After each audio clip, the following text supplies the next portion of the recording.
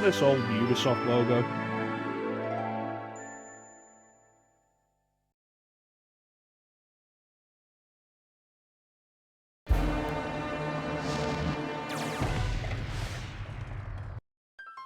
They might have had one before that, I don't remember. Hi, folks! You want to know what's going on? Let me tell you the story of Rayman! In Rayman's world, nature and people live together in peace. Not like the great real world. Protoon provides and maintains the harmony and balance in the world. Sorry, folks. This apparently can't last.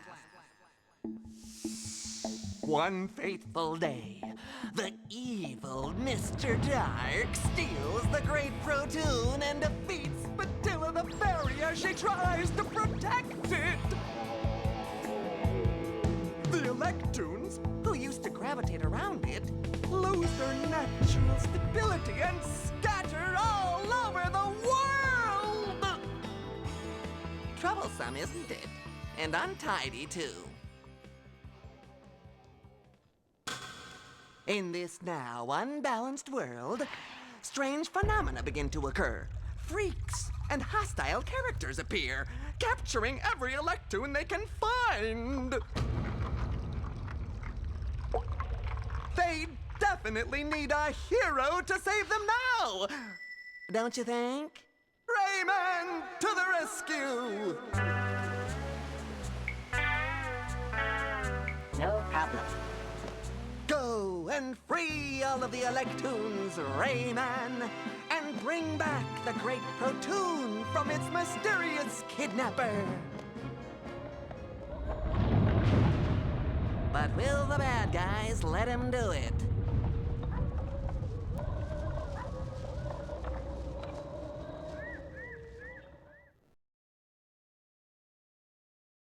Kind of a weird thing in the first game that doesn't happen for like any of the other games.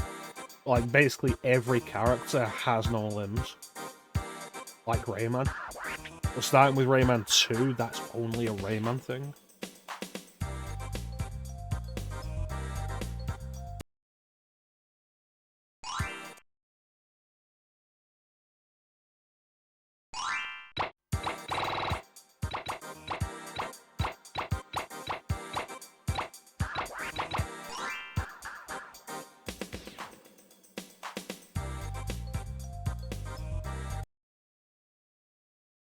Ah, yes. The fist button. Press circle to fist.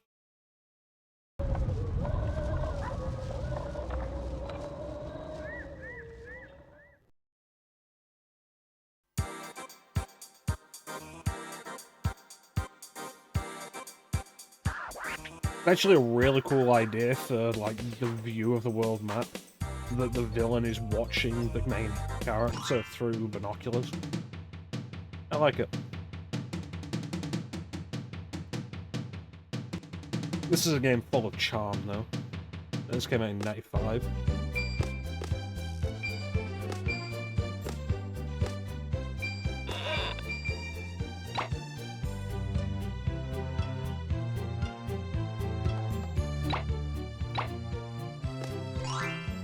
Whoa.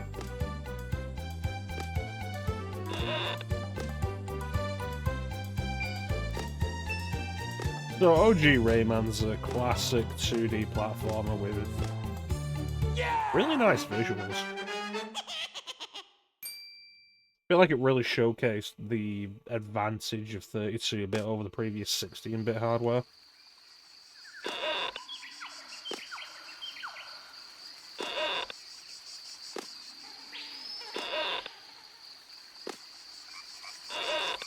There we go.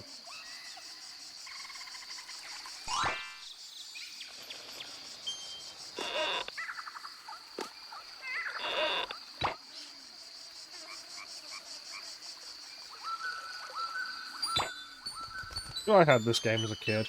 I still have the same copy I had as a kid. Platinum copy.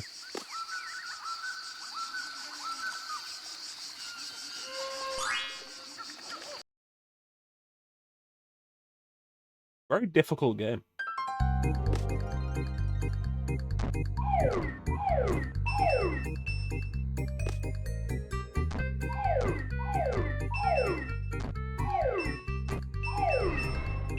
Yeah. You may recognize that sound effect as our exclamation mark. Yeah. Alert.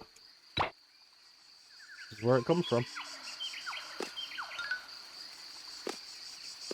Have I played Rayman on stream at any point? I don't think so.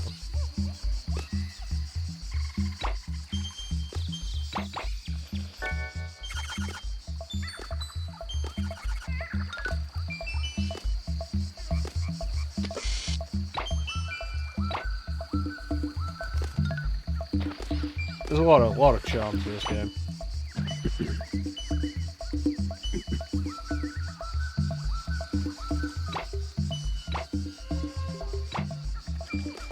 I don't expect to finish this, but we're gonna have a good time with it for a few hours. Because like I say, this game is actually really hard. And it's deceptive as well, because it starts off really approachable, and then very quickly turns around and says no.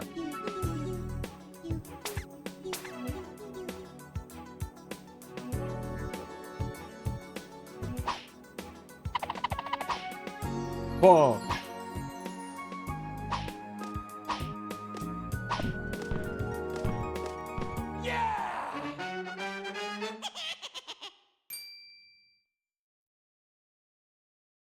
Right, now we have the ability to actually do stuff.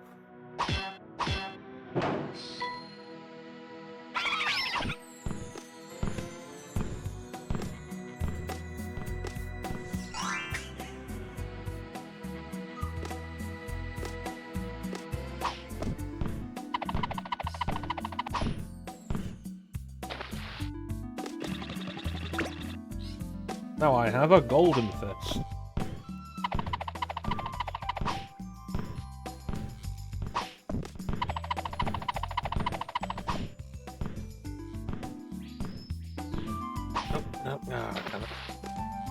The golden fist makes your punch more powerful. There's another one we can get. Should be in just a second. There we go. That one. That sends our fist faster and further. I don't think it stacks.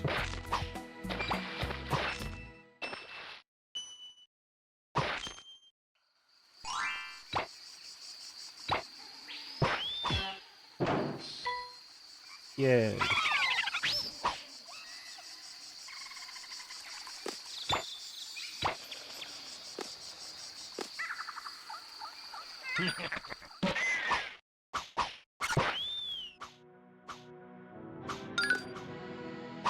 So that noise generally heralds the arrival of enemies.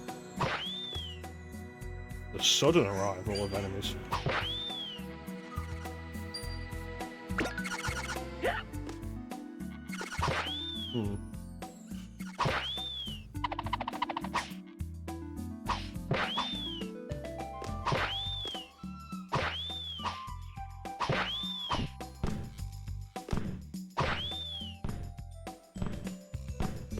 Ooh, I want you going the other way.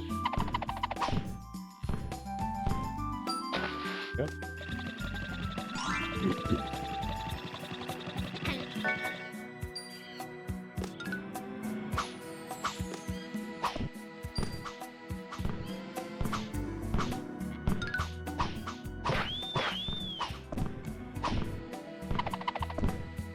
You gotta time your punches carefully for moving these.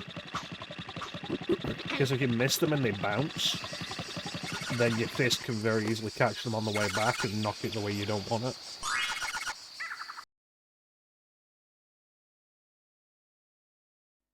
Alright, 13. This one's easier to do with the ledge grab, but it is possible without.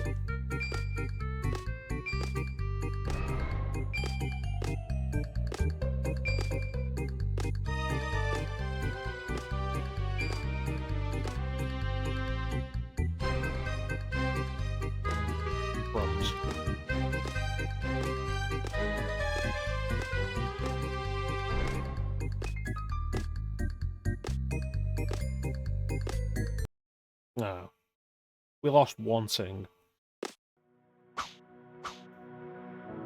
Because all the things we get, we spend 10 to get in there. Everything we collect in there counts towards our previous count. So we spent 10, we got 9, we lost 1, essentially.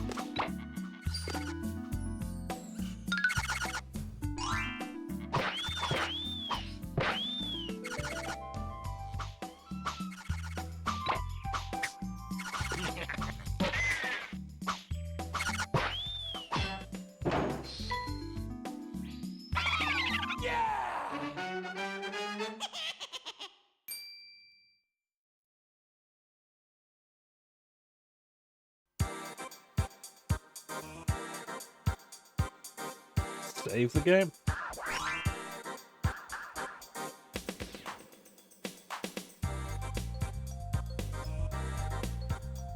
Game saved. Anguish Lagoon.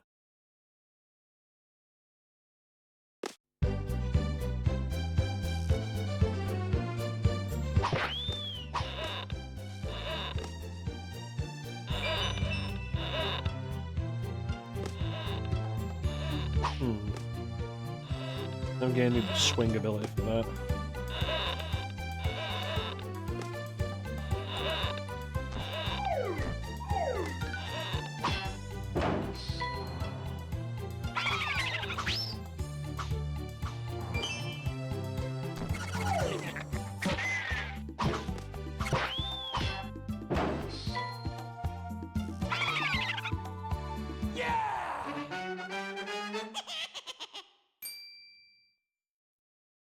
Rayman 2 and 3 take a pretty different aesthetic after this. And a bunch of these enemies don't reappear until Rayman Origins.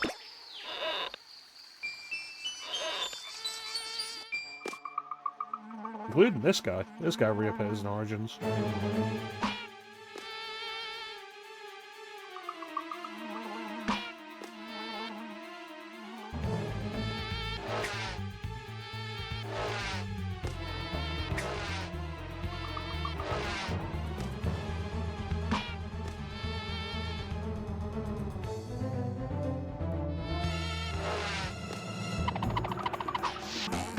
Gotcha.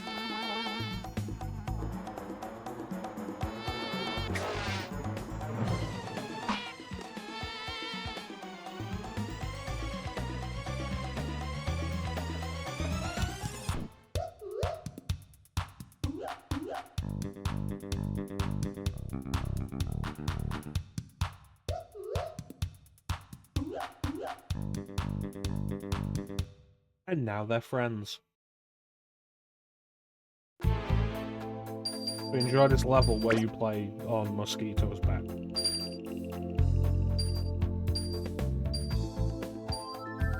It's a nice change of pace.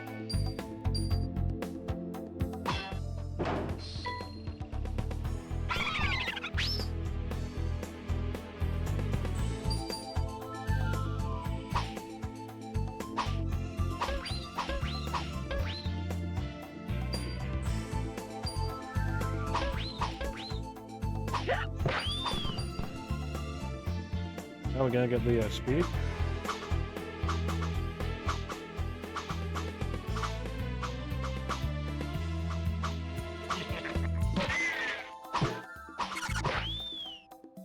And the health restore.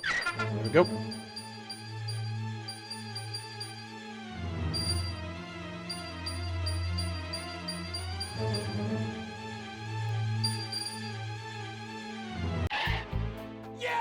Yeah!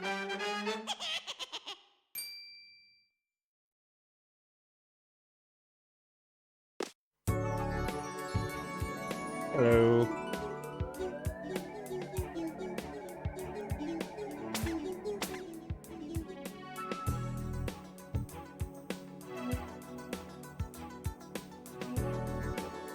Now we can hang on ledges. Yeah. Actually a really uncommon capability in 2D platformers at the time.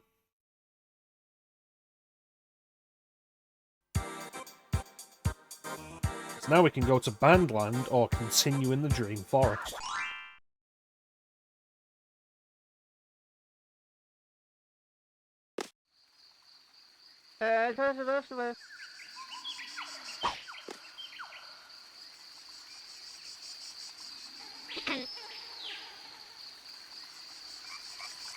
Star Raisin gives Rayman a rat magic speed.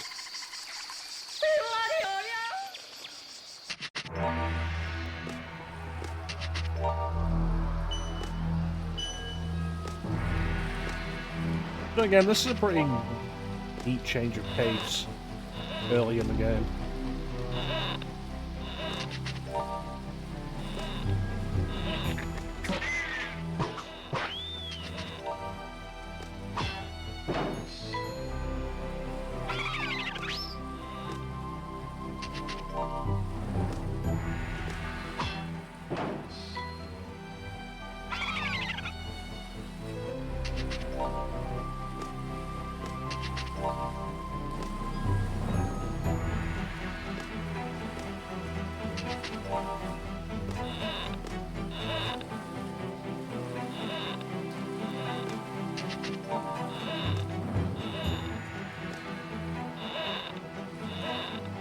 The main thing that's always bothered me about auto-scrollers is how slow they tend to be.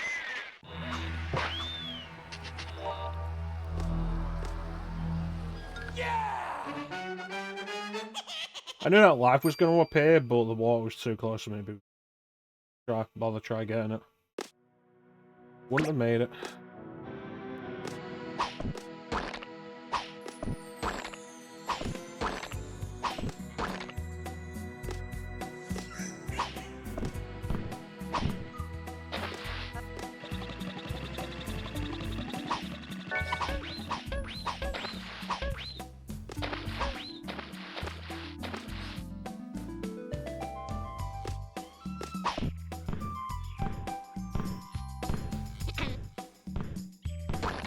There we go.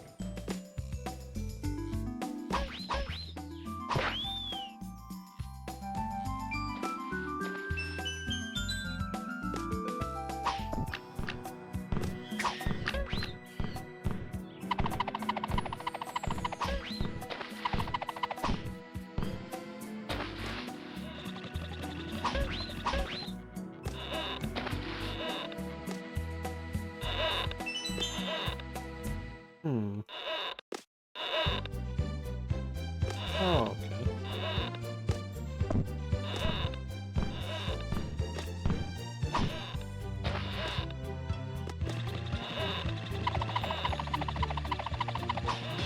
Yeah.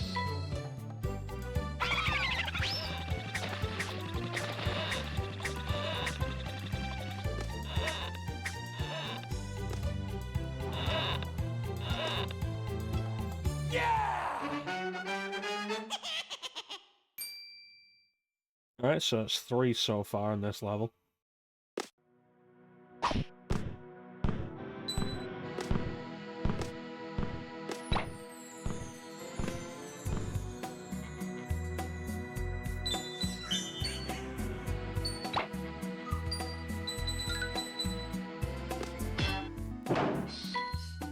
Make that 4. Yep.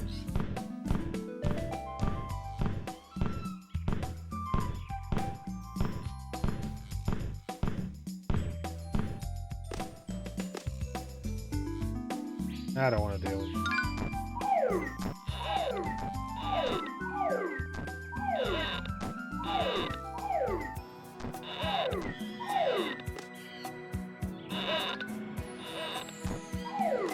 Five. Just one more. See what it looks like when you get all of them in a stage.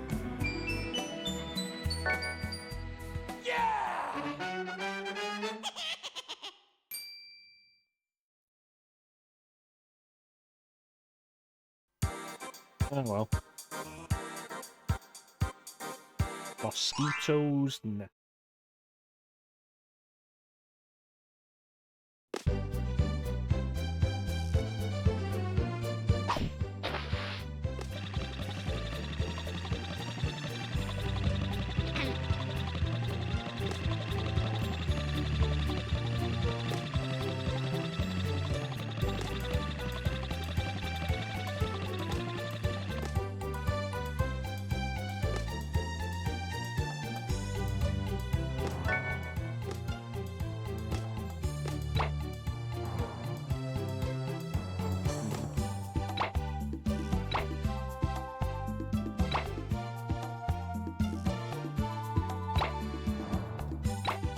I'm feeling that's not gonna get me anywhere.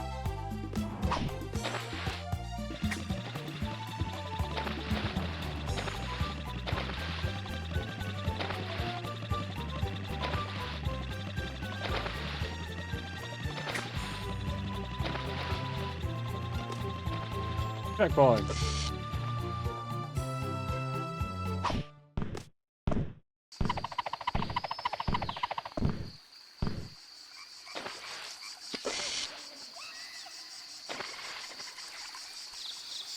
Oh, that's not gonna be worth.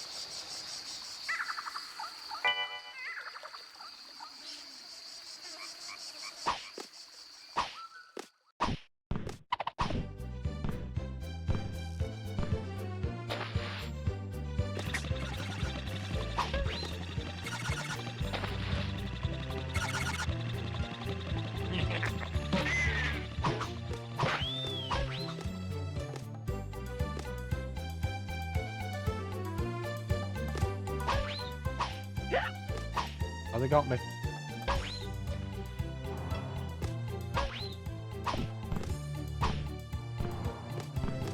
Nope, almost missed that one.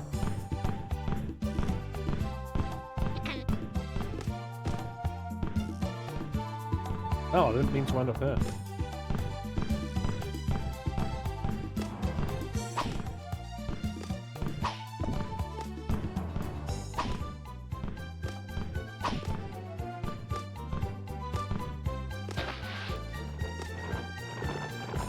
Oh wow, I forgot about these guys.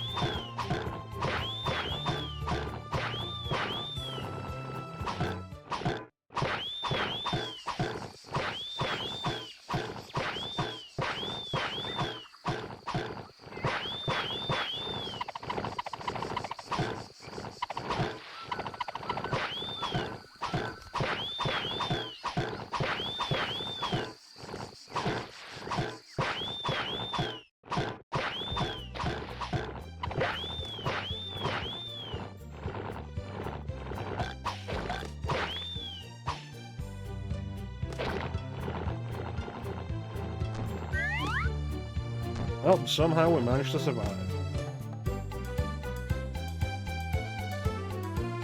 I will get that help.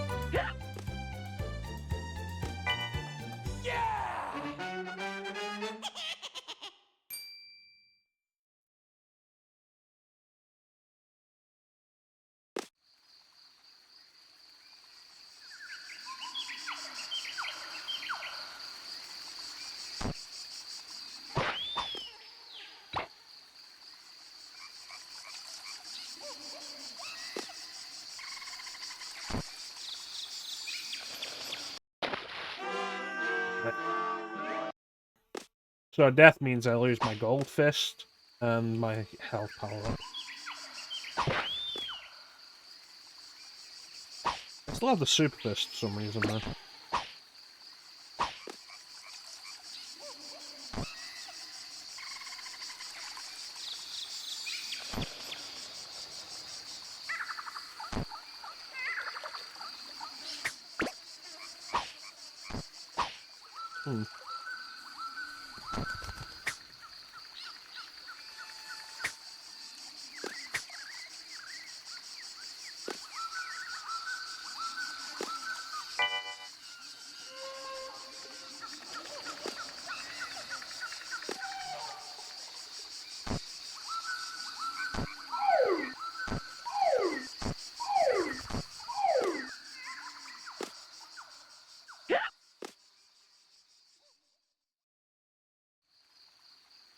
F4.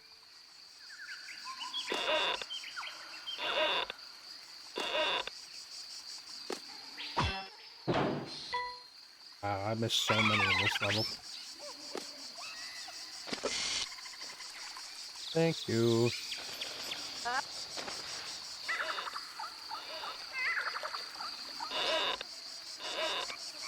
don't think I've ever seen them do that before.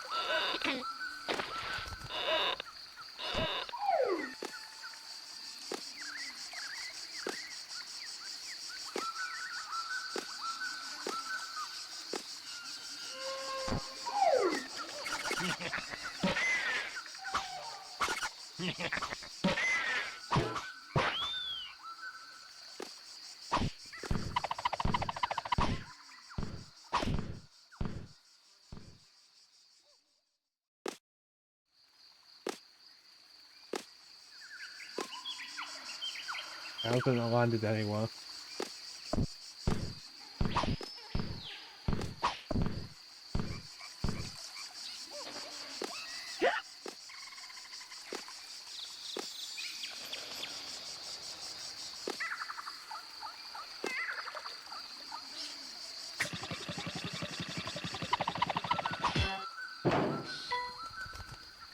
Yeah, well, that's something at least. Consolation prize. How did you get up here?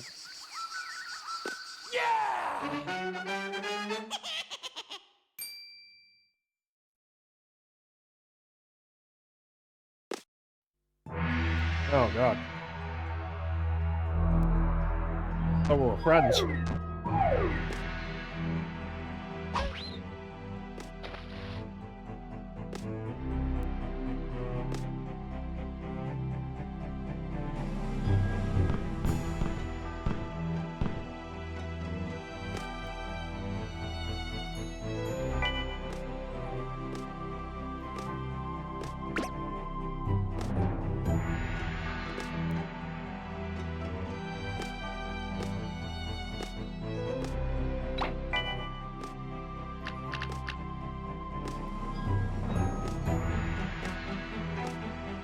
It's getting a little tense.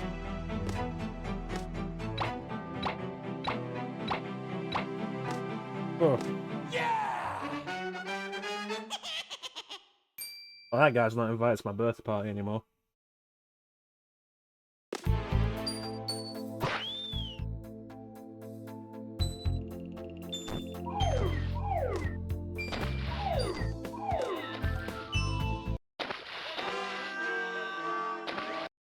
Ugh.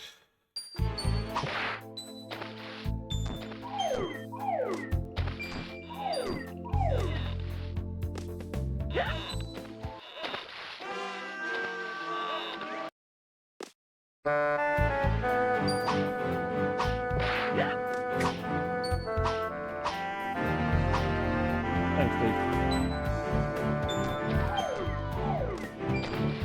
Your wisdom is ever enlightening.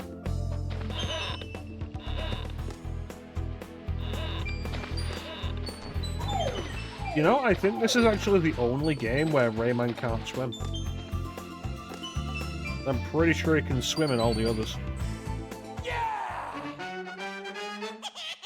You can definitely swim in Origins and Legends. I'm sure there's underwater levels in 2. I don't know about 3. I haven't really played Rayman 3. I say that, I played some of it when I was younger, but I never really enjoyed it that much. This guy's a dick.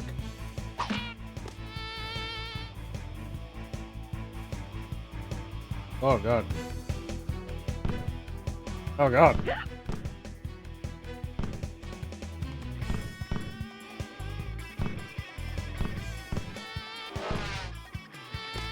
You almost had me there, buddy.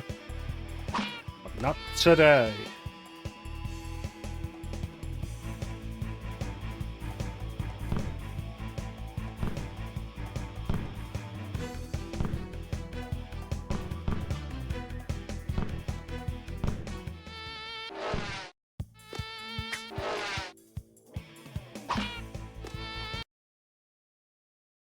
What was that, 12 hits? Feels excessive. A lot of hits to give to a boss that only makes itself vulnerable at certain times and then does shit like this.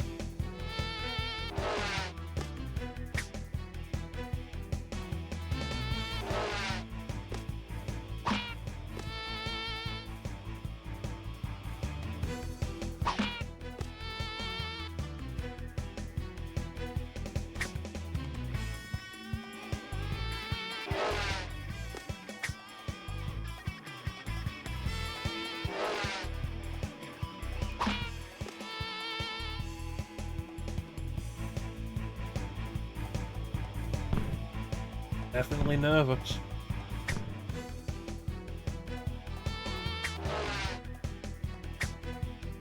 Getting faster. Alright, 3 more hits.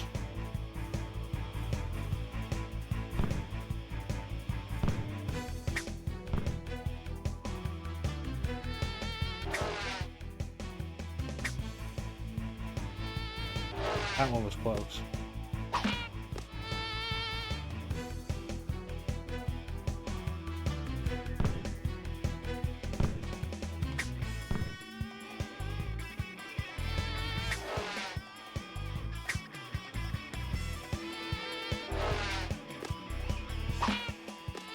One more.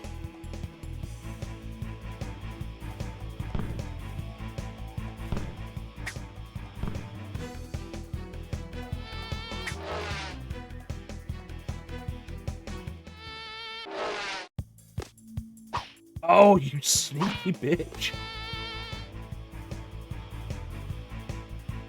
Oh, what a turnaround.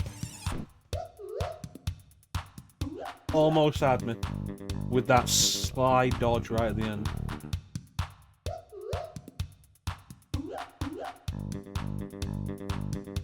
How you doing, Teak?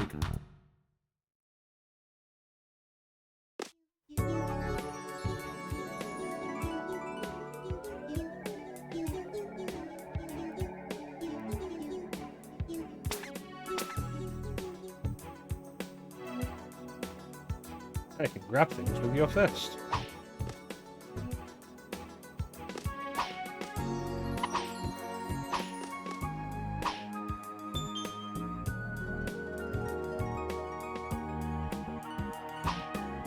You know, I'm gonna say, it doesn't work as well as the whip swing in Super Castlevania 4. Gotta head out for work. Yeah, that's fair enough. You streaming tonight, Teak? Anything going on? Anything planned?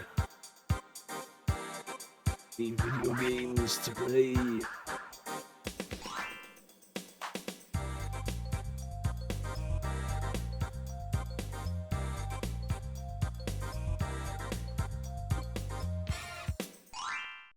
Alright, let's do this level again.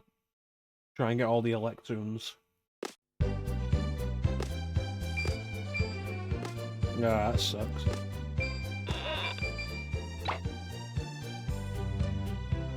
Oh no.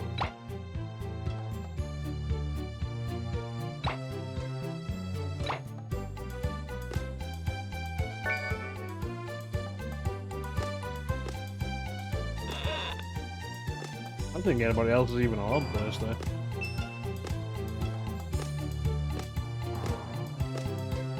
Oh, Mr. Christmas, but was playing Fallout 4. Plus, I was up at like 5:30 today. What am I going to be doing? Go to bed is what I'm going to be doing. I'm tired.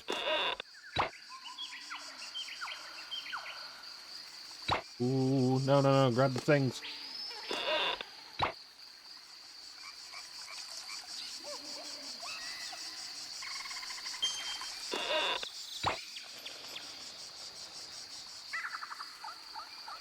Only I could talk Clem into streaming more. God damn it. 8:20.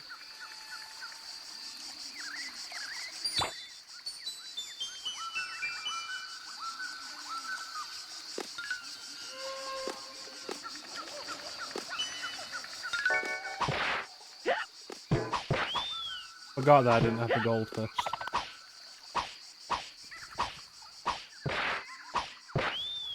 Yeah, bitch.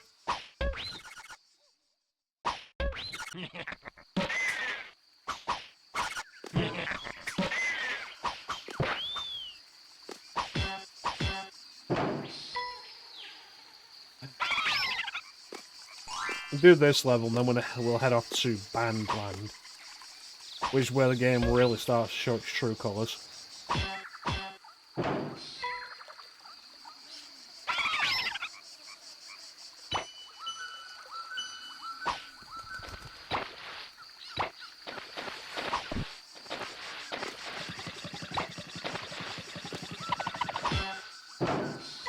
That's all of them.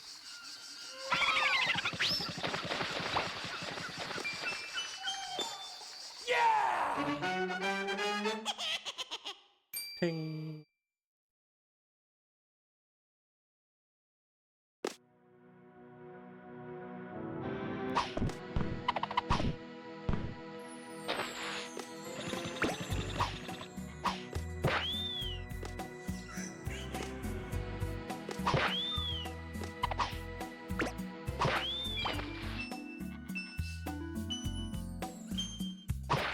see that thing Mir posted on the Discord about the Suicide Squad game being like $5 on the Epic Game Store?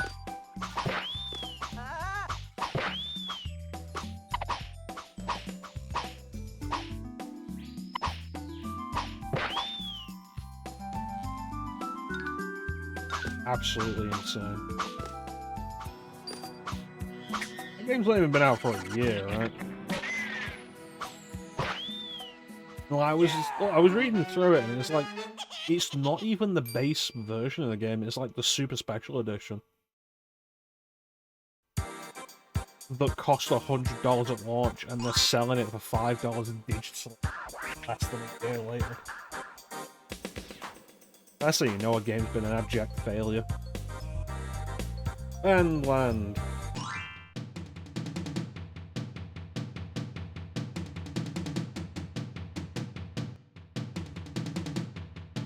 Don't let the fun picture fool you. This level of this entire world is horrible. You see it when you start as well, because these ice physics.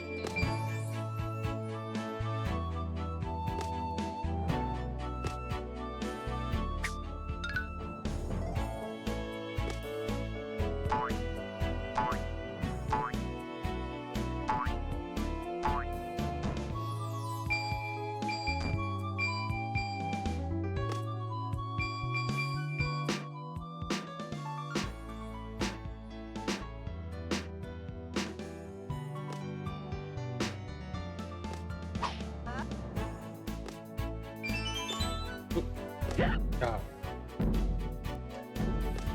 Yeah. Even at $5, I'm not overly enthusiastic about it.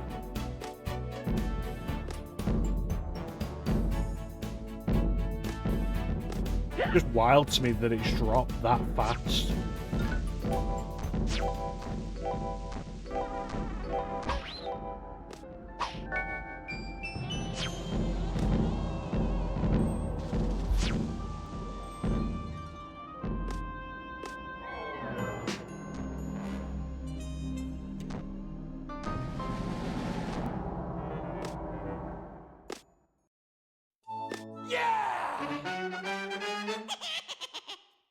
So I started watching more of the Tomorrowverse movies. Which means I finally got around to watching Justice Society. And...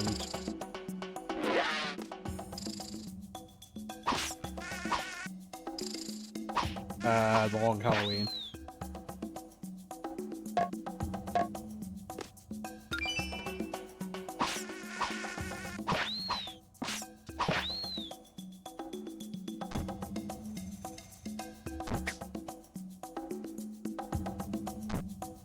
You know they're not gonna.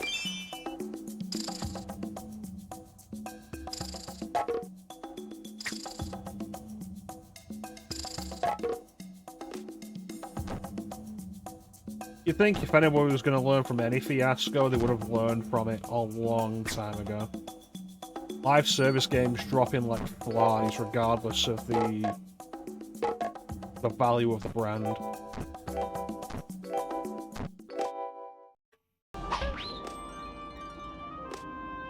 I think ultimately I enjoyed Long Halloween, but I think the graphic novel is undeniably better.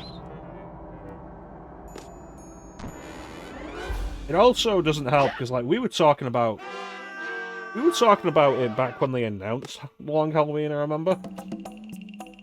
And I was always like, if they adapt it with an art style that replicates Tim Sale's artwork, then that'll be absolutely fantastic. And they don't. And I understand why. But I don't appreciate that the opening titles of both parts use the Tim Sale artwork, like lifted directly from the graphic novel. Because it's such good artwork, and the movie would have looked so much better like that.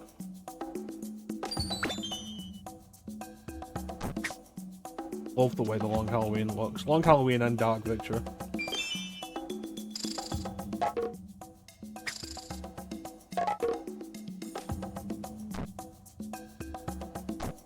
But overall, it's an enjoyable enough movie.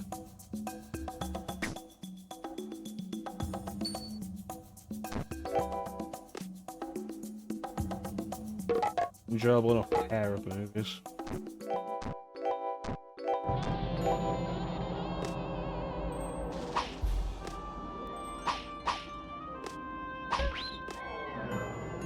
It was very distracting having Troy Baker play the Joker, though.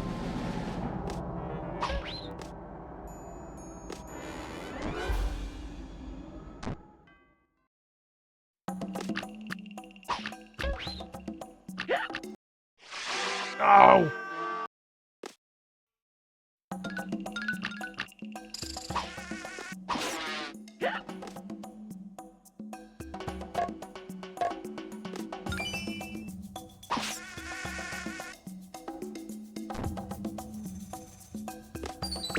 Also really strange because it's easily his weakest Joker performance. Like, he's better in Arkham Origins and in Assault on Blackgate.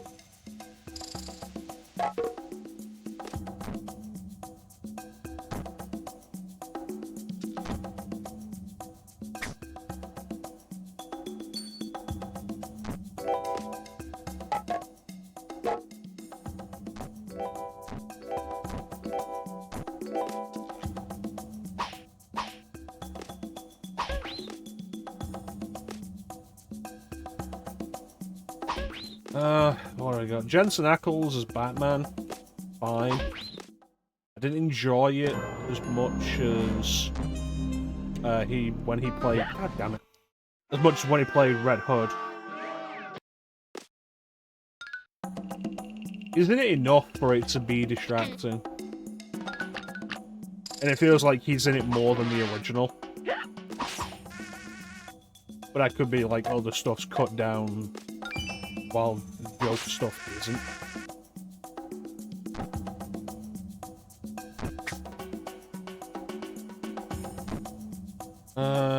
Naya Rivera I really liked as Catwoman. Real shame that was her last performance.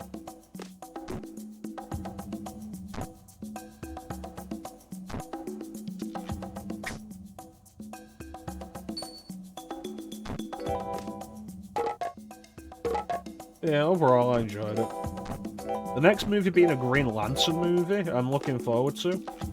And in particular, it being a Jon Stewart movie, I'm quite looking forward to. God knows I'm always advocating for less Hal Jordan.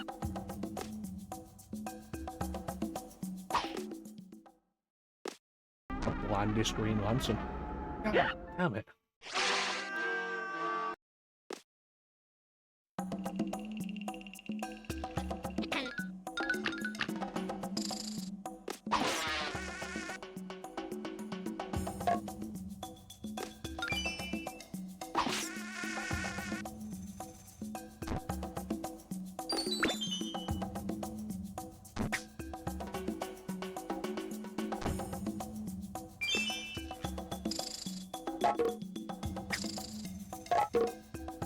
It was kind of crazy to look at the timeline of movies to figure out what order I want to watch them.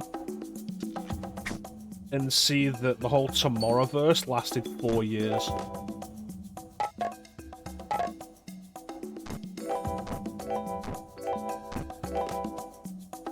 Lasted 4 years and he didn't put out a whole lot. Whereas it feels like the DC Animated Universe, it ran for 7, and it felt like there were a lot of movies all the time.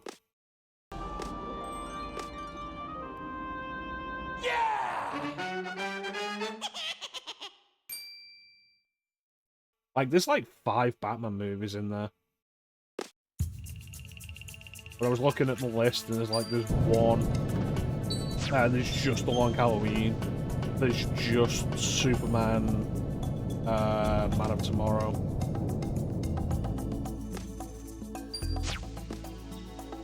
Wonder Woman doesn't have a standalone movie.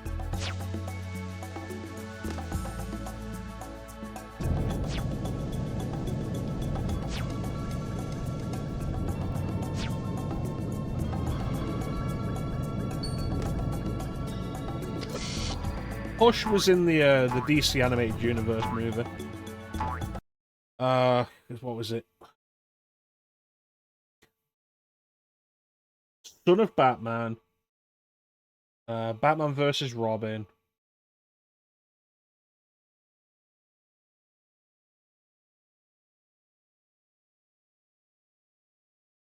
What is a third one I'm missing?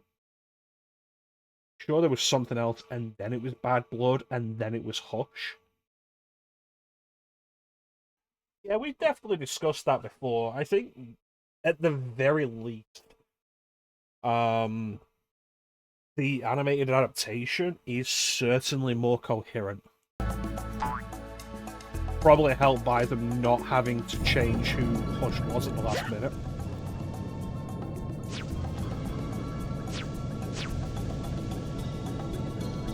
Although I do dislike the lack of Crypto the Superdog.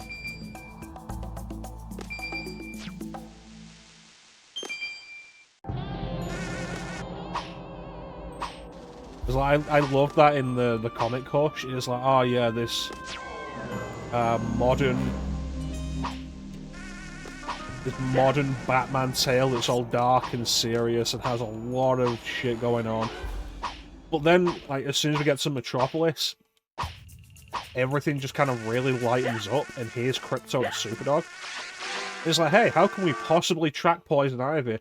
Well, Superman, considering you're usually capable of hearing everything going on within the city at once, do you have any ideas?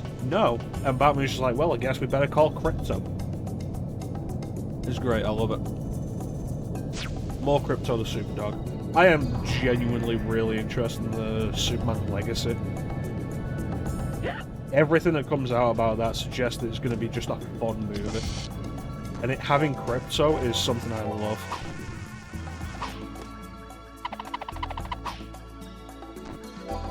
Yeah, it's definitely a more coherent storyline.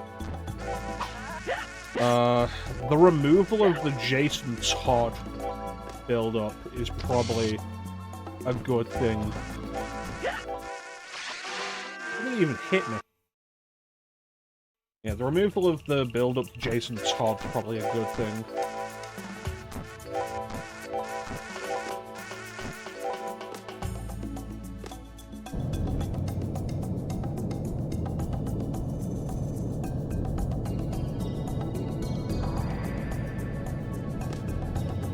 Yep, getting that.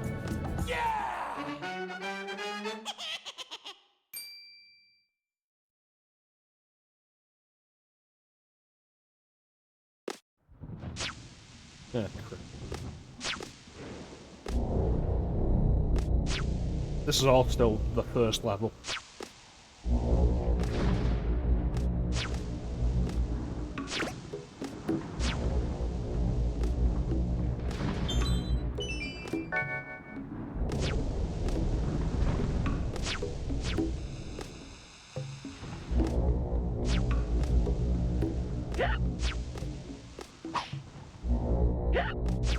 And I was able to nonsense my way around that.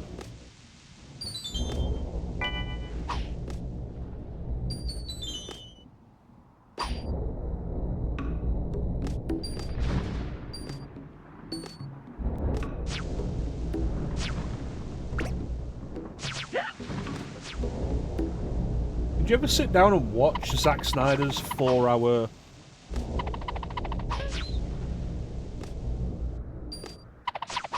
just nonsense?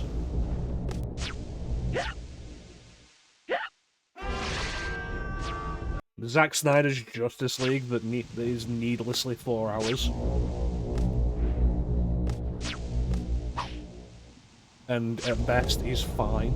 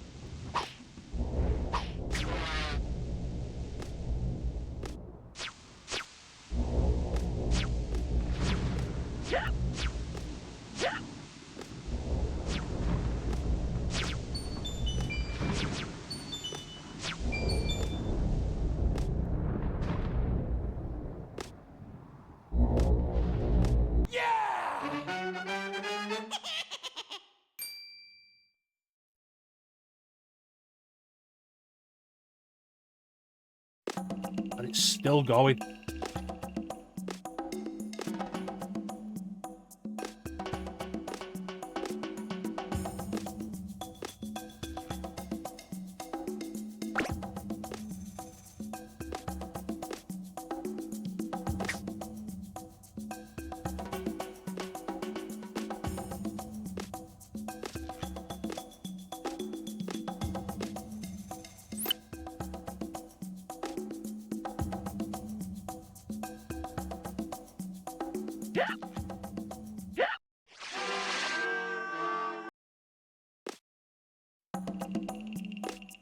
This is always the point where I don't want to play Rayman anymore.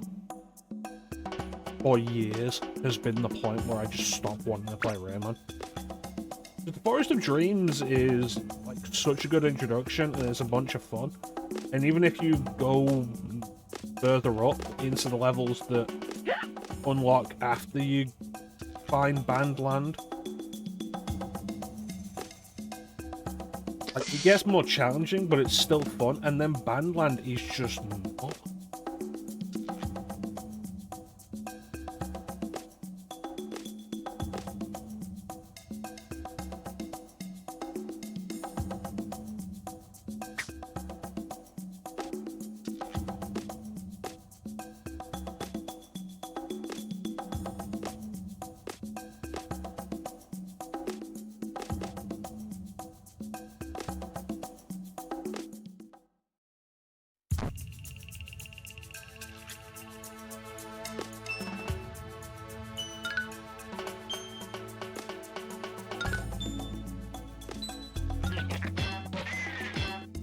If it wasn't for the PlayStation version of Rayman 2 being like the weakest console version, I would do Rayman 2 here.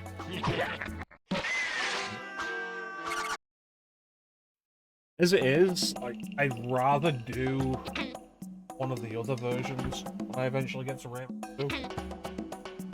The N64 version is supposed to be good. Never really played it.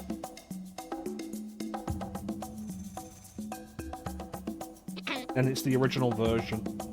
The Dreamcast version is supposed to be really good. There's the PS2 remake, which is also supposed to be excellent, except for the frame rate.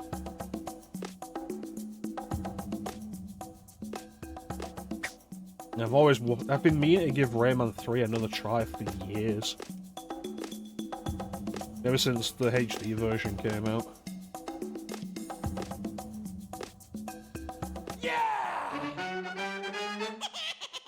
And then Origins and Legends are difficult, but they're a lot more fun. Why is this level still going?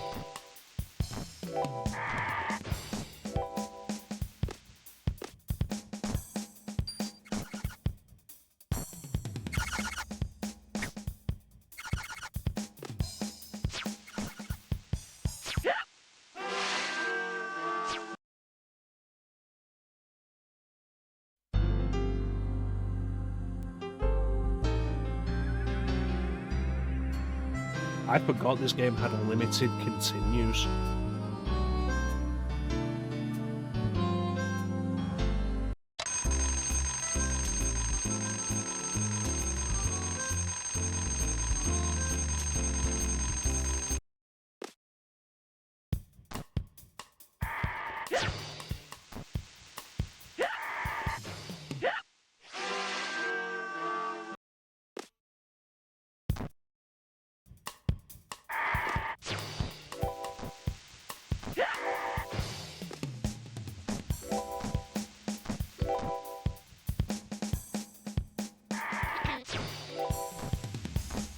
The thing with save states, Teak, is we can use save... Fucking Christ. We can use save states on this all we want, but it's not going to make the game any more enjoyable to play.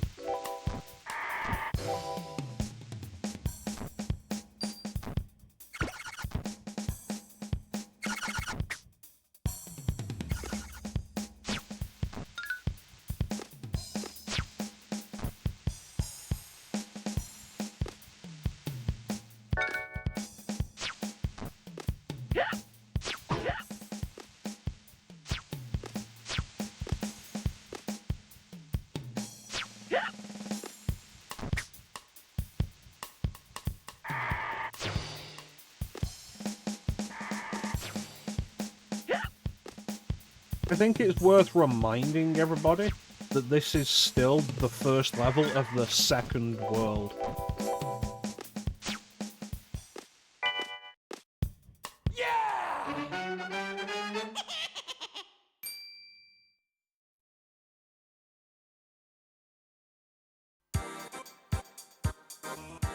Thanks for stopping in, Teak.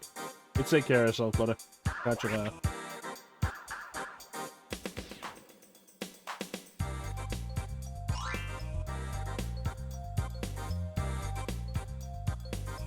Just doesn't.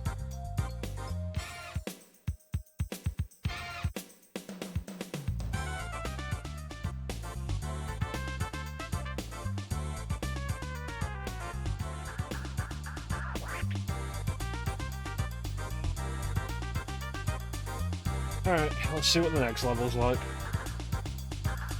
I got one Electoon in there. They think I'm going back to get more, you can go to hell.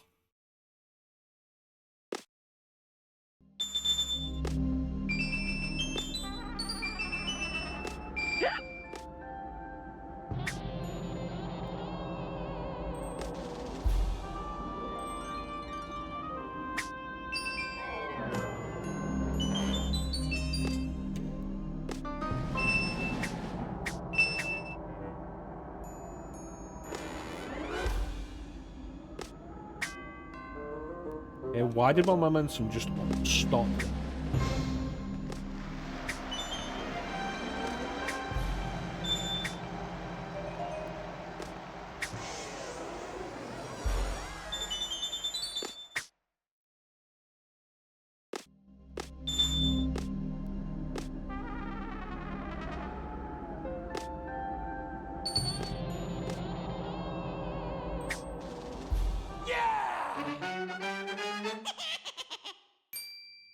Alright, reasonable challenge.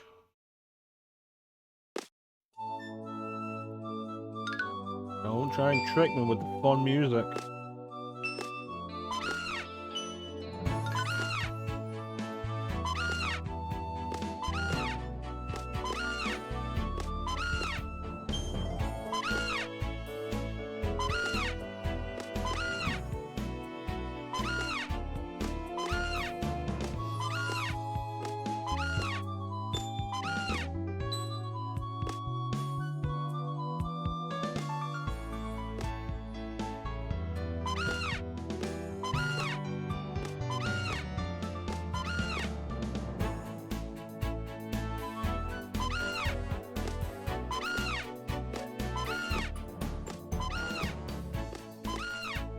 This doesn't have a time limit.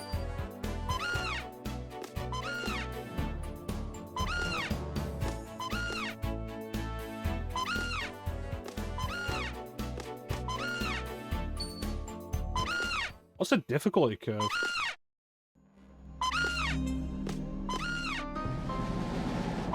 Is it a straight line going up?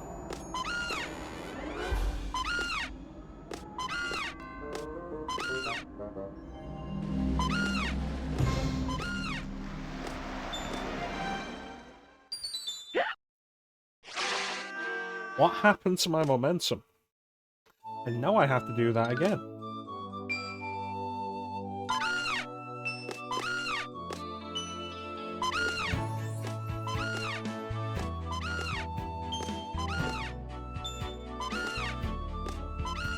I'm pretty sure I just fell through that platform.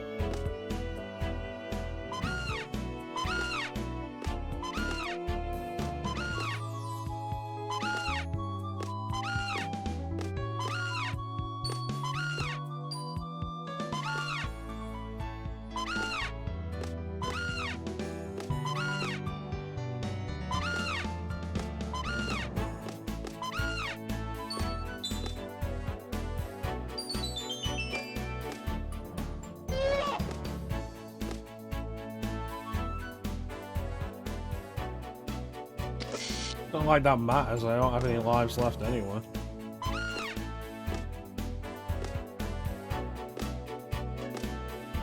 Okay, now it matters a little bit.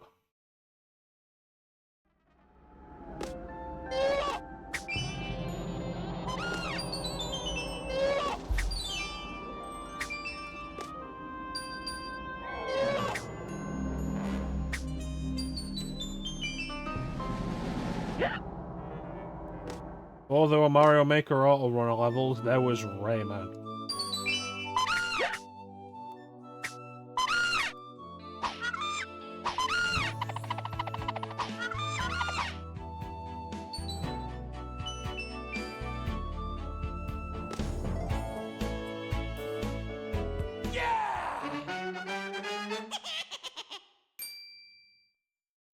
Ugh. It is cold. Cold outside, there's no kind of atmosphere. I'm all alone, more or less. Goldfish shows nibbling at my toes. Fun, fun, fun. In the sun, sun, sun. Want to red ship like a comatose streaking crash.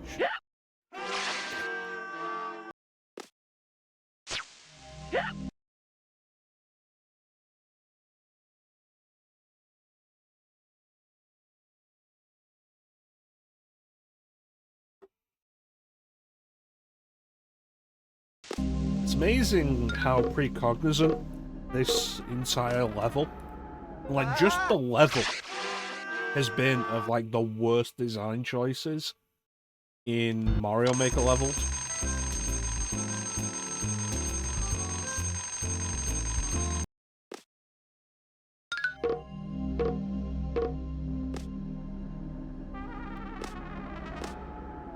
It's a good reminder of why I don't play Mario Maker levels.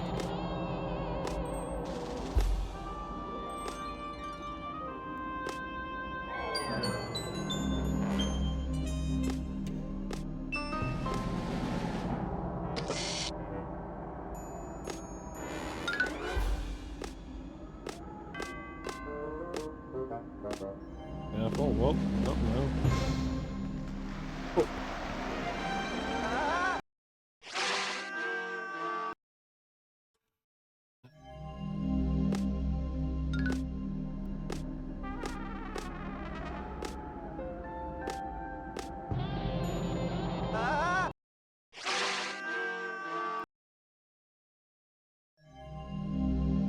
Again, I feel like it's a good idea to point out this is the second world, and we're doing precise platforming on ice physics.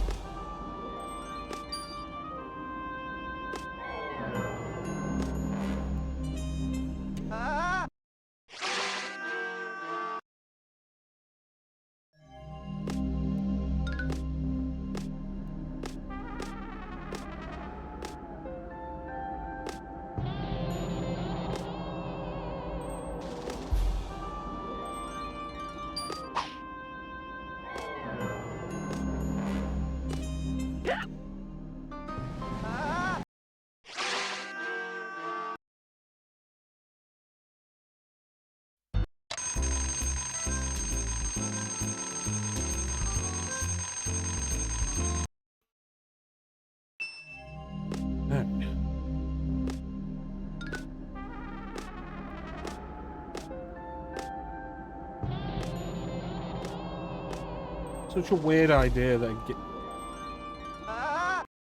idea that a game with a save system and password option has limited continues.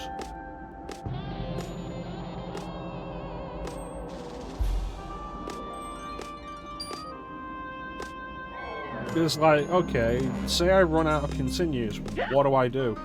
If I wanted to keep playing, I just... Jesus. If I wanted to keep playing, I would just reload a save. And in the end, that begs the question of, like, what's the point of the continues then?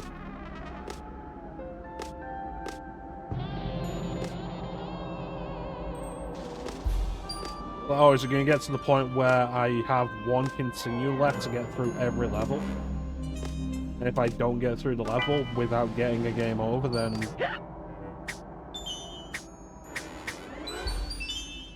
I have to start it all over again every time.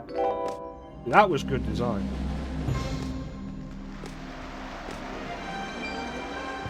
Because at that point, it really just feels like you're shooting your own difficulty curve in the foot.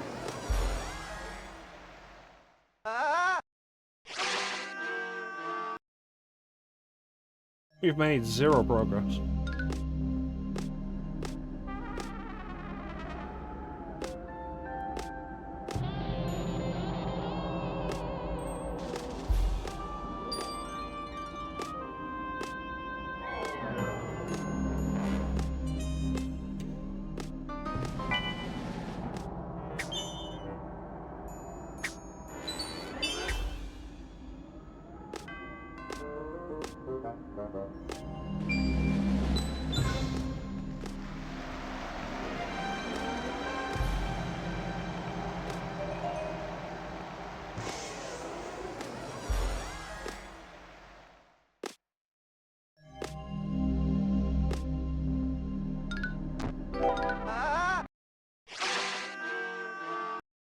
How was I supposed to know to jump onto that?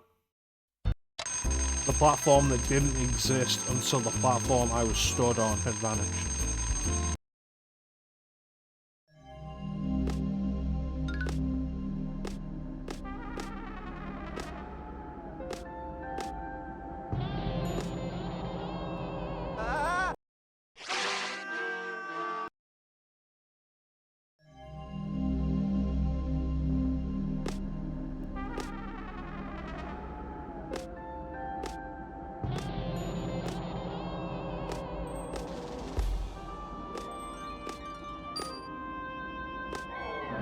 I want to take a moment to talk about the Game Boy Advance version.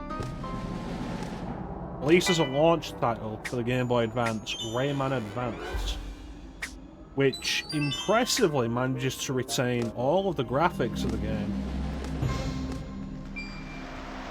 even on the GBA's low-resolution screen. How does it do this? Massive amounts of screen crunch.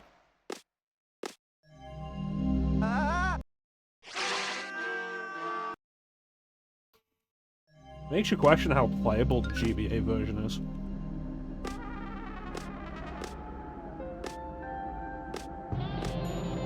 If you at home are interested in experiencing the original Rayman, I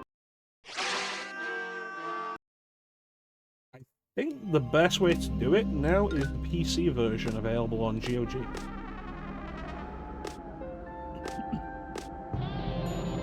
Which you can download a fan patch for called Rayman Forever that vastly improves the experience.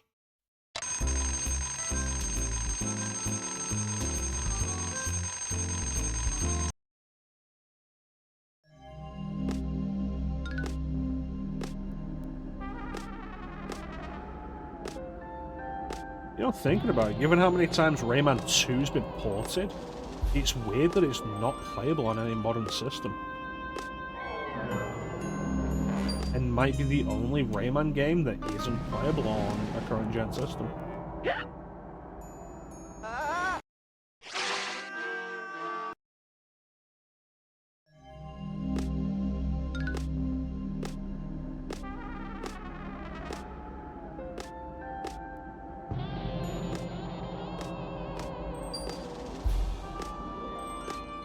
Because you've got the PC version available on GOG.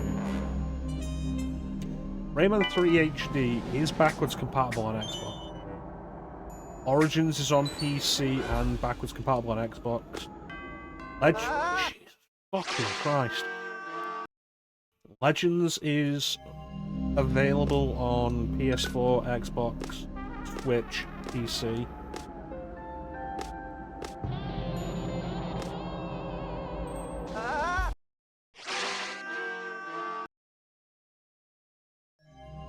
I guess the Game Boy Color and the Rabbids games, if you want to count those, aren't available on modern systems.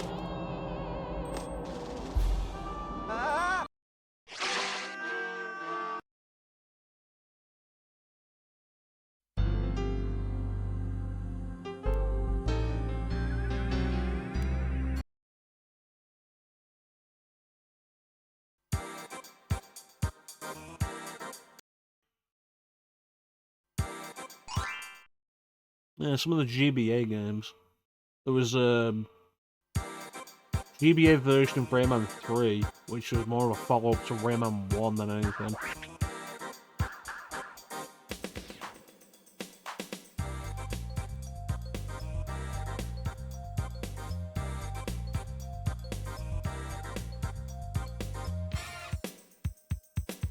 Hoodlum Havoc, which was a pseudo-sequel to that. But I suppose, like, talking major Rayman games, Rayman 2 is the only one that's not available on a modern system. I don't think Rayman M counts.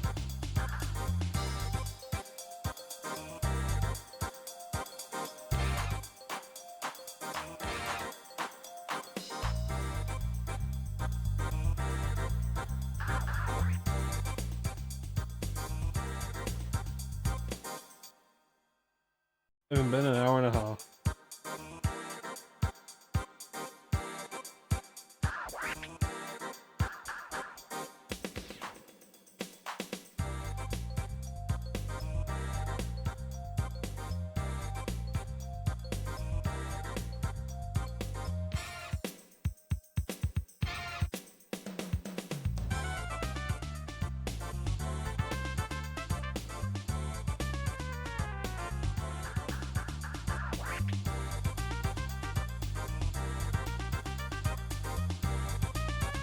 December stuff. Next Sunday.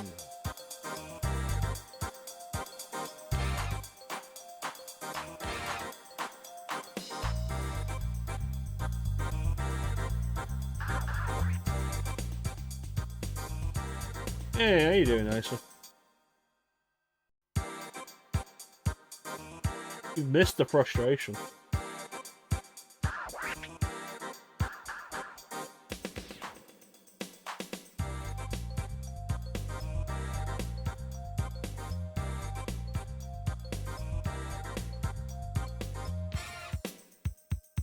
$1.06 out.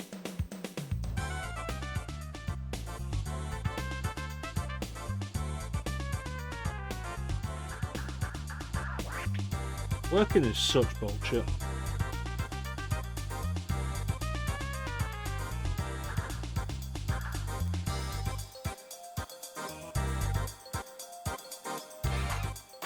Alright, let's figure out what we can play just to keep the shit going for a bit.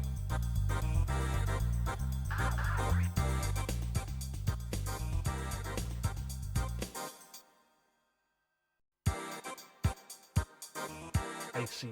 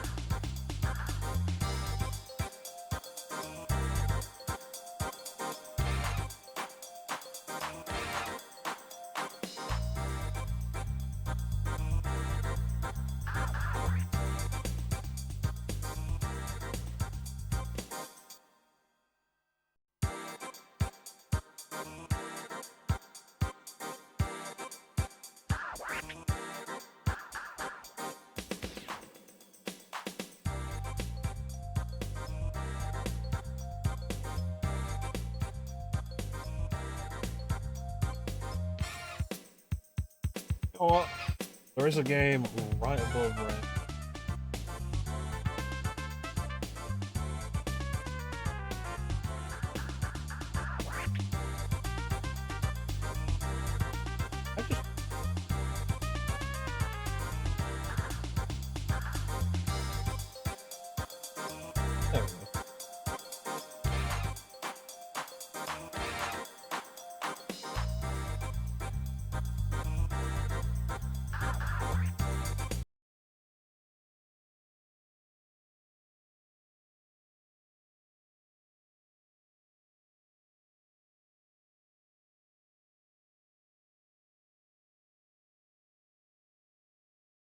Right next. I cannot see him.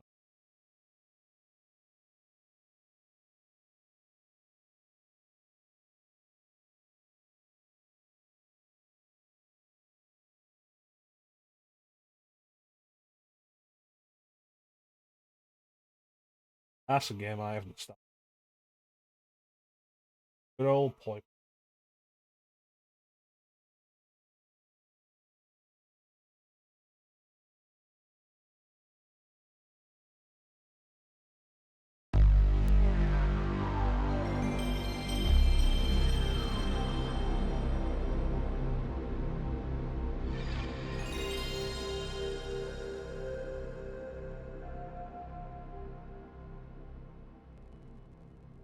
What could it be? Oh, you've probably figured it.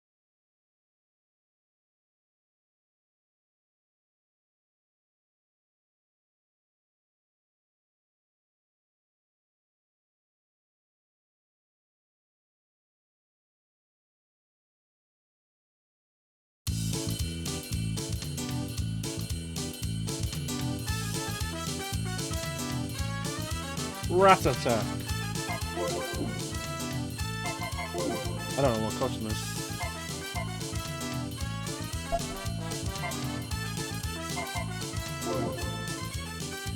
Eradicate, jump, swipe, special cheese.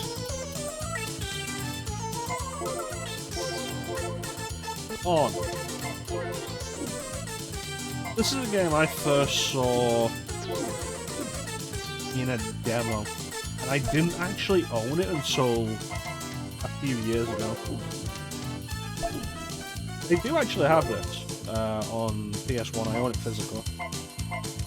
Remember the demo you can only play as Hijinks and Sparky.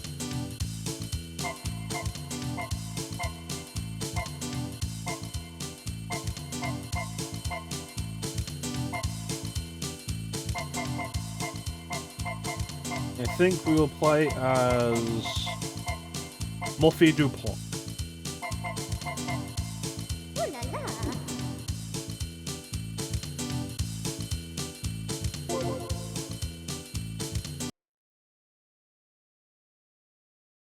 We get the briefing?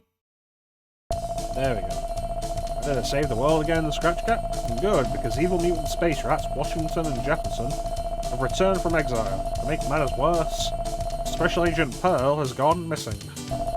Remember, when you trap the rats with your Eradicator, walk over the Destructor to finally destroy them. When your rat counter reaches 0, I'll beam down the Scratch Door to transport you to the next level. Good luck. Catch 5 rats. So it's a fun enough little puzzler kind of thing.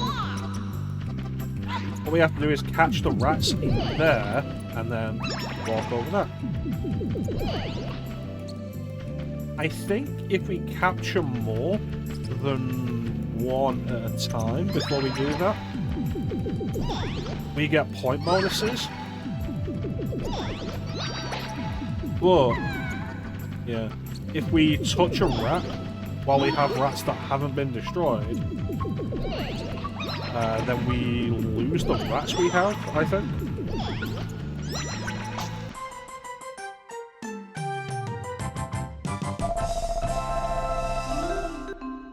It's one of those fun enough little pick up and play arcade style games on PlayStation that we are ever so fond of.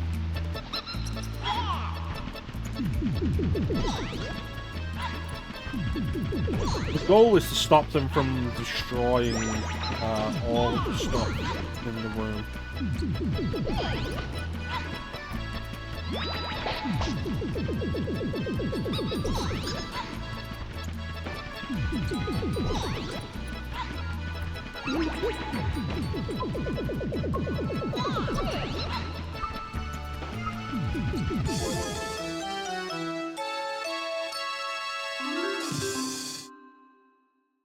This is definitely something that we'll come across eventually in the demo reel, because demos are how I first experienced it.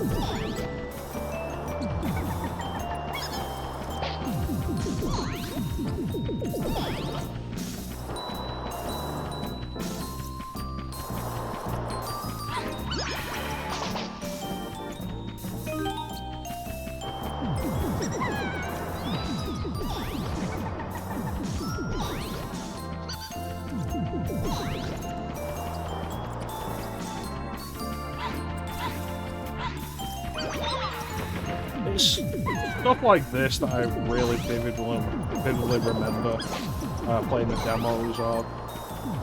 This. There was a remote-controlled helicopter game.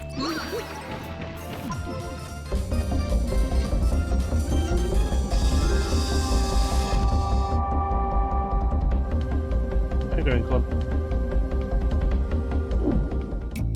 Yeah, there was this remote-controlled helicopter game I remember.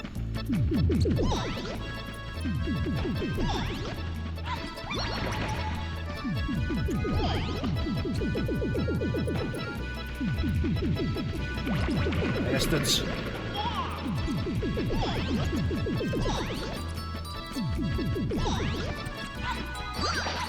Getting by.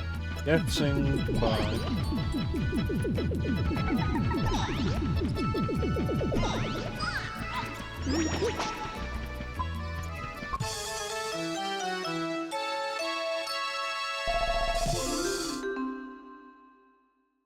Yeah, there was a remote control helicopter game. The Net Your Roses stuff. Which, that'd get its own section on the demo reel.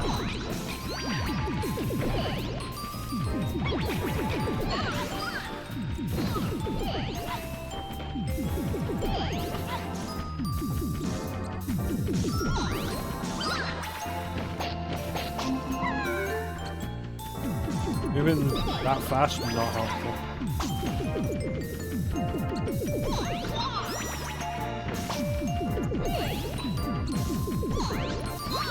Net Your Rose is such a cool idea that it's been mostly forgotten now. It's a real shame because it's crazy that Sony did that.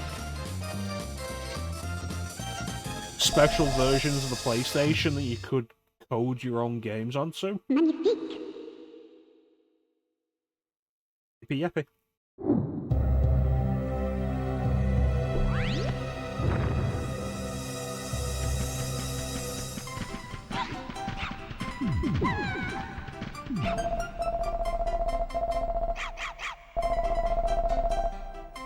Alright.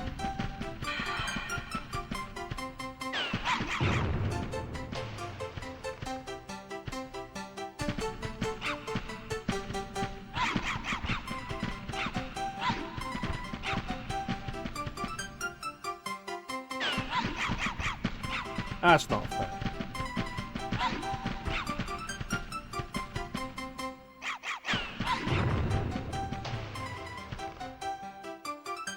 I just wanted one of the Net Your Rosy PlayStations when I was younger. The idea of making my own games sounded so good. But they were super expensive. Plus, it's not like I had a computer I would be able to code anything on.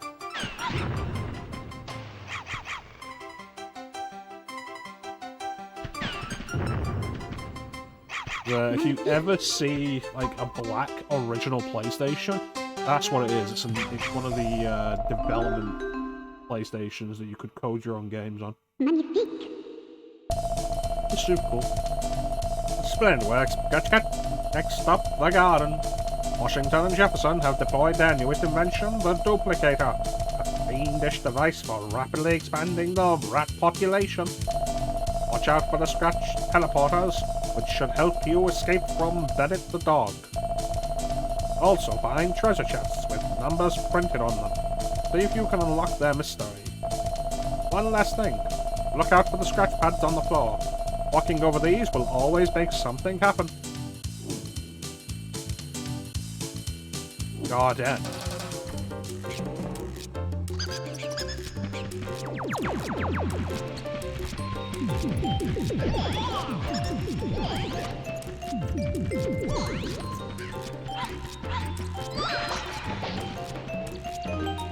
Kitty cat.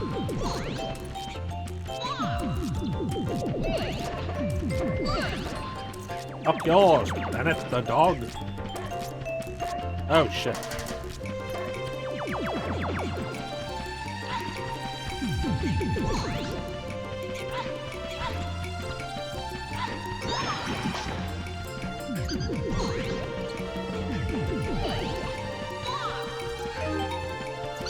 One game that might be worth having a look at some point would be Looney Tunes Sheep Raider.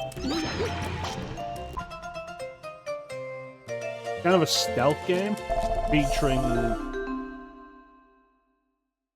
Ralph the Wolf and Sam the Sheepdog. Two characters that I've never seen cartoons of. I watched a lot of Looney Tunes when I was younger.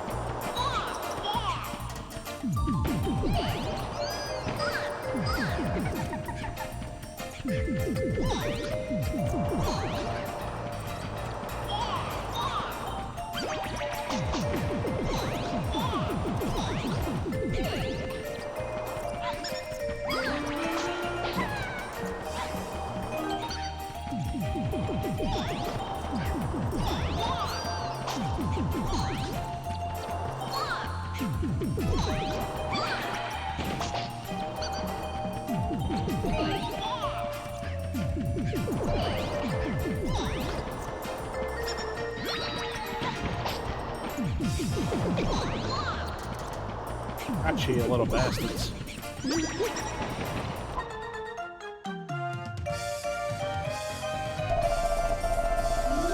Yeah, I feel like you could do worse for quick bursts of fun than Rat Attack.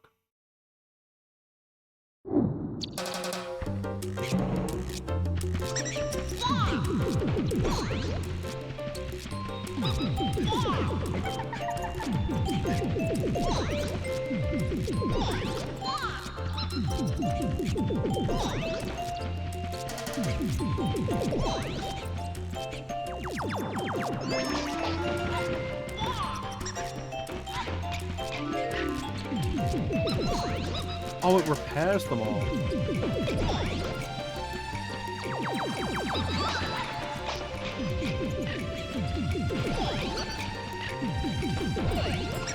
Right, so if I want to open the chest, I have to have exactly the number of rats that it says on it.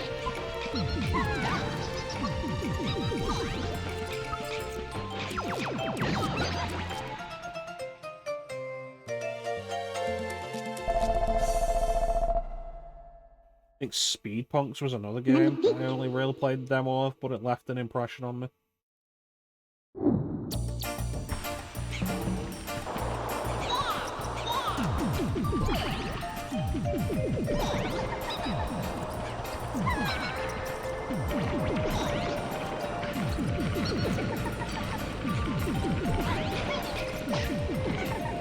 This is going very poorly.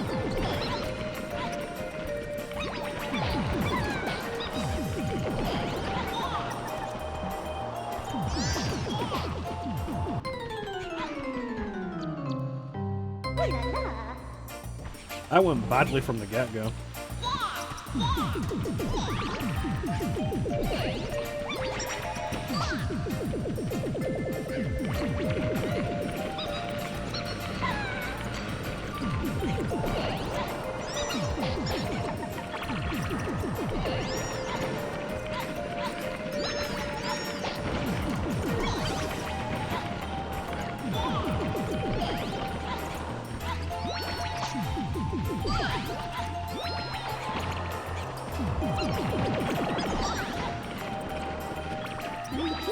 Quick, get out of here.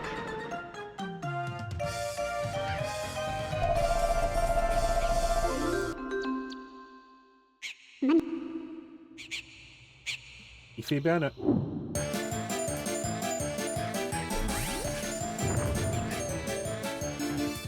He was not that big when we saw him earlier.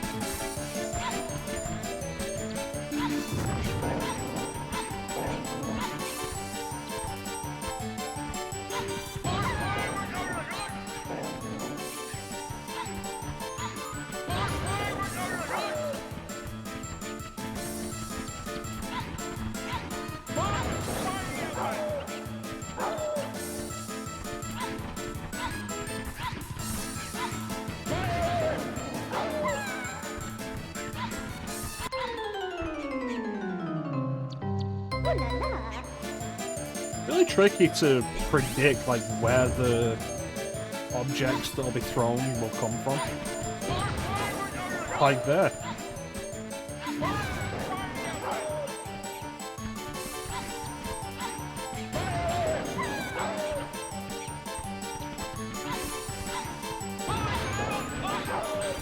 feel like they're always aiming for me.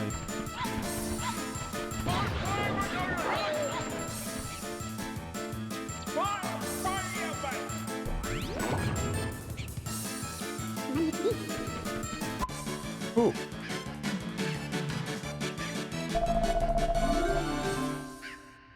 We should do some demo reel episodes. I've only done 2. Yeah, I'm pretty sure I did.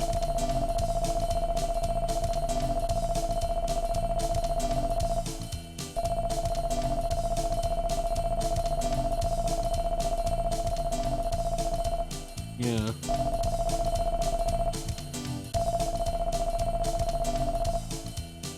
Huh. Funhouse.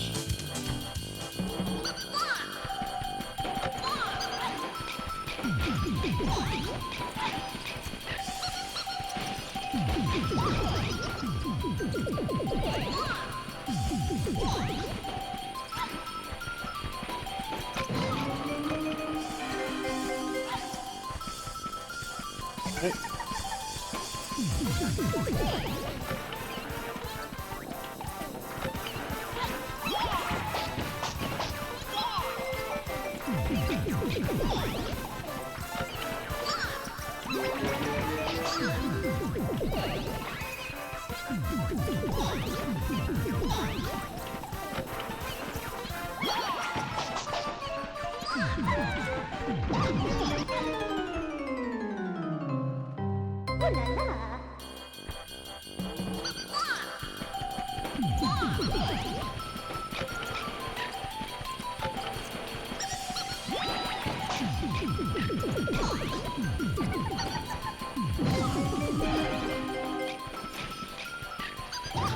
Not helpful.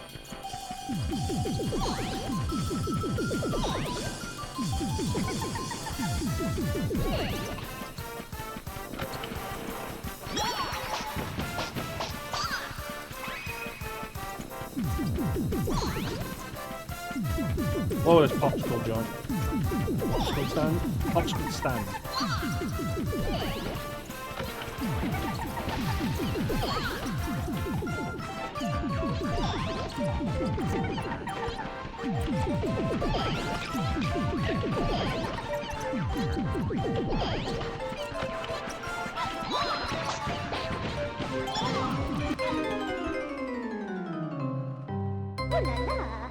It's amazing how much trouble having the destructor be connected to a fan really caused.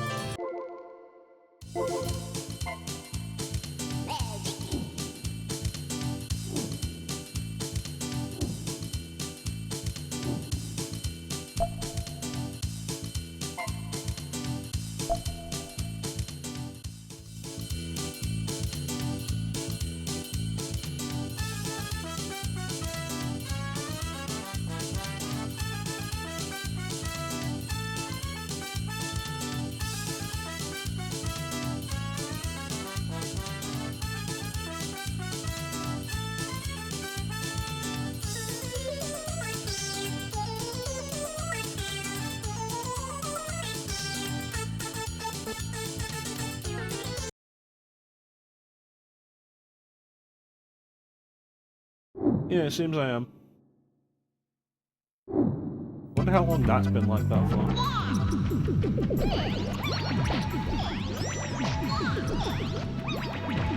Hello, friend.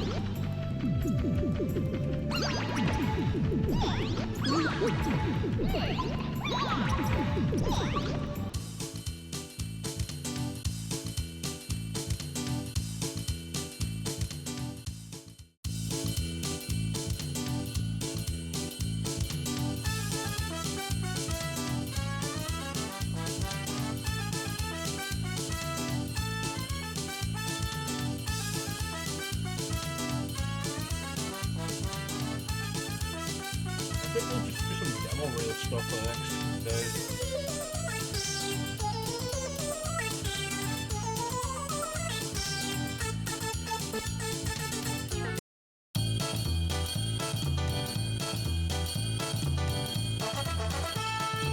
Do think I'm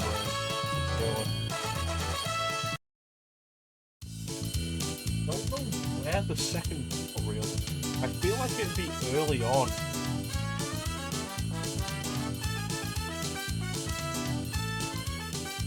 Take a look. Take a look at them.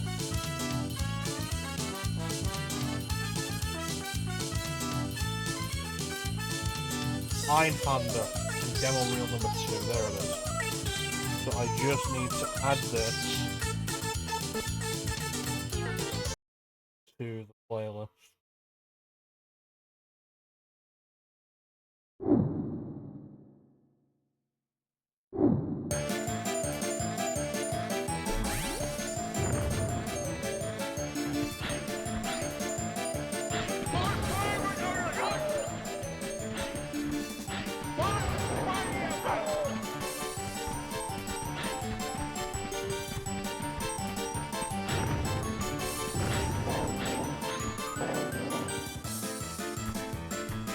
Why do I have to shoot demo reel play?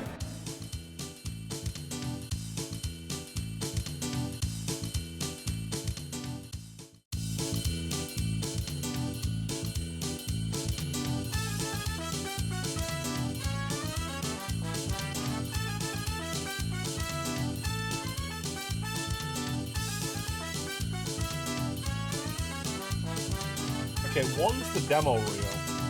The other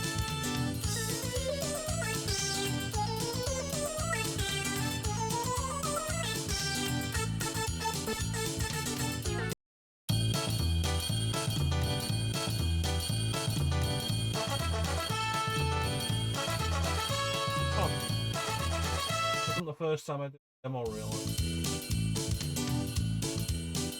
I played the demo of Disaster Report 4.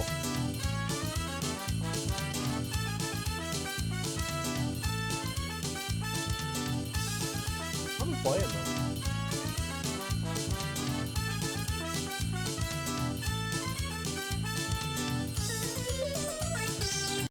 Music is up.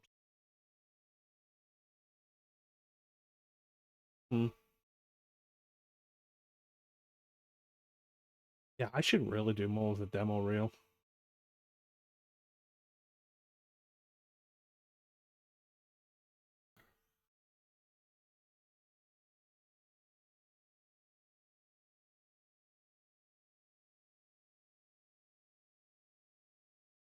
Streaming Phasmophobia.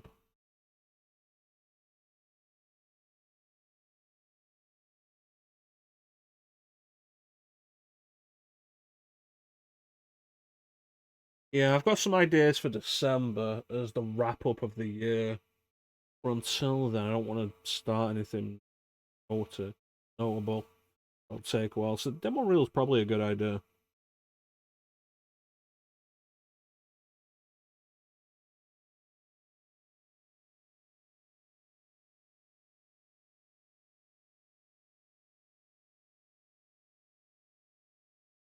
Figure out what the last demo disc I streamed was. And keep going. Going through all of them. They are the European demo discs, so the demo discs I grew up with.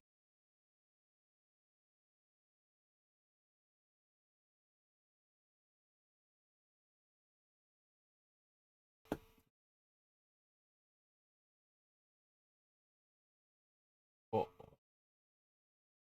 games and demos, there is actually a demo tab.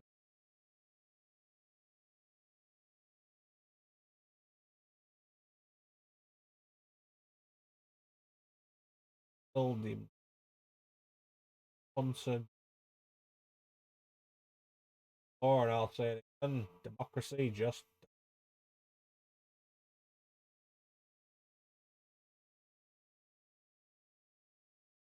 games, and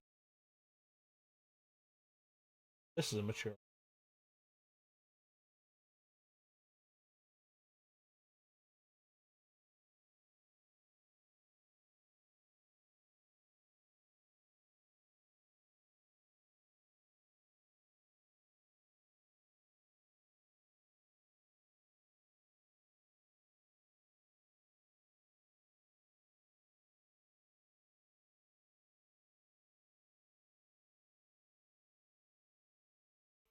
I feel like doing demos idea one shot a big part of the PlayStation anyway. Because let's be fair, how many of us first experienced a lot of games on PlayStation through demo discs?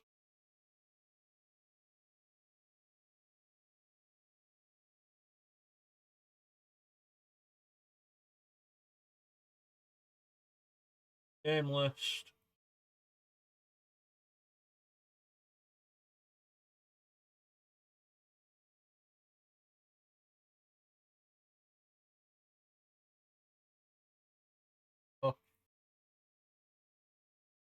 Demos.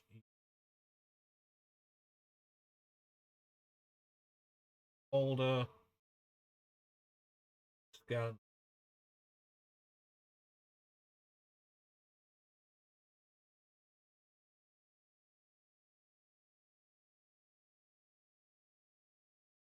Take a real quick to figure out what the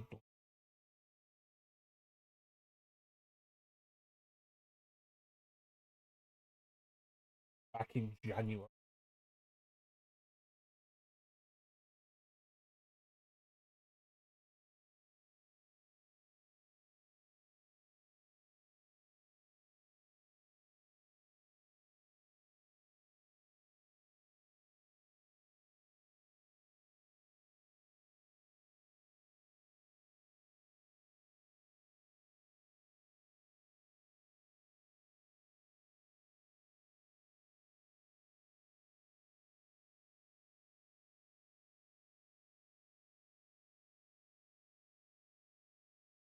Go.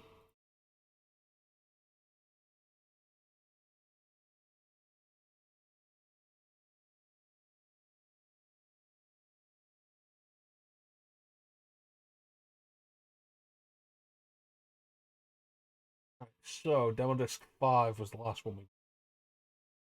So let's take a look.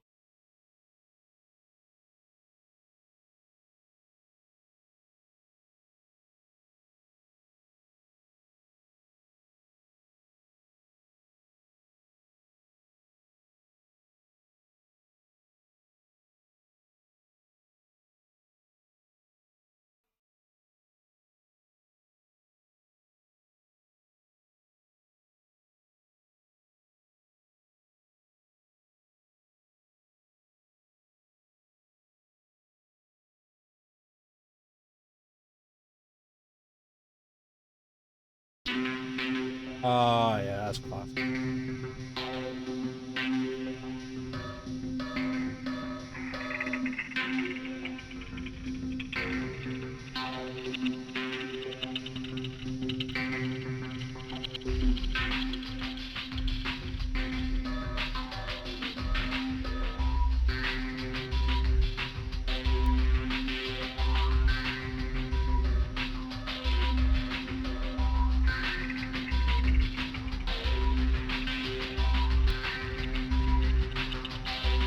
Okay, definitely not the last demo.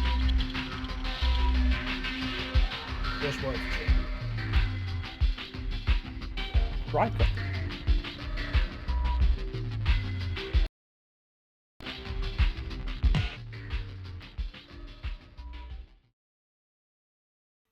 Let's take a look at some of these demos. This sounds like a football game. I don't know what it is. It sounds like a football game. Yep, Striker 96.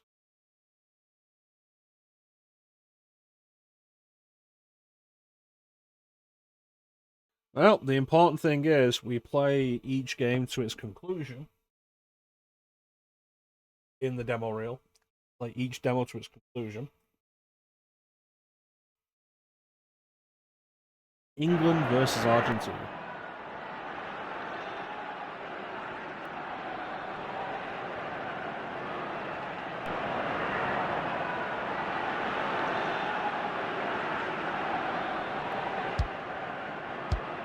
They just kicked 5 balls out onto the field.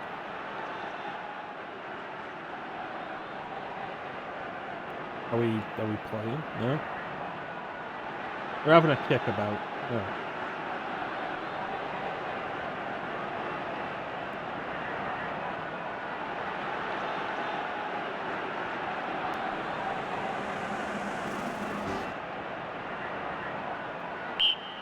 Well, we're really looking forward to this one.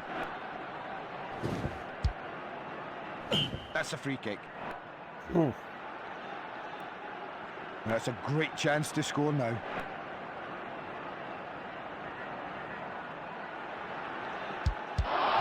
Oh, super technique.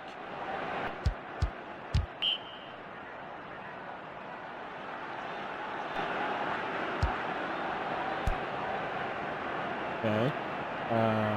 Square? There we go. Stop passing it to the other goddamn team.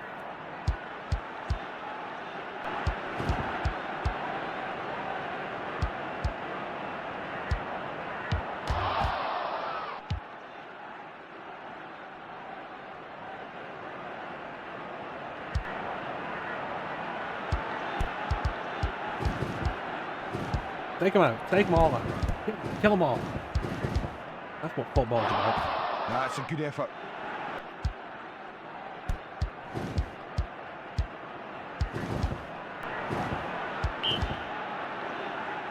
Yeah.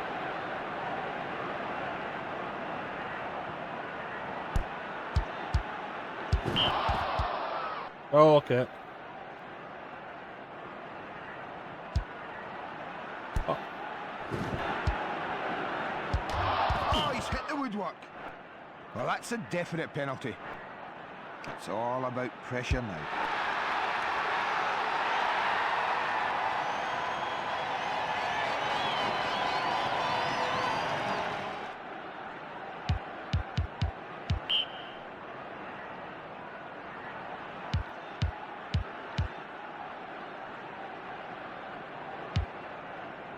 I think this is how you spell some of these names.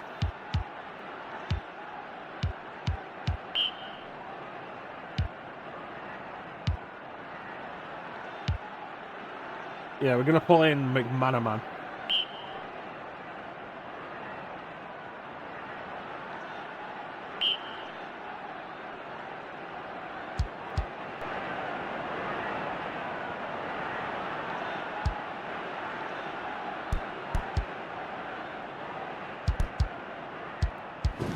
Oh, god damn it.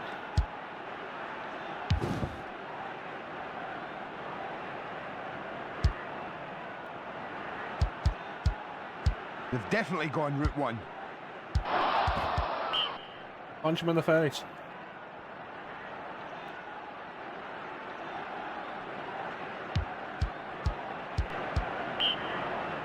Yeah, that's absolutely awful.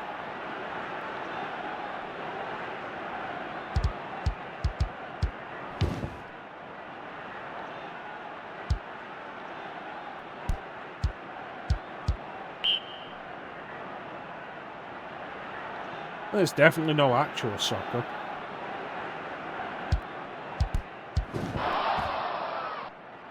Can we try and get the ball somewhere near their goal?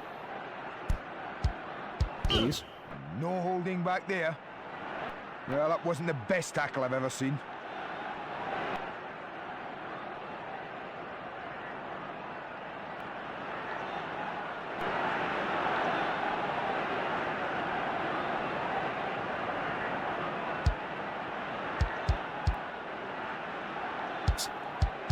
Why did you automatically just pass it that way? Did I look at controls here? No.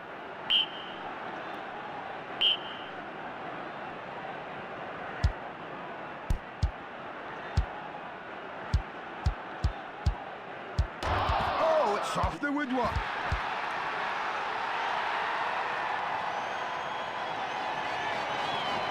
I have no idea how to play this game. That's half time.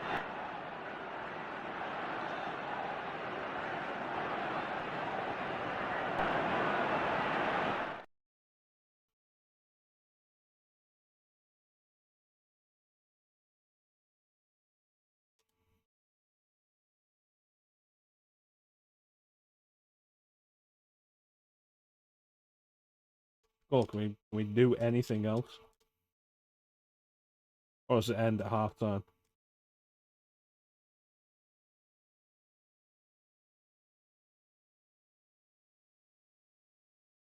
I think it might have crashed.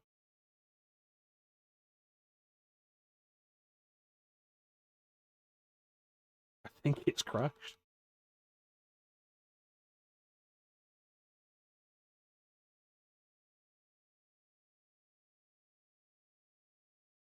Definite flaws in a game that doesn't tell, in a demo that doesn't tell you how to actually play the game. I've said before, like Jade Empire is a game that really has that as a problem. It does not properly tell you how to play the game and throws you into a scenario that is actually harder than anything you deal with in the main game. Very off-putting as a demo. Yeah. Then, which way are we going? We're going crazy Ivan or loaded? I know what loaded is, I don't know what crazy Ivan is.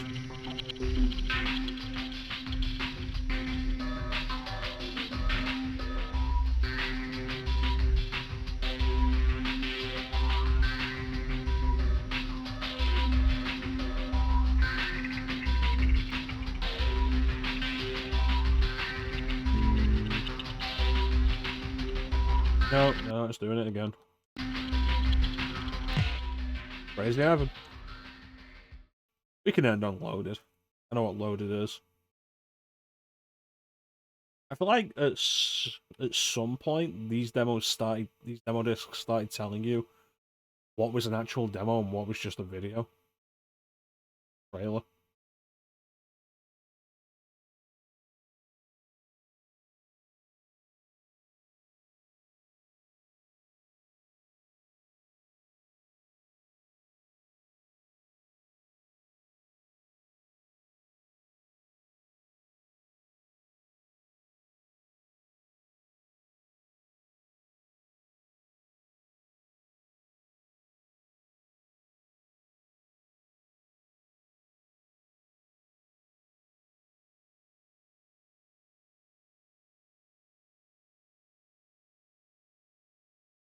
That took far too long.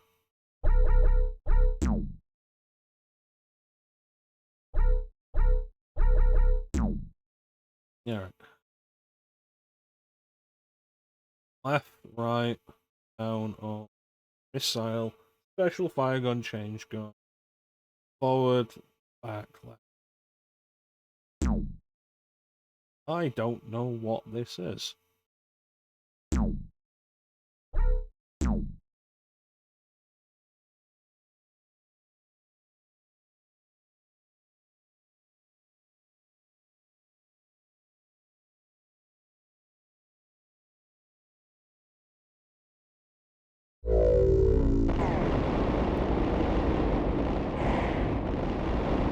Okay, so if you press select, you immediately die.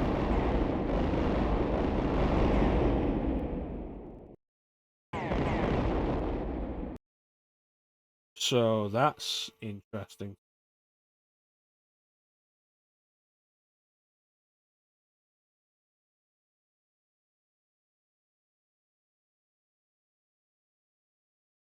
Has this crashed again?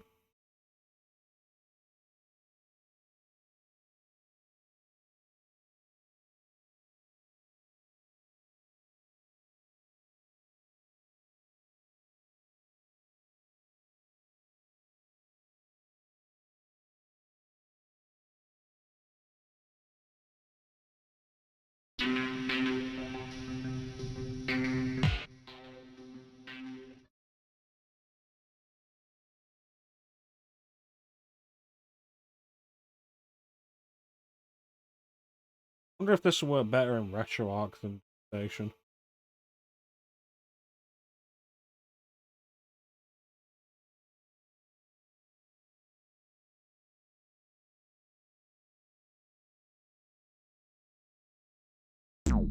Alright, actually try it.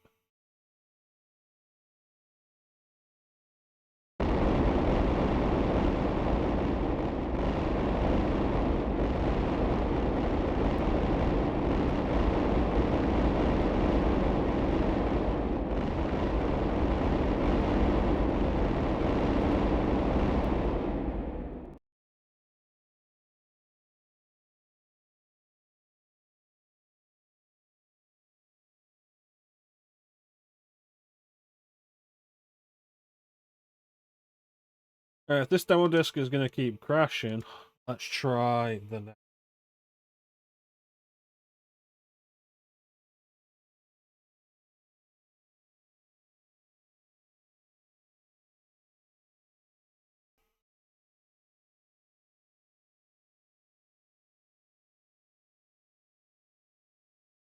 The fact that these don't open with the BIOS, though, is curious.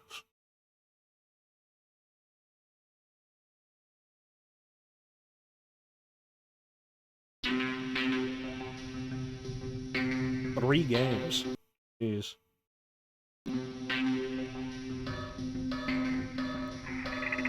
Let's see what pinball is.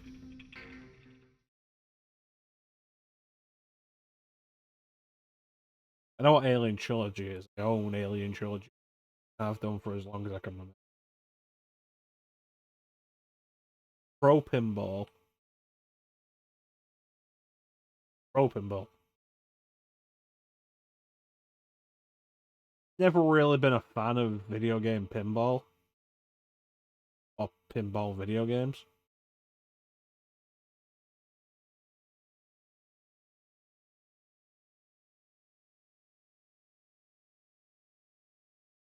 I don't know, maybe I just didn't play Sonic Spinball at a young enough age.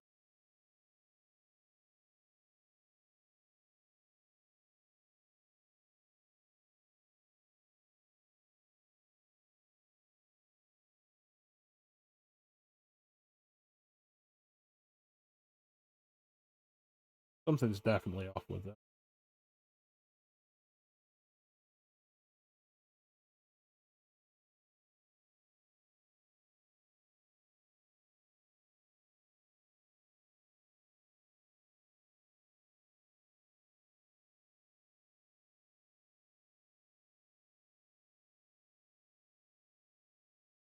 See if this runs any better.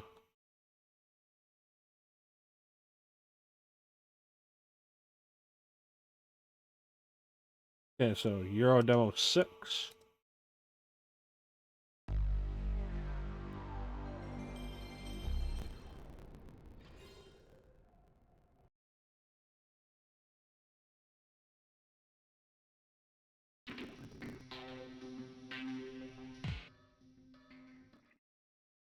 Seems like it's running.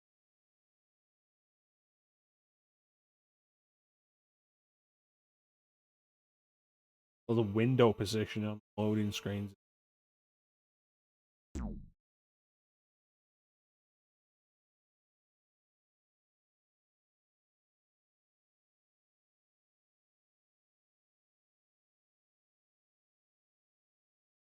Alright.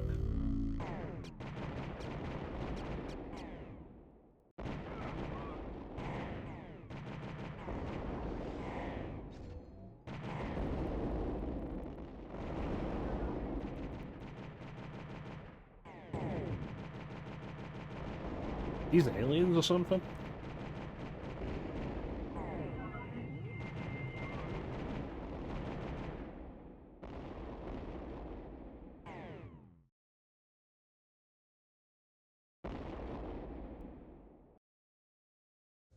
Sorry, Commander. The only intelligence we have on this arena's sentient is the name, Granite. And we came up with that. You're on your own. Okay. Odd.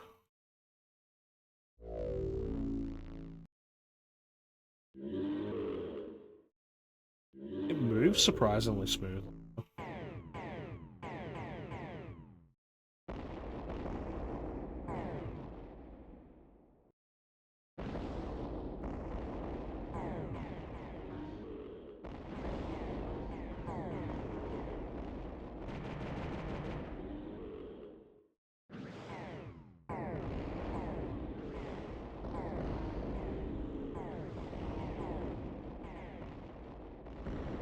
Huh. Okay, so the moving left and right isn't continuous. You have to keep tapping it.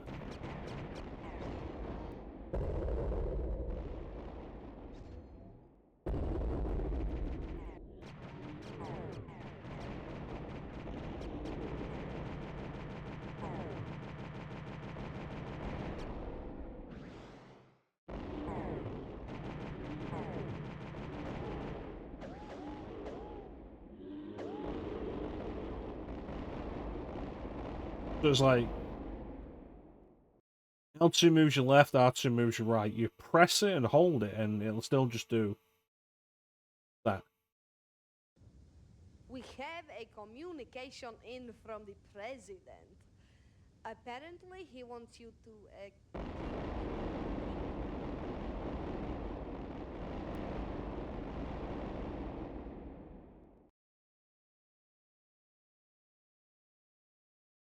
Okay.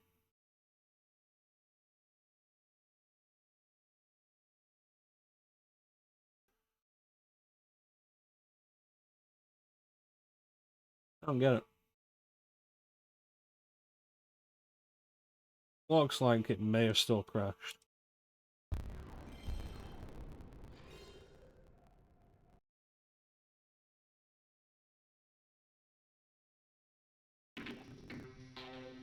Primal Rage. We all know Primal Rage. Fighting game with animals.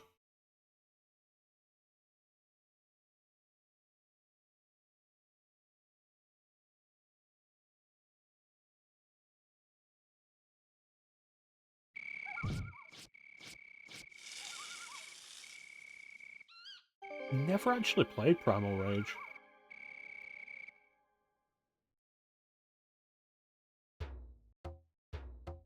No, there's only 2 characters. Talon or Blizzard? Go with Talon.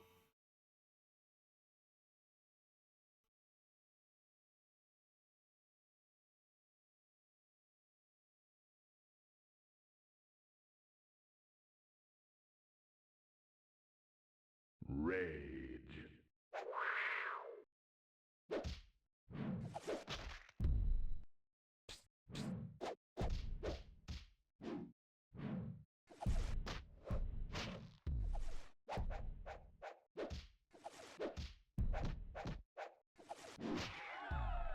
I'm kind of surprised at how bad this looked.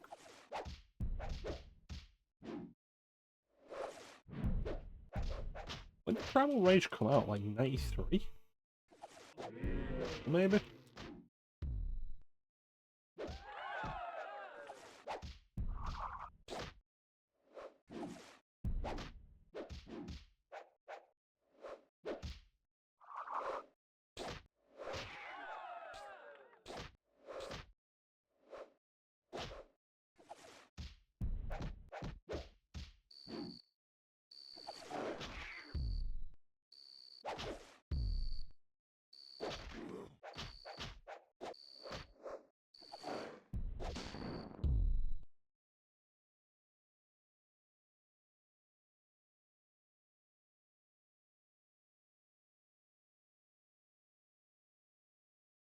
Yeah, it's not an appealing looking game. Rage.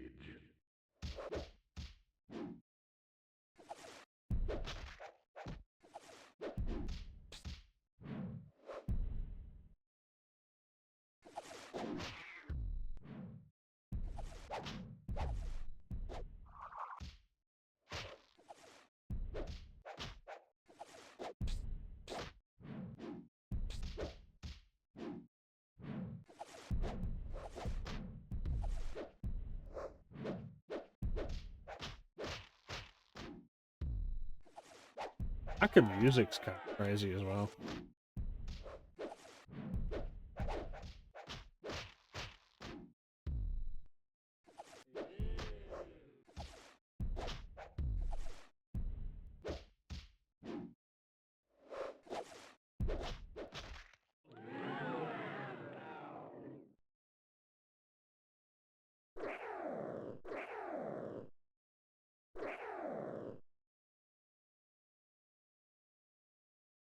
Crazy, you could probably get some really good tribal music to in the background. That's gonna be pretty good.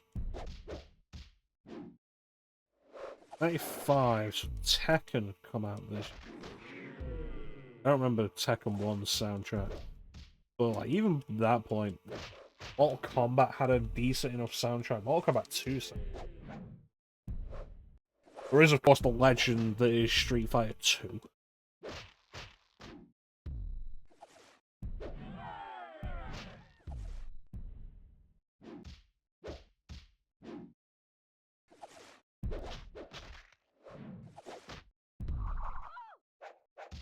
Wonder if the arcade version had music.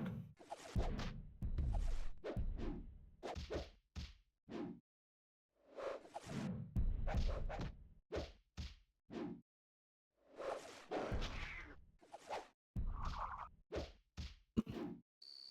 feel like there's a system going on here that I'm not sure of.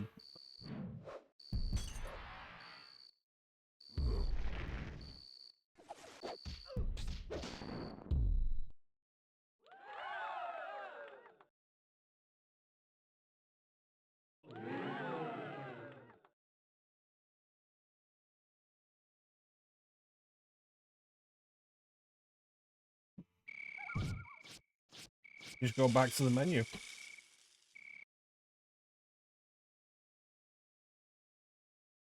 Hmm. I don't know, that's not sold me on Primal Rage. DEFCON 5.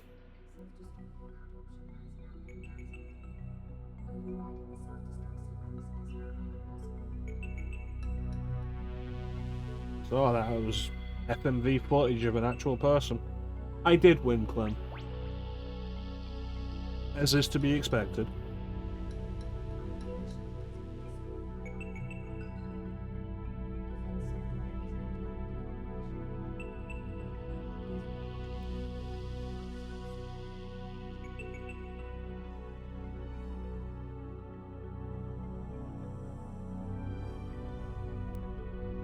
This doesn't look like a game I'd call DEFCON 5.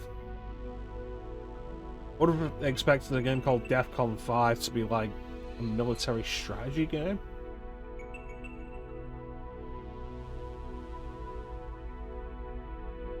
Some sort of Cold War simulator, maybe?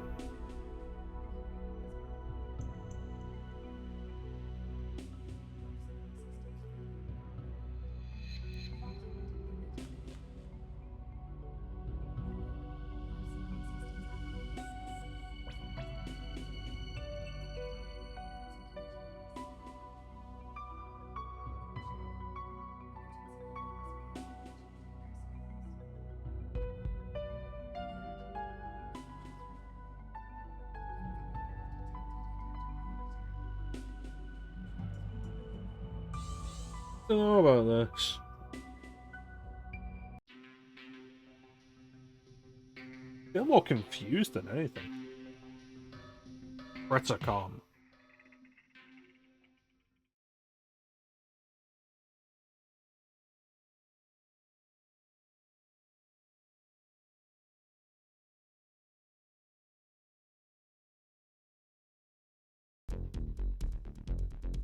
This isn't a game I recognize.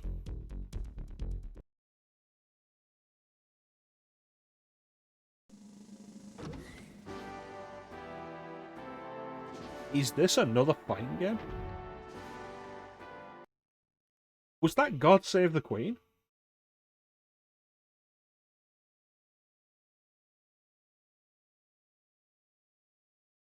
Commence battle.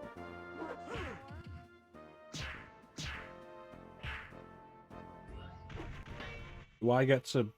I don't get to play this. It loads up, shows you a thing, shows you a fight, and then that's it.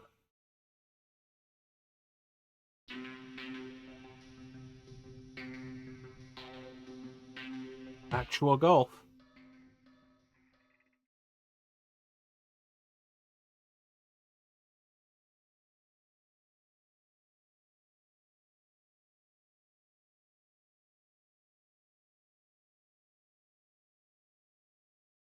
Actual golf demo.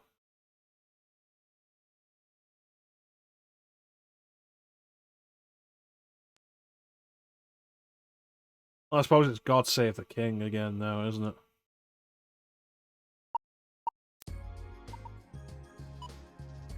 This option is not available in the demo. This option is not available in the demo.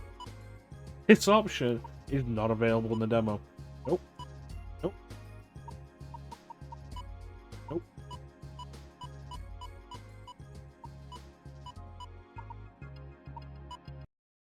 You're gonna practice with one person.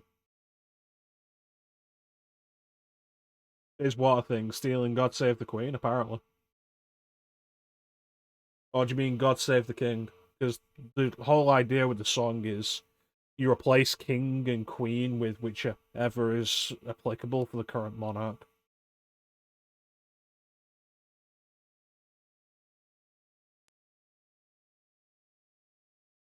R4. I have chosen the 9.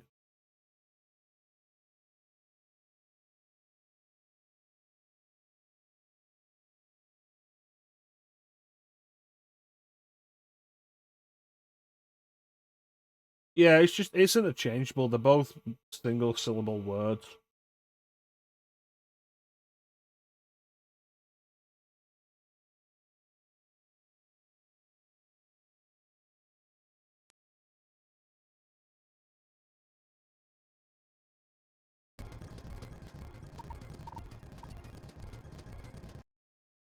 Took so goddamn long to load.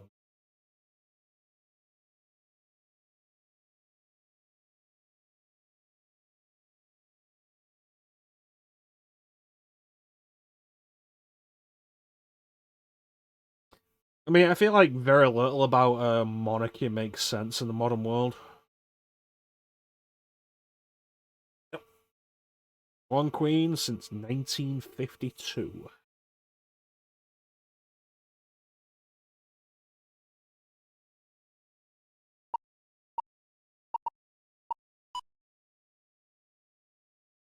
Oh wow. You're gonna walk the hole. Watch out for the bunker. Just gonna fly for a moment. Oh, fascinating.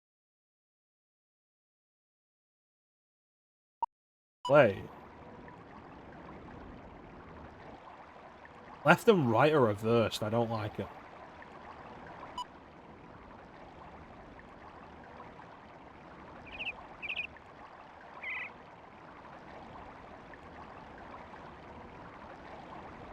Their wind is heading in a left direction. If I wait long enough, the wind will change? That doesn't seem fair.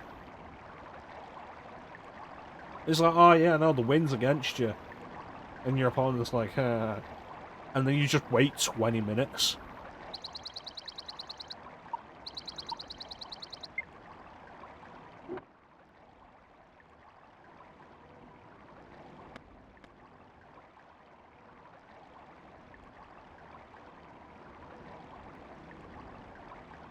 Very crunchy. Oh, I'm in the rough. It's landed in the rough. Oh, what a disastrous shot. Continue. Shot number 2. Go. Okay. Need 6 iron.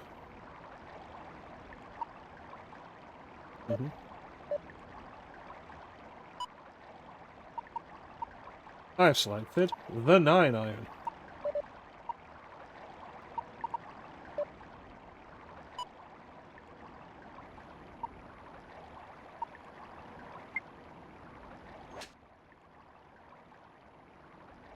Oh, jumper this guy's wearing is just all.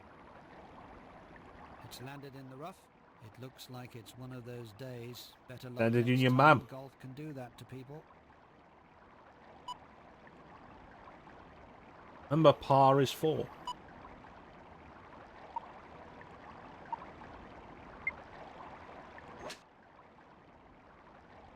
Fuck. Oh no, it's landed in a bunker. That's pretty bad.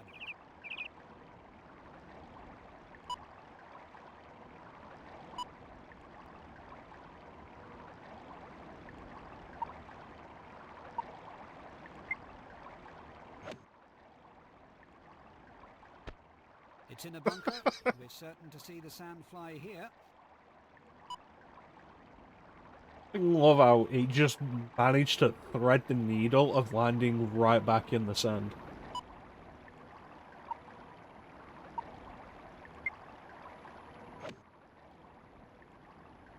Why do I keep hitting it to the left? Alright.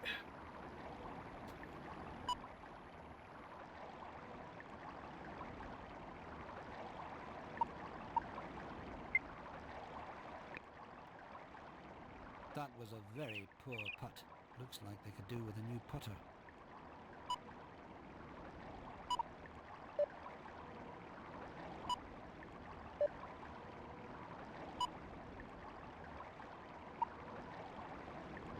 Maximum power.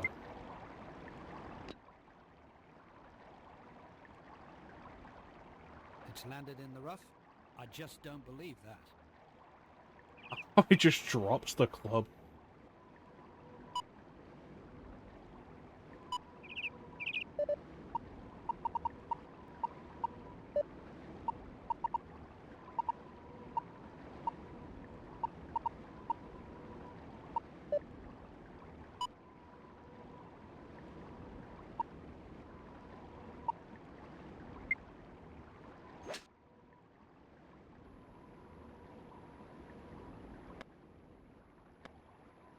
That landed in the bunker again, I would have fucking laughed. Oh god! Oh dear, now what was the thinking behind that? That's the umpteenth time that's happened today.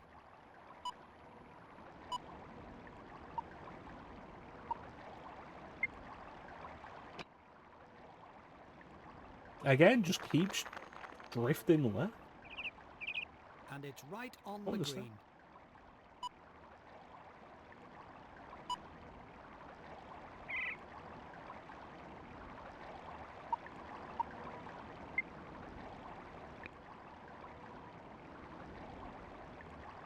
Now I wonder what was the thinking behind that putt, or was there any thinking at all?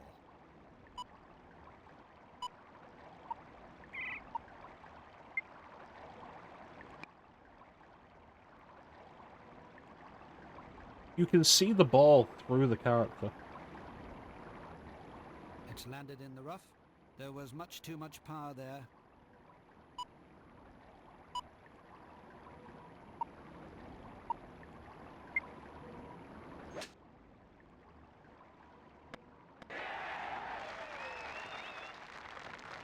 That was a beauty.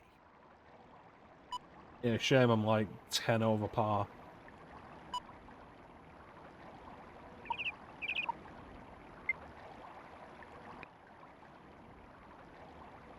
It was obvious from the moment that was hit that that was going to miss the hole.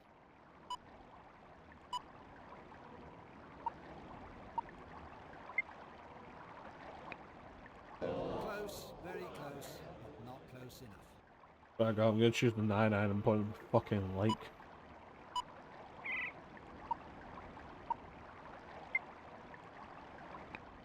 And it's in at last.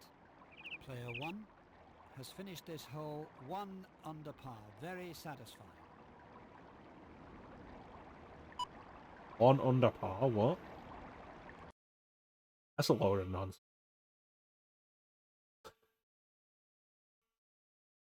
If you want like a genuinely fun golf game on a modern platform, I recommend Everybody's Golf on PS4. A lot of fun. Not in America's Hot Shots Golf. It's a fairly well-known series, been around for a while. The PS4 version is a lot of fun. Unfortunately, the online for it has shut down now, so you can't play against me on that. But, like, there's a bunch of fun to it, and there's a lot of holes, and there's some really good progression to it, and it probably goes really cheap. Actua Soccer. This is a game we had when I was a kid. I played it like twice, and then I don't know what happened to the disc.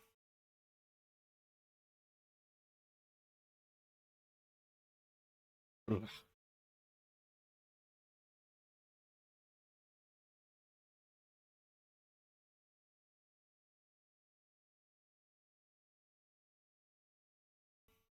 Actua Sport was a thing that was around for kind of a very short time during this period.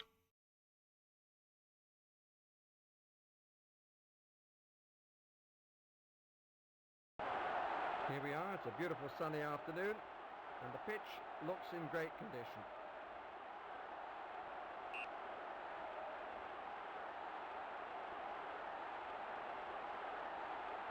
USA versus Russia. Radchenko.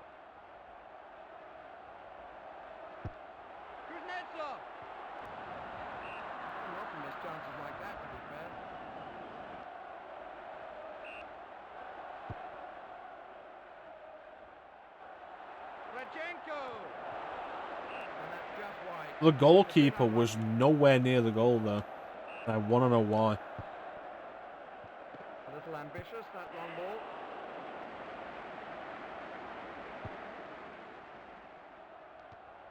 Galyamin. Good passing movement, variation they're showing. Radchenko! Oh, really good positioning there from the goalkeeper.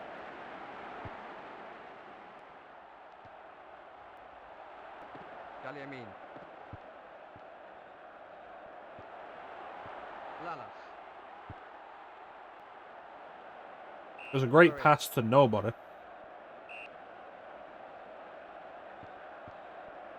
Oh, it's well intercepted.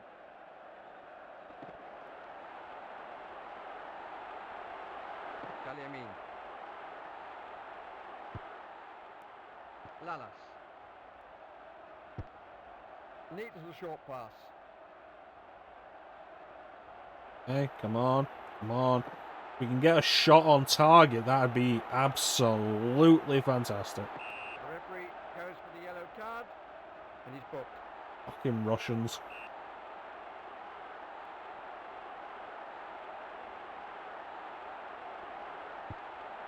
Kuznetsov. Nice variation, mixing the short and the long.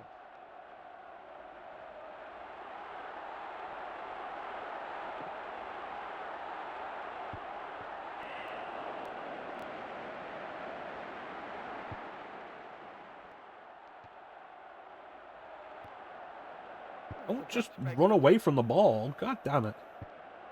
Salenko. Balboa. They're managing to use the ball well in those tight situations.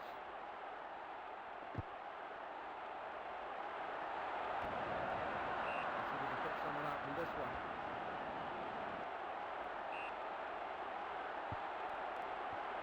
He's laid it. Oh, a yellow card. Salenko! What a good save. You were never going to get a goal from that angle. Like, why didn't you just pass to somebody else? Pianitsky. Let's see if the pressure pays from this corner. Kuznetsov.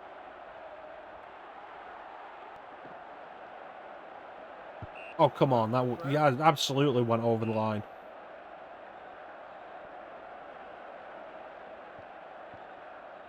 He's caught them napping there.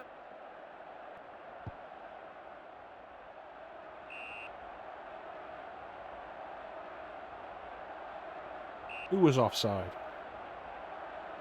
What was offside? What was that? Already on the next page, you read that so early.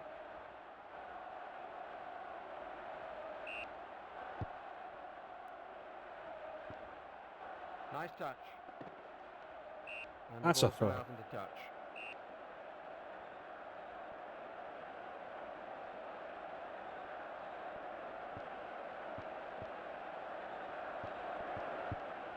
Lalas. I'd love to know what the controls are. A little ambitious, that long ball. Oh, that's a really good carry from the goalkeeper.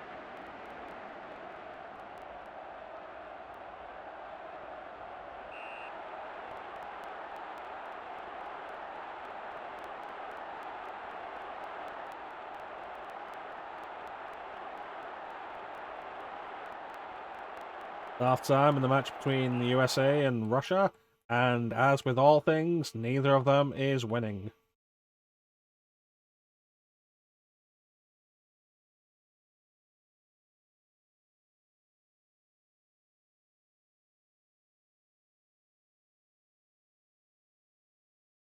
I feel like the best demos for these kinds of things will just tell you the controls before you... But there's only one more game left on here, and that is Loaded, which is a game I am aware of. I don't think I've ever played it, though.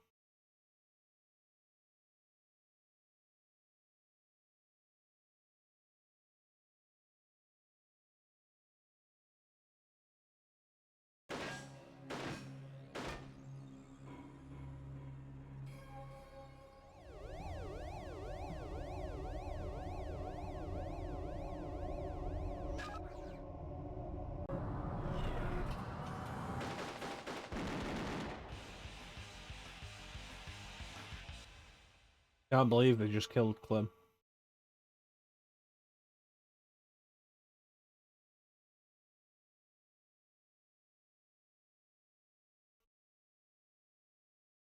Loaded. Options. Players are confident. Players are brutal. Players are loaded.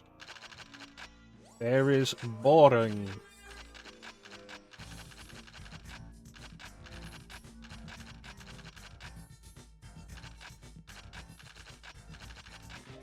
Controls. Weapon, bomb, run, strafe, toggle map. In, zoom, out. I don't like that there's only one strafe button, because what that's going to mean is it will change turning to strafing, rather than letting you do both at once. Mama. Wank. Bouncer. Captain Hands. Butch. Box.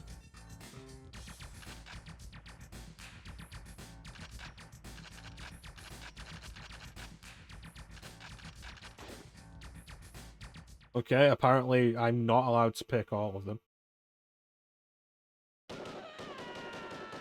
Yeah, that's fair enough, Clem. I'm gonna finish this demo and then call it. Wasn't feeling it anyway. And we've pushed it close enough to the 3-hour mark.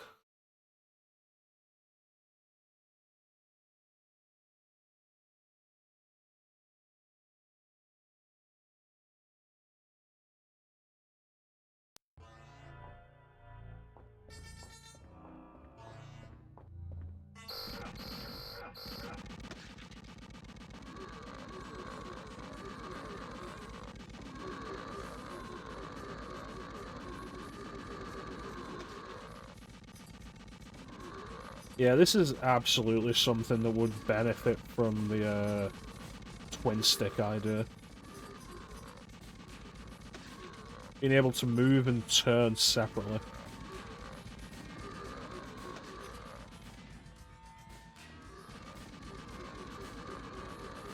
These enemies are kind of spongy though for just regular nukes in a game like that.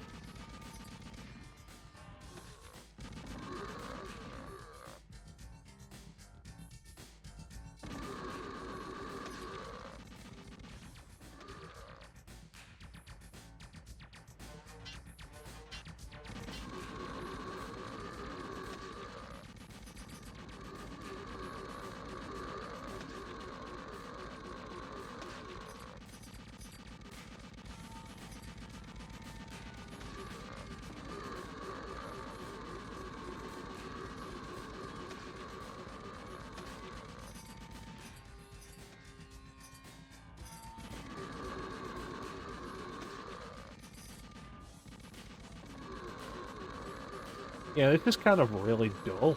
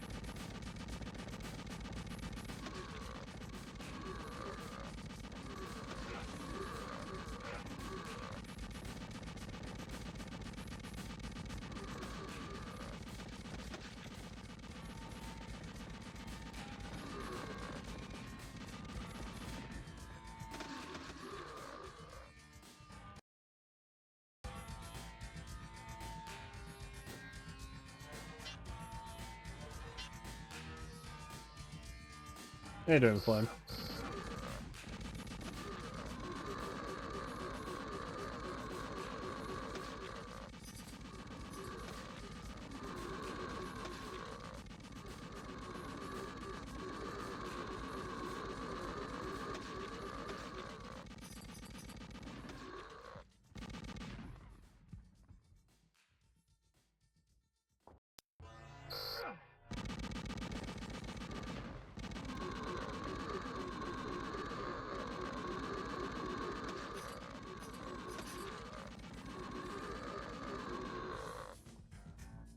I've not been feeling it this entire stream. Was planning to end it after this. But if you need it, we could go for another demo disc.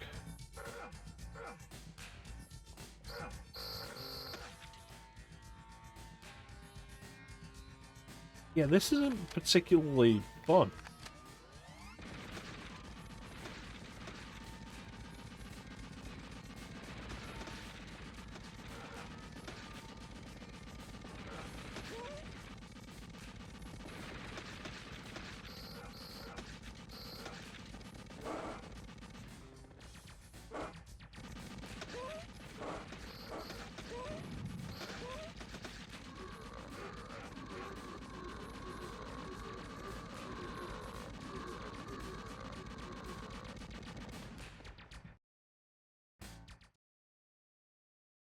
Yeah, it's absolutely put me off ever playing loaded properly.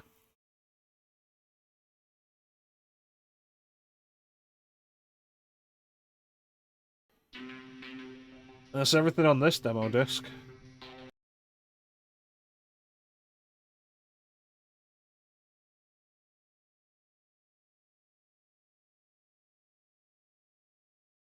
Interestingly enough, the demo discs seem to work worse on Duck Station than RetroArch.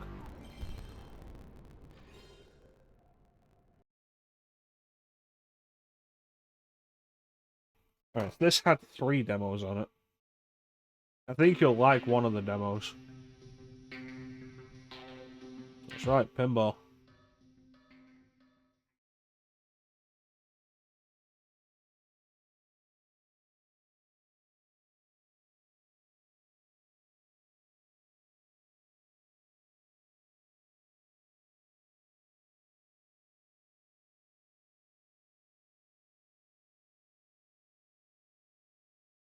Have you?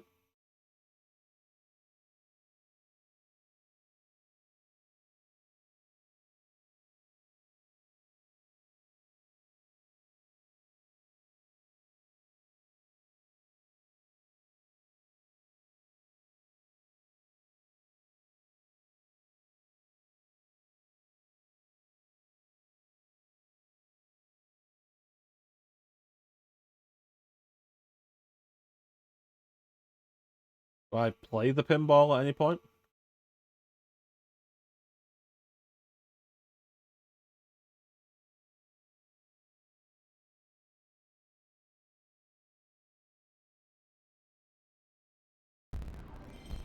Assume not.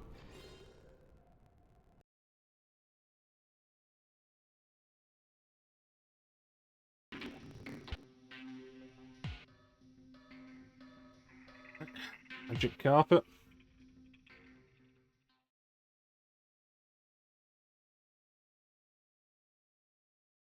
This is an odd one. Like, only 3 demos on this demo disc, which I think is the smallest amount I've seen.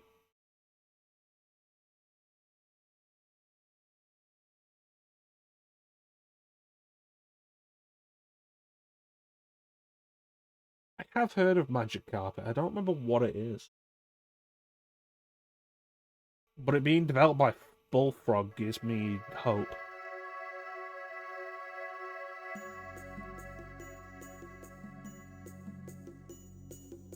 In its infancy, the whole of creation glimmered against the dark void. But one place in the universe outshone all others, for it glowed brilliantly with a magical energy known as mana. The world was eventually discovered, and the first pioneers settled the land. The people dedicated their lives to separating mana from nature in order to command its powers. However, after centuries of fruitfulness, the land was rendered barren by man's insatiable greed. Fierce competition between wizards degenerated into war, great creatures being summoned to do their creator's bidding in the ensuing struggle. But the life breathed into these creatures was charged with evil, and the beasts turned against their masters. Fearing for his life, a foolish wizard and his young apprentice prepared a spell, hoping to scatter his opponents to oblivion. But the power of the spell was greater than even he could have foreseen. The whole world shook with a mighty earthquake, in which the wizard himself perished,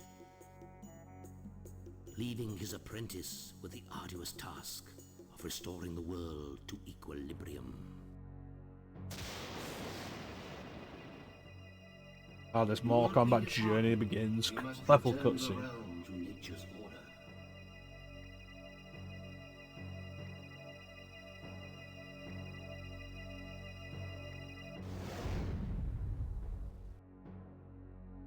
Gonna go and fight young Shang Tsung now.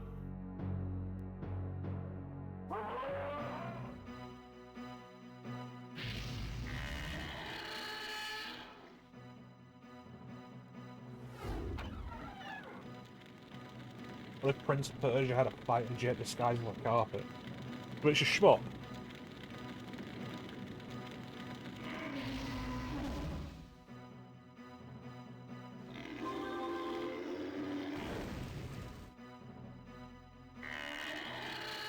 I could be on board with a weird schmuck.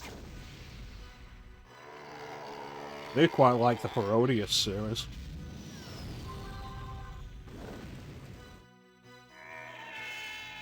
I mean, the thing with shmups more than anything is, like, as long as the actual gameplay is good, you can do whatever the hell you want with the story.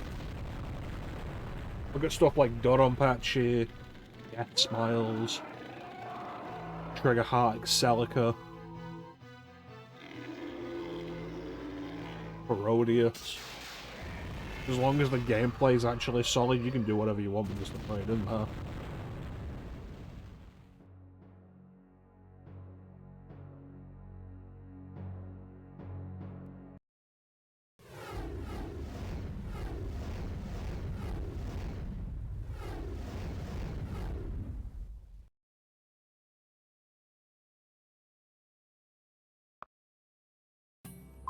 Game's over now. Key assign. Strafe left, right, bank left, bank right, nose up, nose down. Accelerate, decelerate, spell 1, spell 2, spell slow.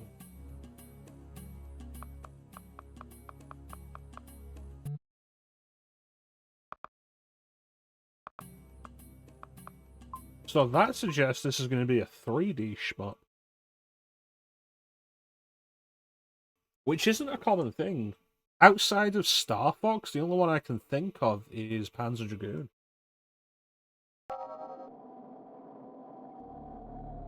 Oh god, what?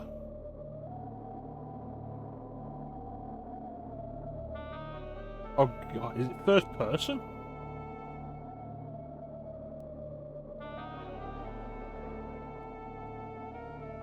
This isn't a shmup.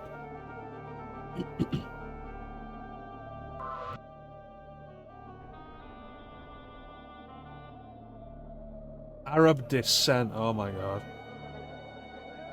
I knew a shmup sounded too simple of a concept for Bullfrog. I don't know what that just accomplished.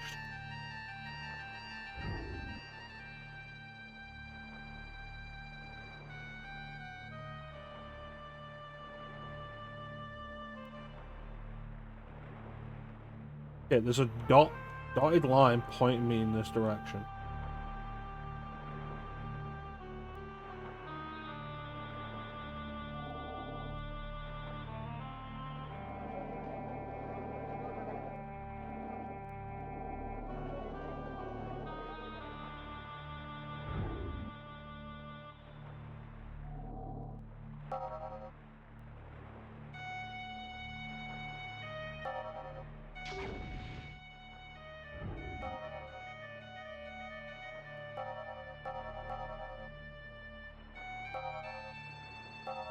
Yes, Flame?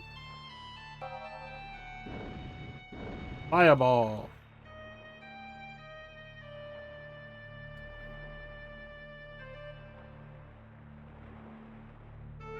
Are you asking me that as a legitimate question because you're curious, or are you asking me that to try and Be like, oh, I wonder if Mecha actually knows all this stuff he's talking about.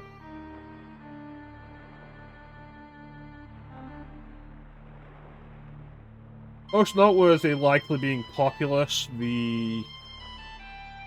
not the original God game. There are games that absolutely predate it.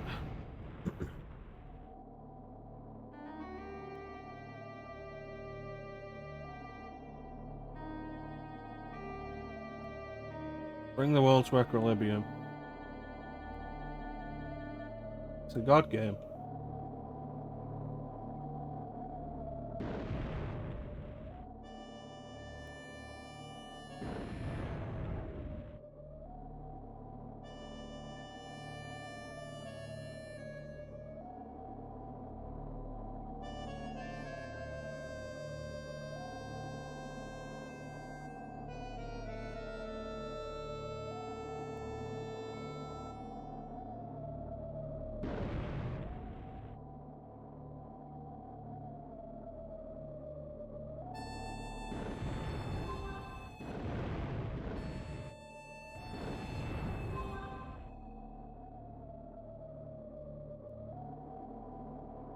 This is absolutely not a game for a demo like this. It really does feel like something you would need a proper instruction manual for. You're going down. I didn't say you could fly.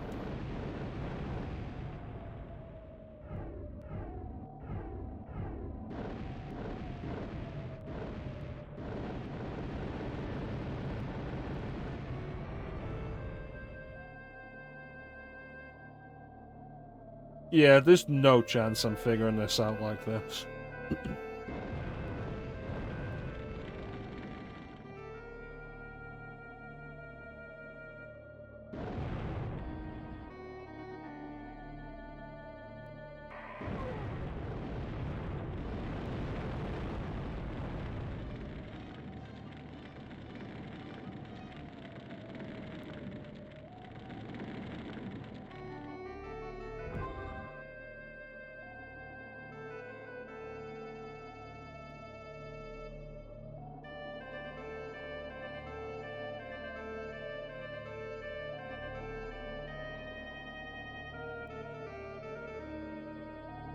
I feel like this is something that explains itself better if you play the actual game.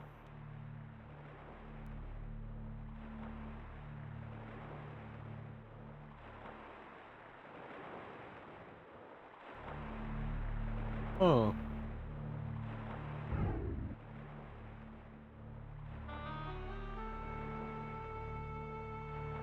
Oh, I'm glad you were here to explain it, Flame.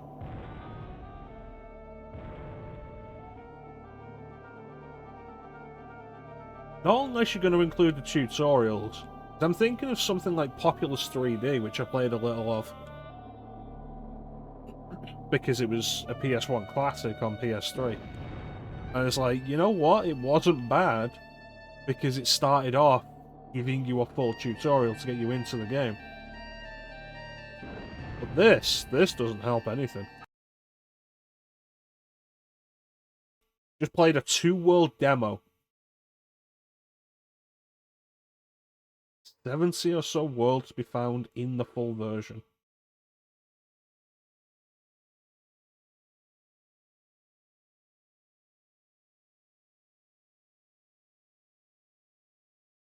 Odd game. Yeah, absolutely not something for a demo disc.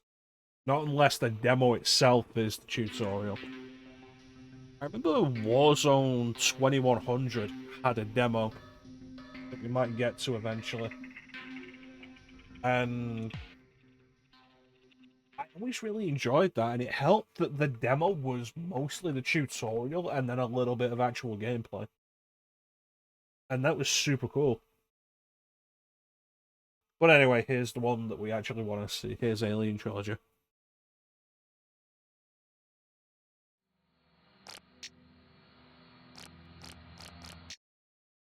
Here I got my strafe buttons on. Alright, on the front. Made precisely as demo, yeah.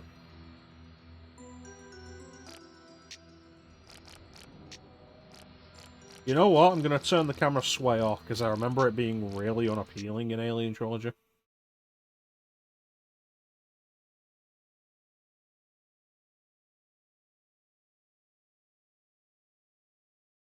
I've never seen the demo for this.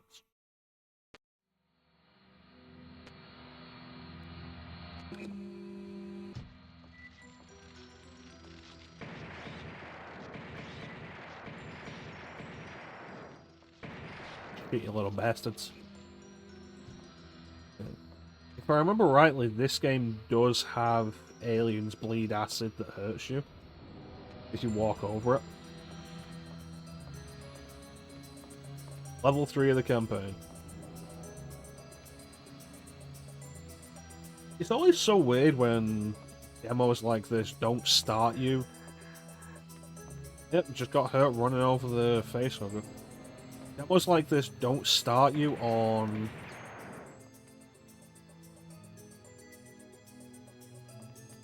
the first level.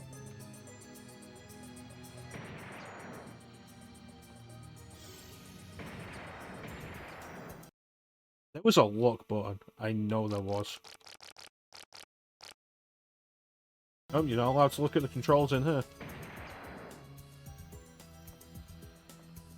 No, I remember there was a button to look up and down.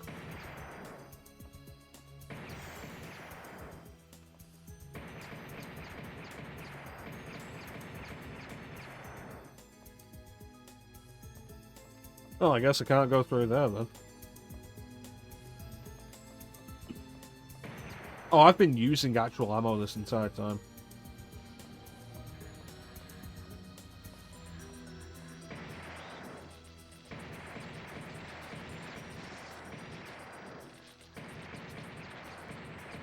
Oh yeah, I remember that. Very distinctly from my childhood.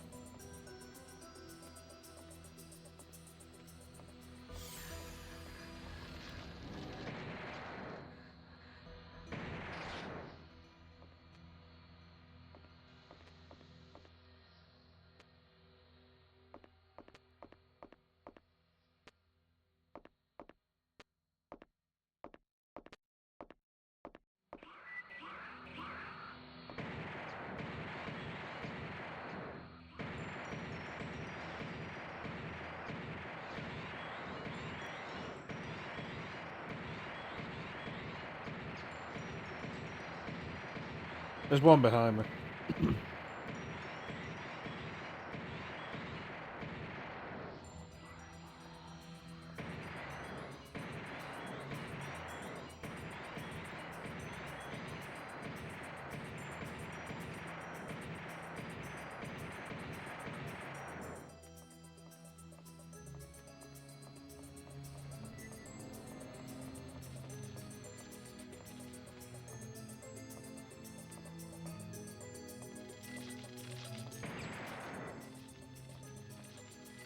Oh, we can't open that.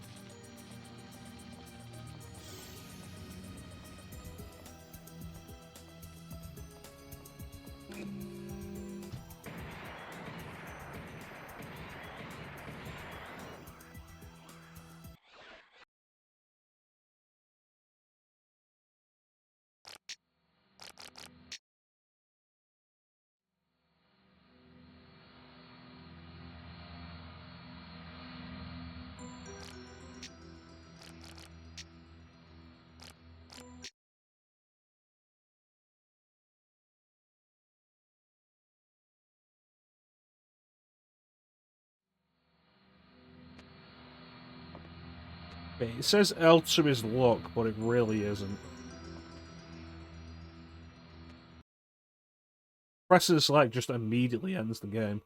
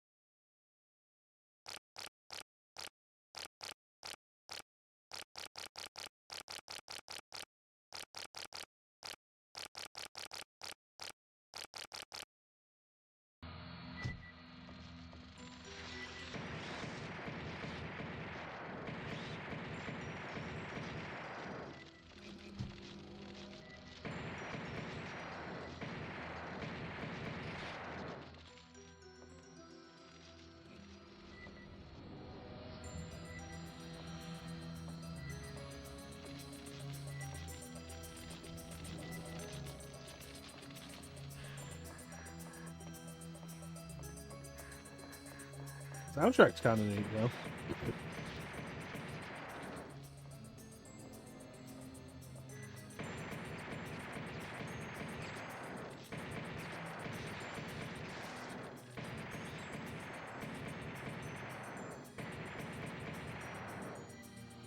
Yeah. Oh, is it coming back? Bastard.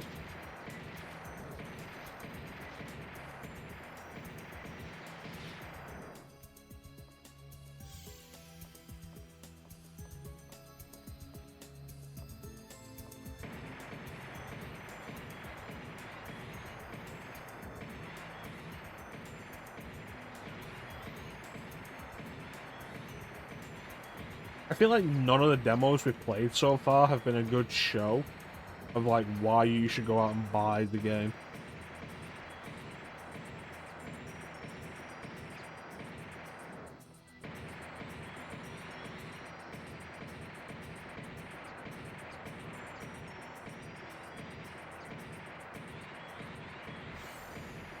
Maybe demos this early in the PlayStation's lifespan were just shit.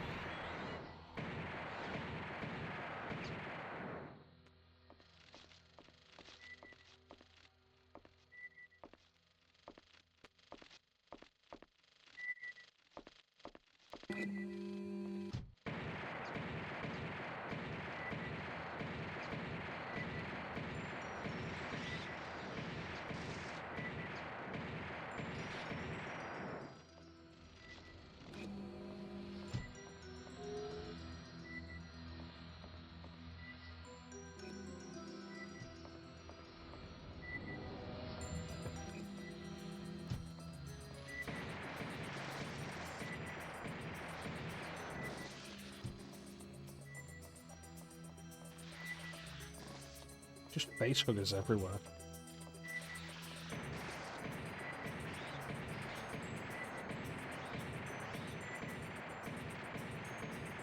There's like, do face huggers even live this long without attaching themselves to a host?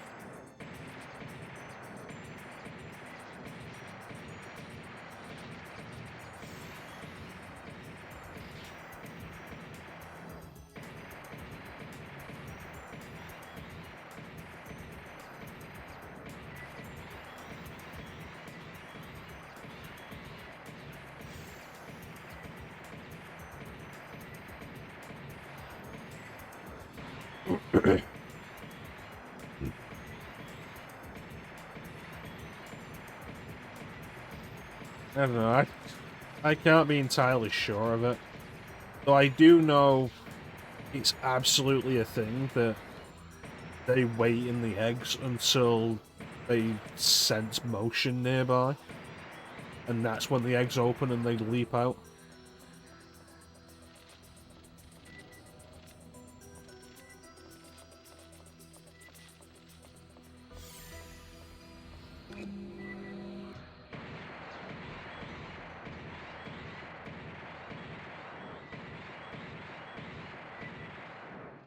This isn't fun.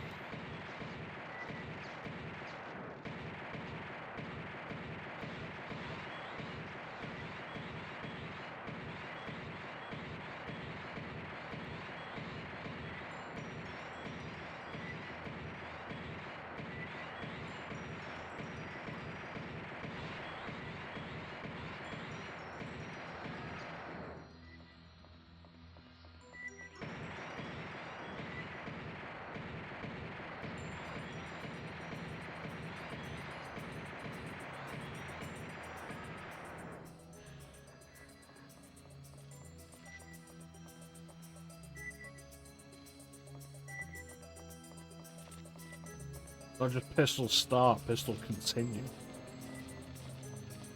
Yeah, it's like, are early PS1 demos just generally not good? Because it really feels like it.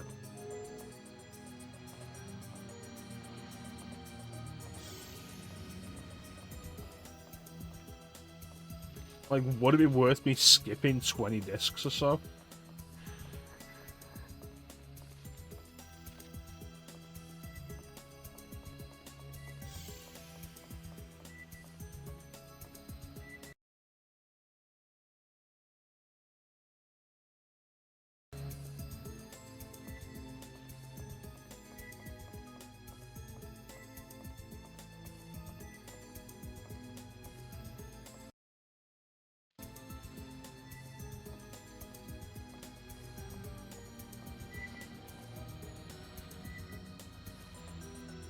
Yeah, it might be a fair point.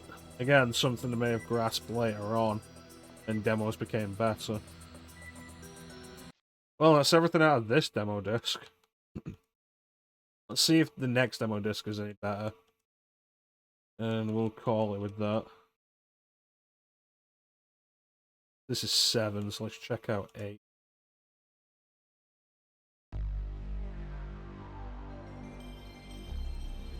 As far as the PlayStation goes, though, like, it really only genuinely started hitting its stride, I think, in 97. There was some good stuff that came out in 96, most notably Resident Evil and Tomb Raider, but yeah, those are the ones I remember that had, like, 5 or 6 demos on them, maybe, plus a bunch of videos.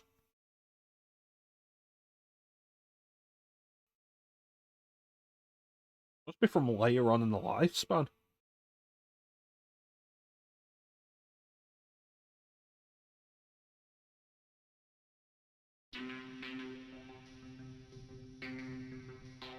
Four games.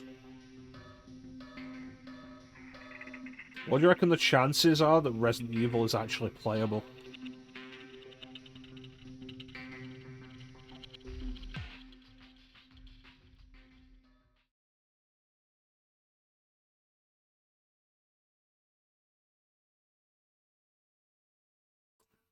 Adidas Power Sock.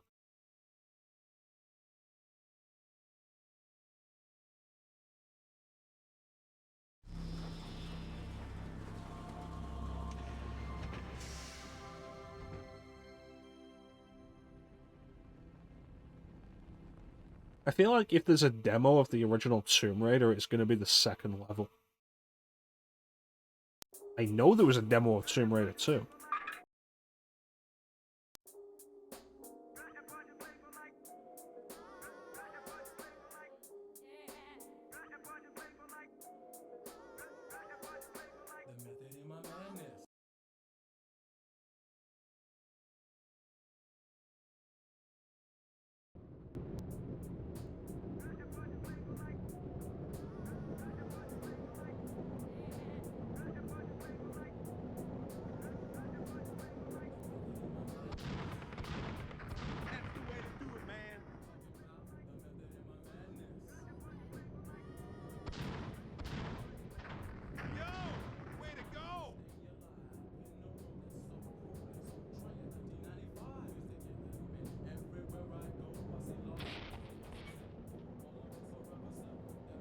Not what I expected. I drive in the water.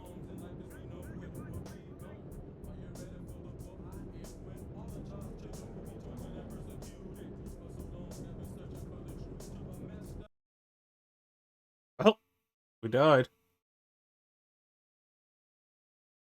So I've played Shell Shock NARM 67 on Xbox. And it is nothing like that.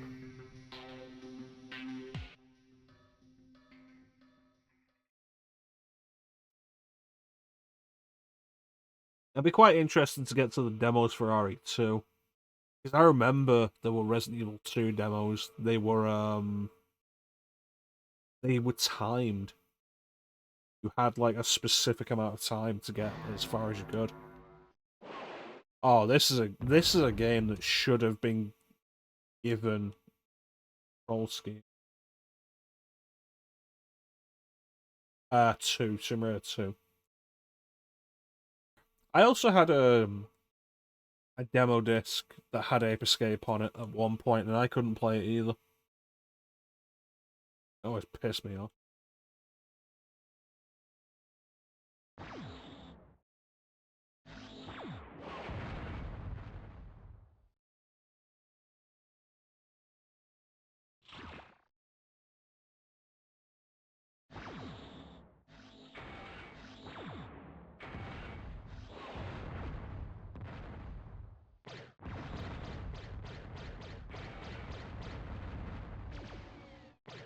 These controls would take a while to get used to, but I can see them being pretty effective.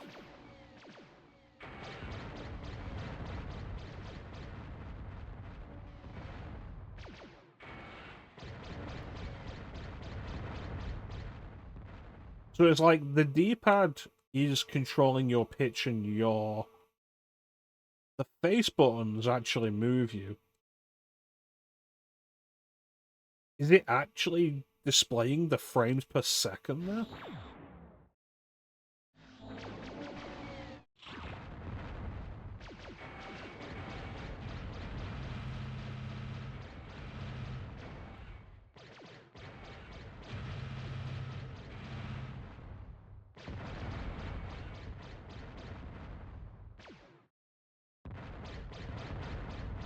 Can you think of any other PlayStation game that did that?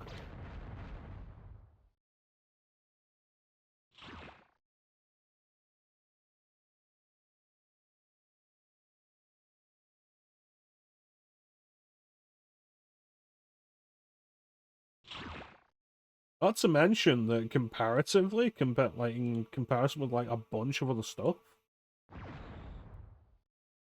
he's running pretty smoothly.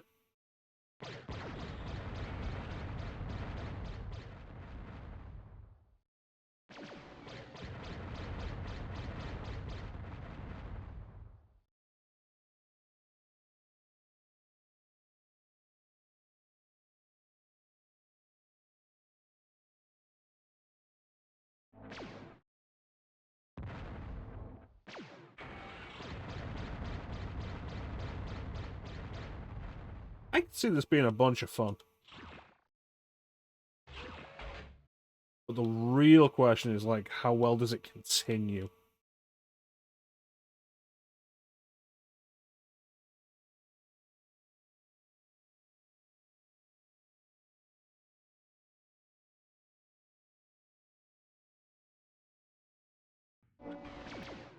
I wonder if that's a demo thing.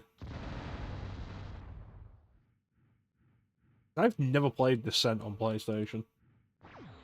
Honestly, I'd forgotten it was even a thing.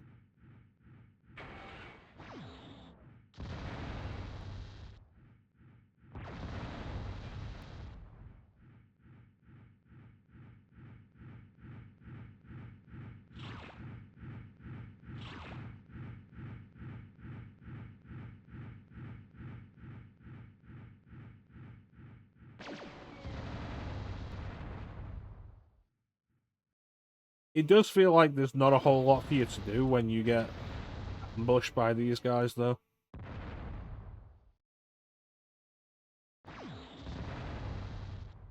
Like, try and move a little bit to get out of the way.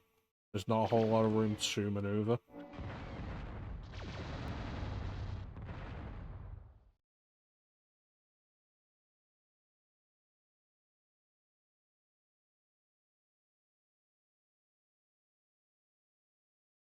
Possible. Absolutely fascinating if that was the case.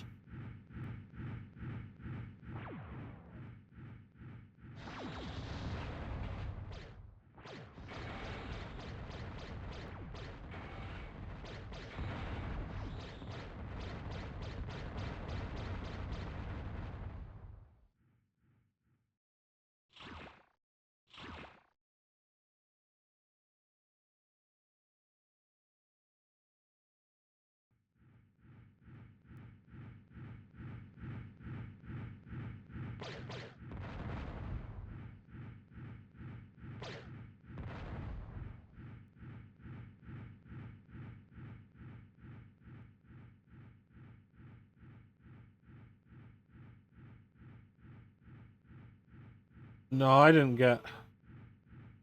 Oh. I didn't play anything with that kind of freedom of movement until...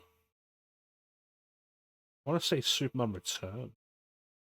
Like, fight. Actual kind of thing. Well, I guess that's really just swimming, isn't it? Swimming is that.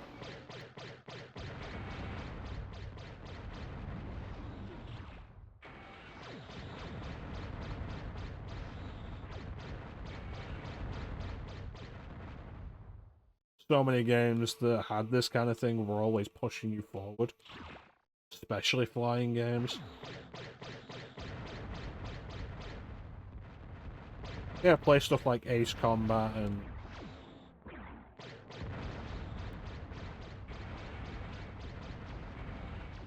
Rogue Squadron, and you're always moving forward. The surprising thing about this is that you can just stop.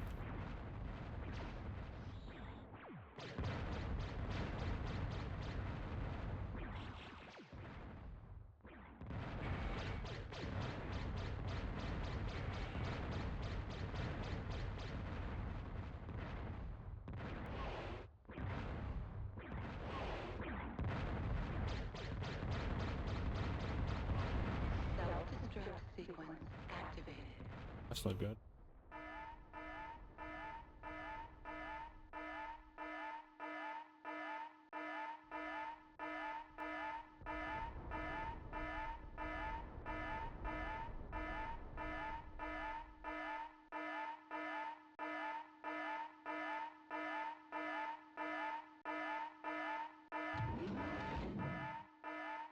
I have no idea where I need to go.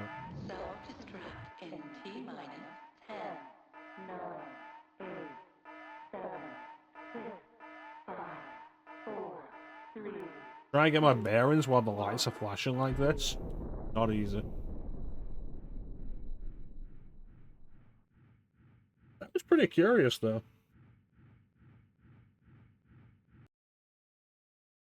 Like, I wouldn't buy it, but absolutely was worth experiencing. The technical victory is the most important victory.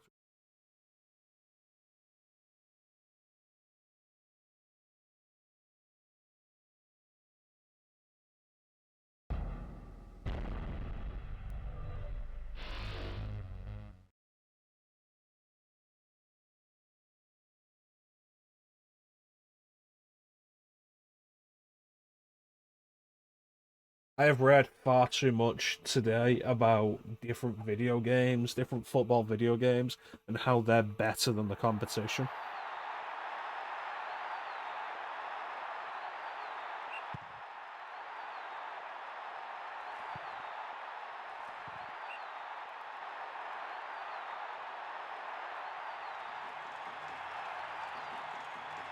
The 3D letters are unnecessary.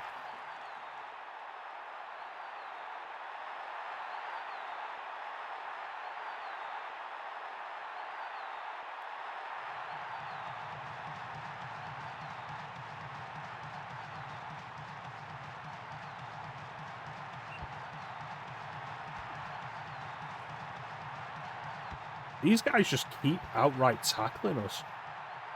Like, kind of aggressive. Look at that.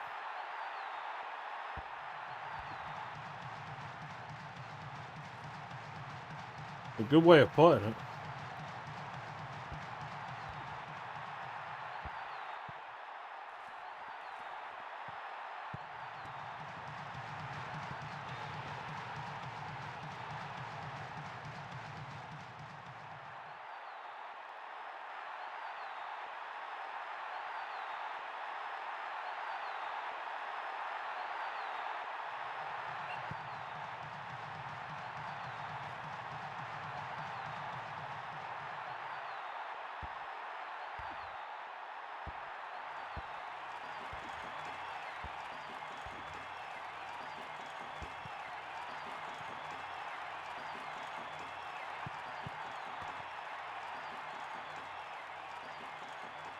Manchester versus Signosa.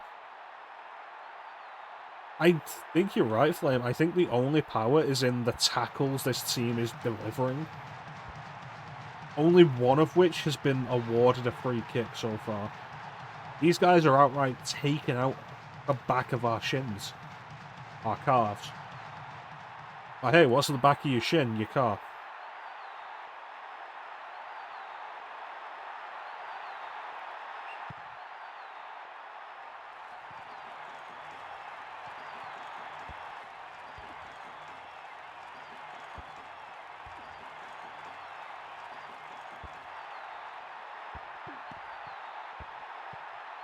That guy just fell over when I passed to him. What the fuck?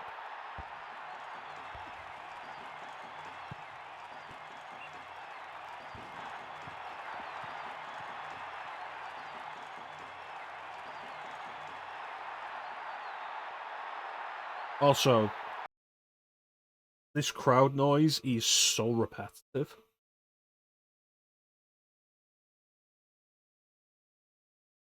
Like, there's a specific whistle that keeps happening, and it's really irritating.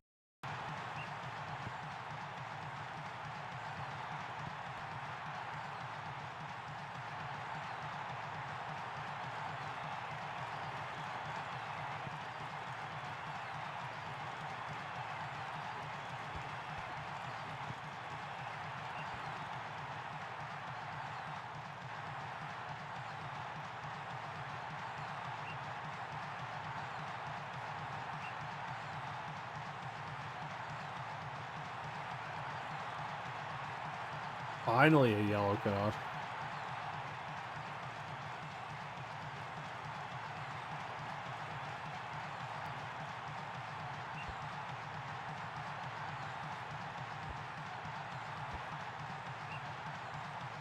Yeah, I took him down.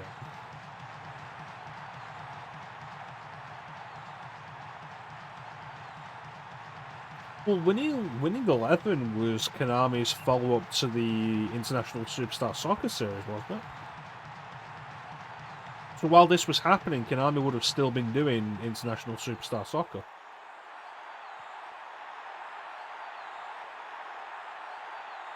That hand looks awful.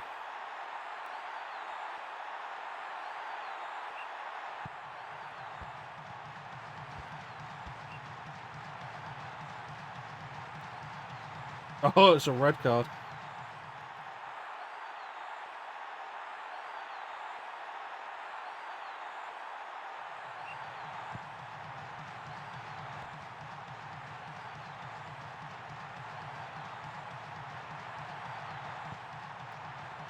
Did you notice how the goalie's head is just like...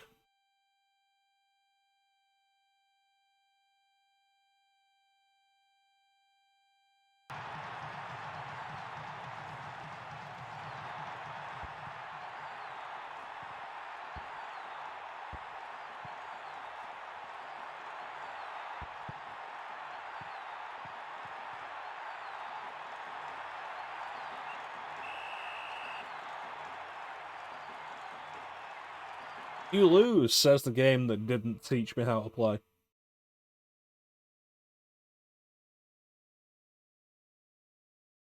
It's like, hey, you want to play a game against this person who knows the rules?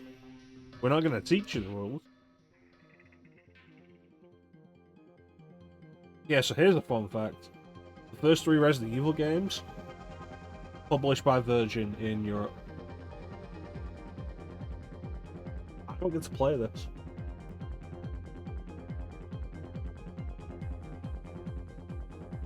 I don't think I've seen that artwork before. The uncensored cut.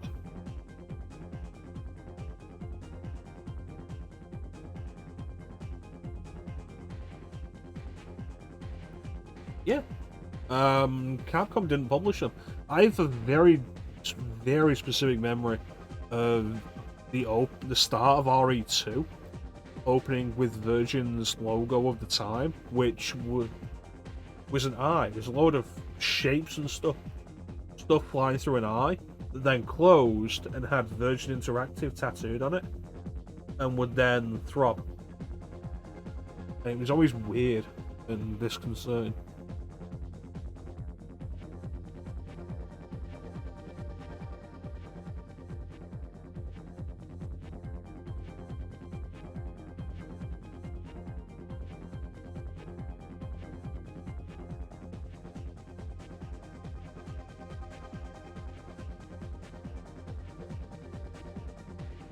If I ever played the European version again, like, I'd absolutely show it to you. But there's no good reason to, because it just runs slower than the US version.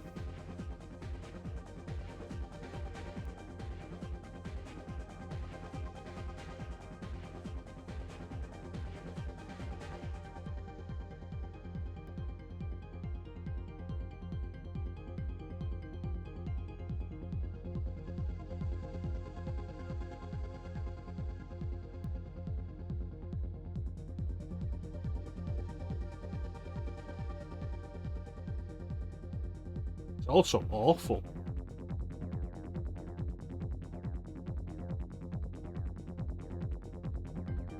Yeah, I recognize that as not being a door from the final release.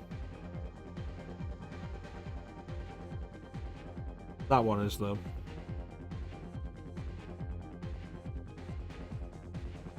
Every time a zombie comes up, anytime there's anything that could produce blood, censored. But not Kenneth's decapitated body.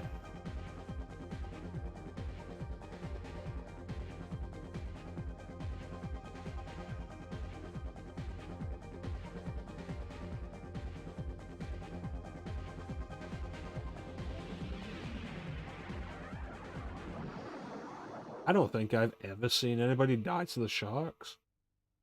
Or anyone.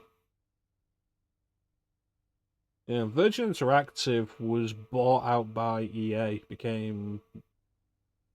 Is EA Redwood, maybe? Oh. Alright, real quick, let's take a look at what's on the next demo disc. We're not going to play it, but we'll take a look. So, was this 8?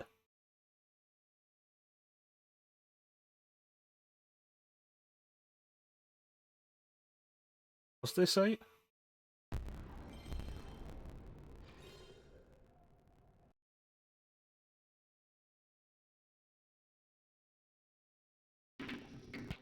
It was 8.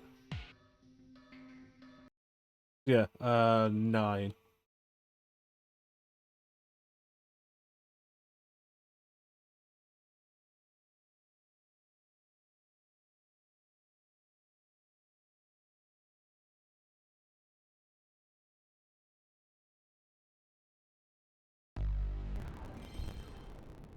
Right, so let's see what's on demo disc number 9.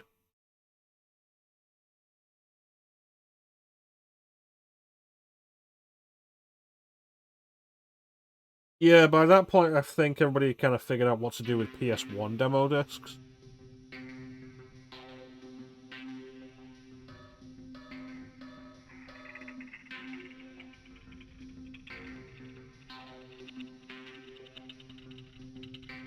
So I assume this is Ridge Racer Revolution.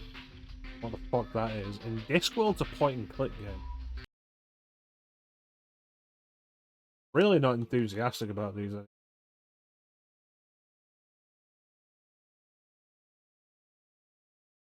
Let's see, like, yeah, 43. Let's take a look at 43 real quick. 43 would be like, what, 2-3 years later? Power Line, I remember, as one of the logos. Oh my god, do I remember this? Oh, fuck, I love Super Bub. Soul Reaver video, I remember the Soul Reaver video.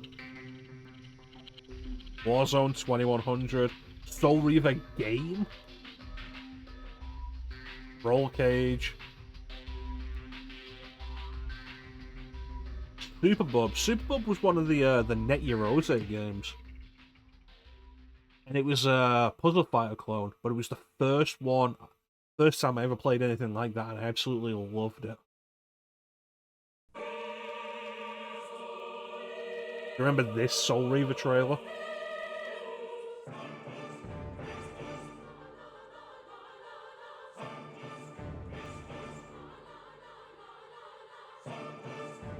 Cannot wait till the remaster comes out. The only time I get excited for video game releases anymore is when it's a remaster of old video games.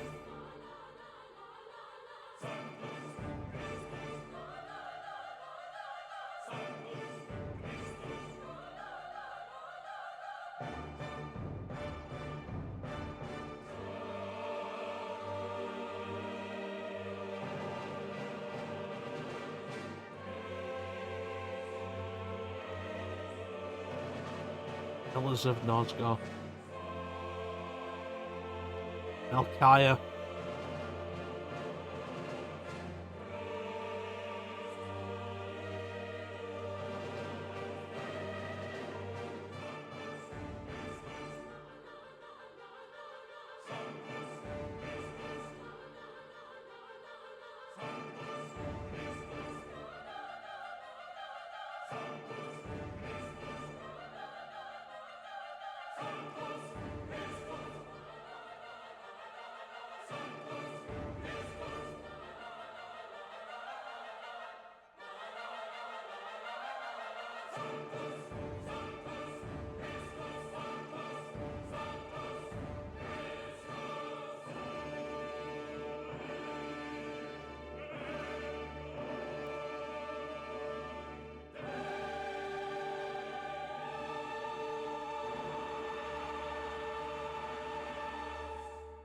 Back when Gex was actually Crystal Dynamics icon, logo, mascot, that's the word I'm looking for.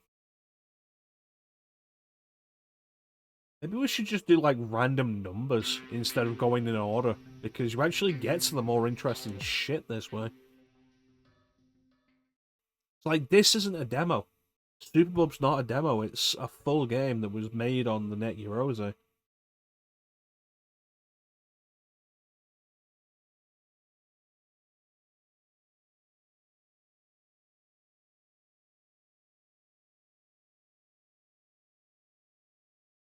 Like I say, it's a Super Puzzle Fighter 2 Turbo clone. But it was the first time I played one of those. It's like if you ever played Mortal Kombat Deception. Puzzle Combat is a Super Puzzle Fighter 2 Turbo clone. And it's a great game. This was the first time I played any of that. Absolutely fucking adored it.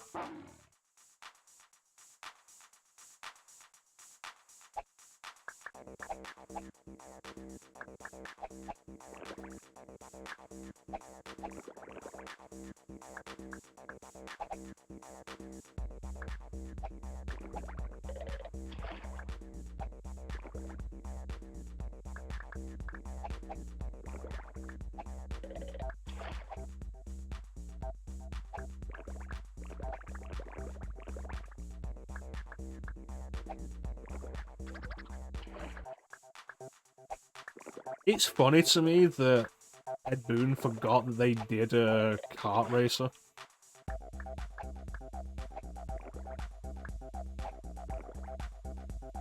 It's an era of Mortal Kombat that I kind of really miss. Because if nothing else, it was at least interesting.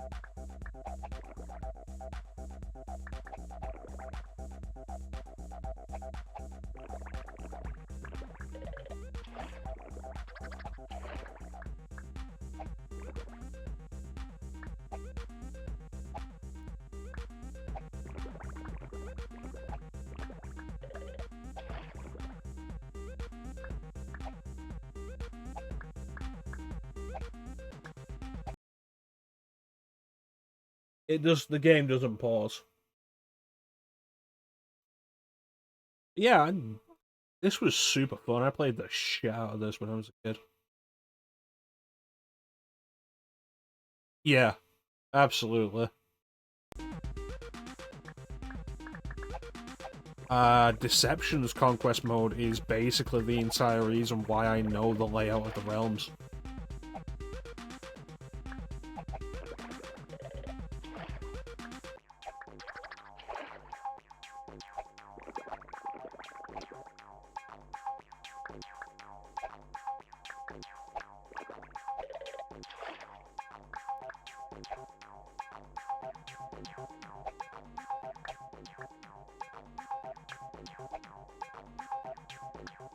I won't get me.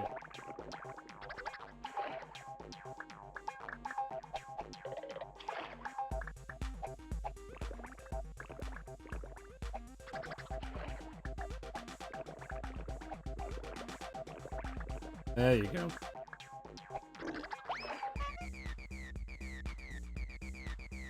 I don't know if I'd say Chaos Realm is the best realm so much as Order Realm is the worst. Alright, real quick, Flame, we'll take a look at what's on Disc 51. Yeah, maybe I should just, like, go through whatever number. Because those early demo discs are absolutely not good.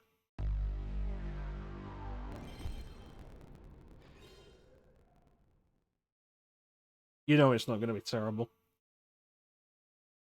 Soul Reaver demo means 99. So, like, you're looking at some pretty solid games by that point. 40 Winks, Final Fantasy 8 video, Crash Team Racing video, Africa Shocks video, I don't know what that is, Soul Reaver again. This is football, I remember that. Soul Reaver, I remember there was one demo of Soul Reaver that was around for a while, and it was the Lighthouse demo. And then once I saw there was a different demo. I only ever saw that demo once, and I've never seen it since. Ooh, Tarzan. Metal Gear Solid Special Missions, I remember that. Week 2. Dino Crisis. What would the demo for Dino Crisis be?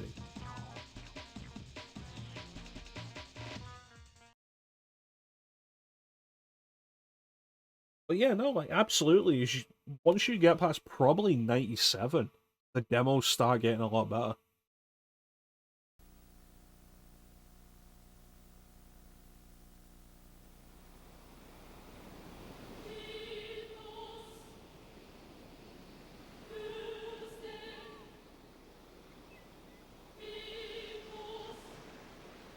Back at this time, Final Fantasy VII had hit it big. It's absolutely huge.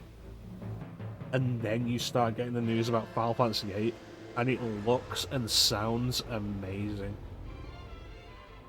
Like, I keep saying, I think FF8 is, presentation-wise, the best of the PS1 trilogy. FF8 came out in 99. 7's 97, 8 is 99, 9 is 2000, 10 is 2001.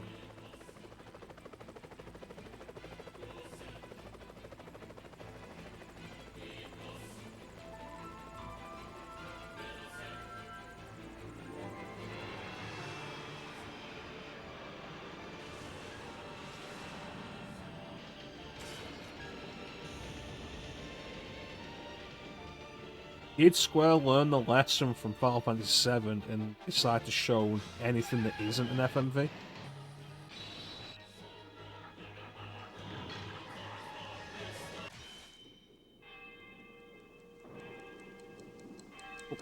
No, I don't think so either.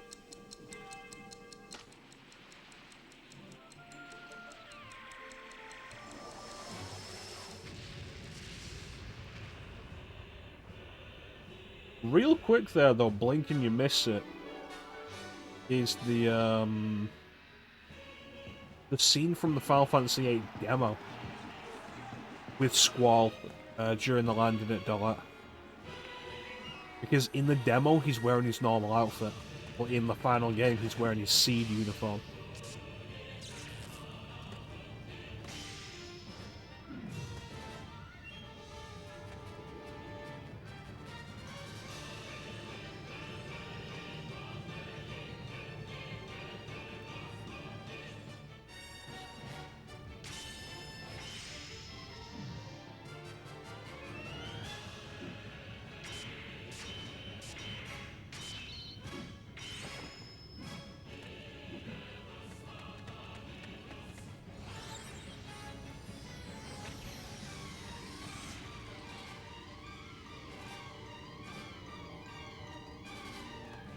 Dos nosek, vikos vinosek, itos losek, vikos vinosek, itos losek, vikos vinosek, itos losek, vikos vinosek.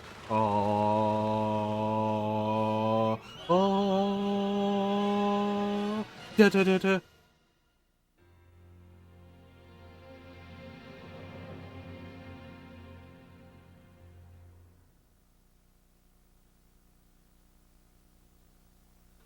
As if that was some kind of fucking masterpiece.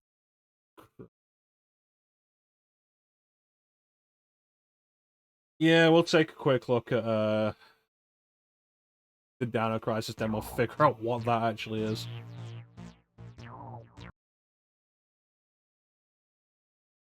One of those ones that you can't just press start and select to get out of.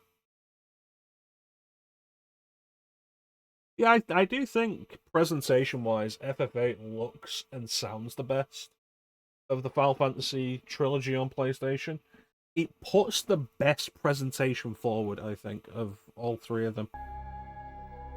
Which is awkward in that it's easily the weakest of the three.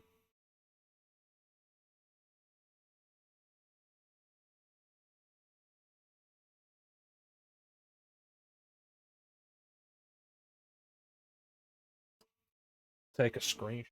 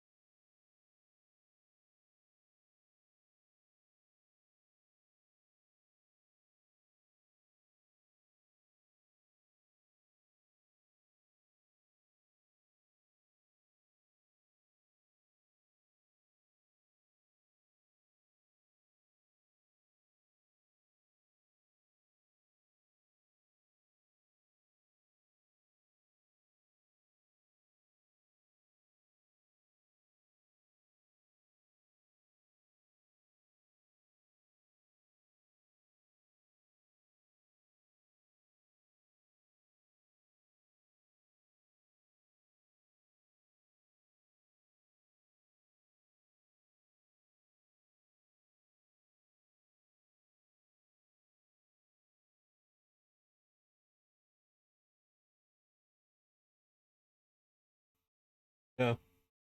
Straight into Ali's Discord.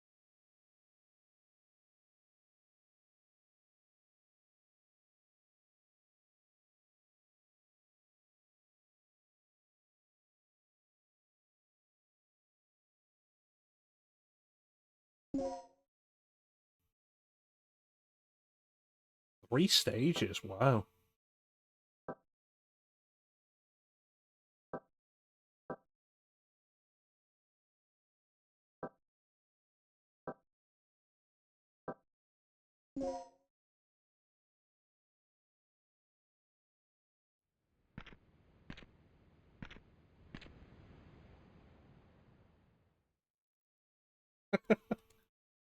Wow.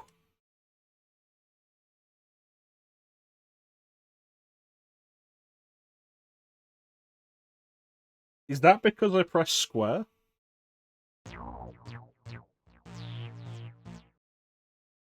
Alright, let's try that again.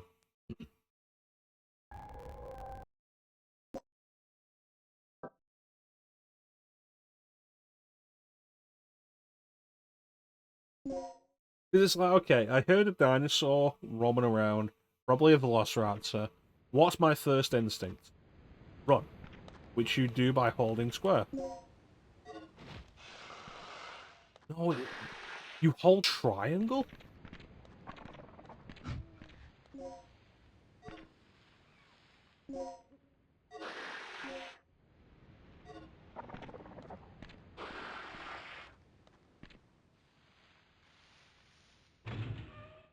Also, is it just me or does this Regina model look different? I have a gun in my hand.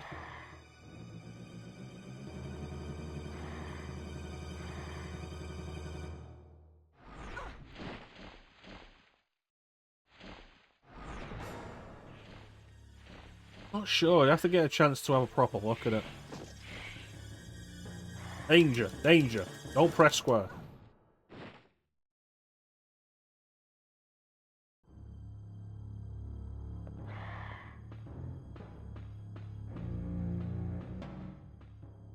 You know what? The slowness might be because it's the European version.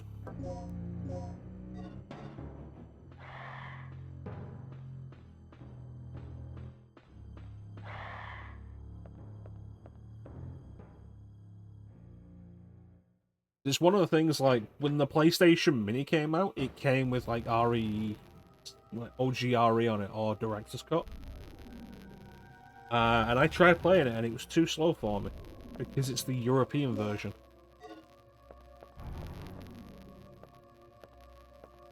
Wonder where Tom's gone.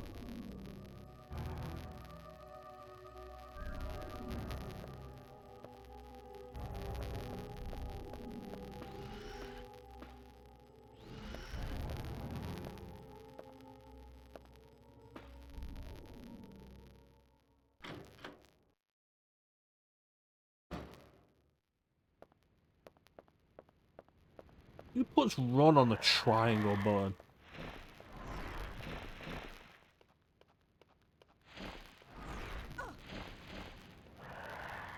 Honestly.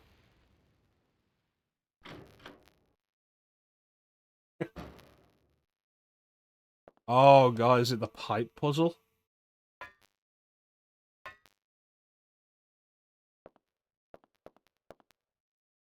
It is.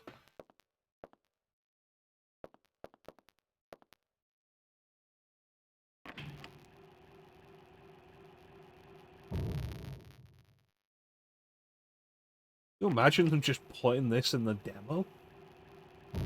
It's like, hey, we want you to buy Dino Crisis. Here's the pipe puzzle.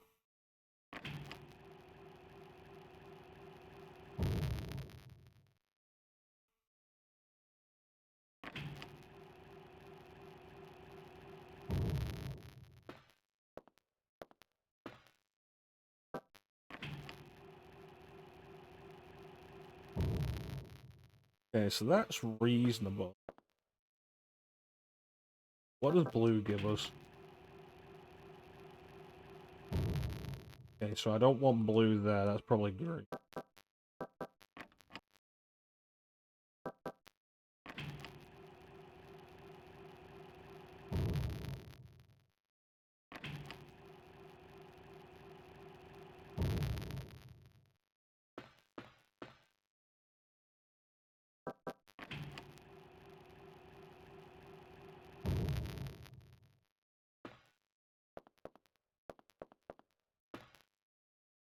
Okay, so that would be then blue.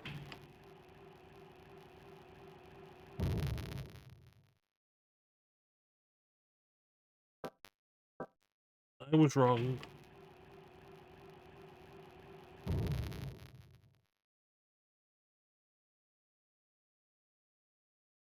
Oh, red would have to go down first. And red does line up, then it'd be green, then it'd be blue.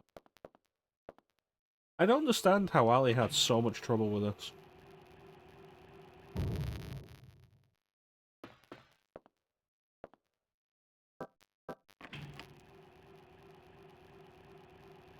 Look at that. Simple.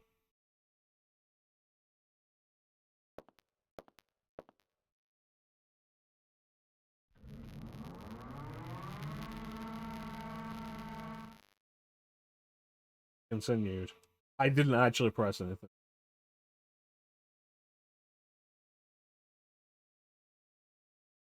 No, I've had moments with the water puzzle. I absolutely.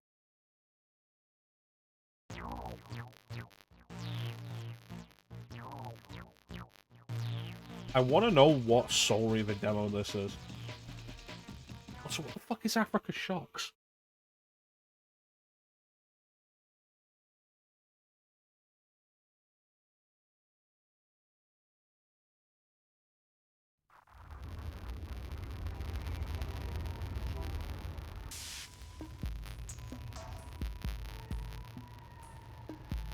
Is this that weird music video of the guy who's made out of, like, porcelain or something?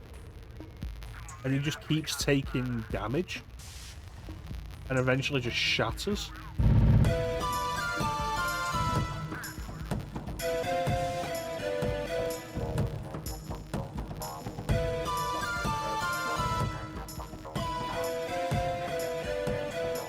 How you doing, Ben? That is the one. Cool, I don't want to watch this. This scarred me as a child.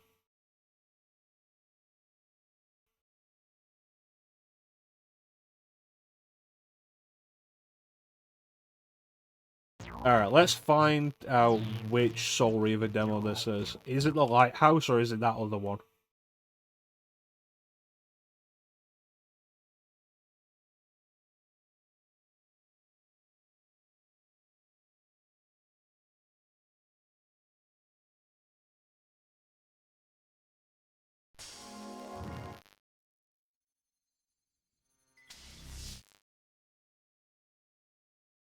The disclaimer that they were legally required to put in the game. Ah. Cain is deified. Ozar Midrashim. Clans tell tales of him. Few know the truth. He was mortal once, as were we all. How contempt for humanity drove him to create me and my brethren. I am Raziel, firstborn of his lieutenants. I stood with Cain and my brethren at the dawn of the Empire. I have served him a millennium. Over time, he became less human and more divine. Cain would enter the state of change and emerge with a new gift.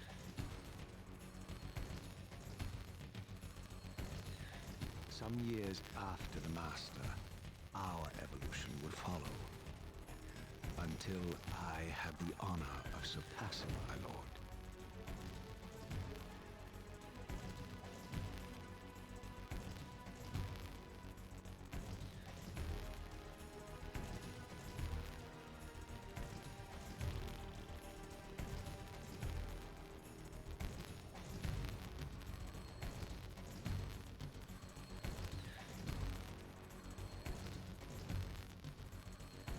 For my transgression, I earned a new kind of reward.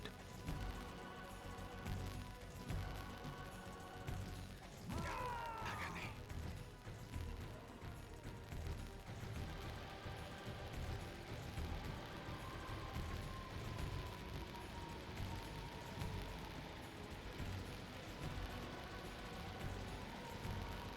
There was only one possible. I'm not doing the voice. My eternal Kills my damnation. throat every time I do the voice. I, Raziel, was to suffer the fate of traitors and weaklings, to burn forever in the bowels of the lake of the dead. Cast him in.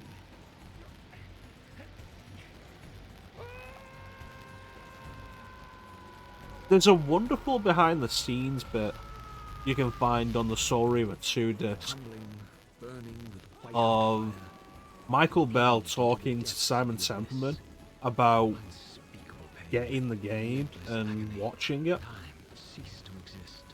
and watching the opening and being just like amazed by the way it is, and then getting stuck on the start for hours. Until eventually he left the room. At one point came back and his daughter had just gotten way past that in the time he'd left the room. Torment receded, bringing me back from the precipice of madness. The I don't descent think had it'd be destroyed, yet the start of the game. I lived. Like I say, there was the Lighthouse demo and then there was another demo. It'd be one of the two, and I'm wondering which one it'll be.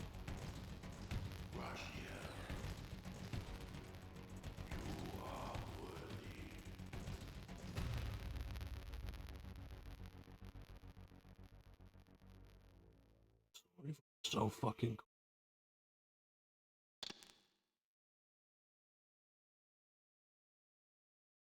Wow, I don't remember seeing this in any of the demos. Because this is the time, this is the main menu from the game, and I don't remember seeing this in any of the demos. I remember getting the game at some point and seeing this, and just being really surprised by it.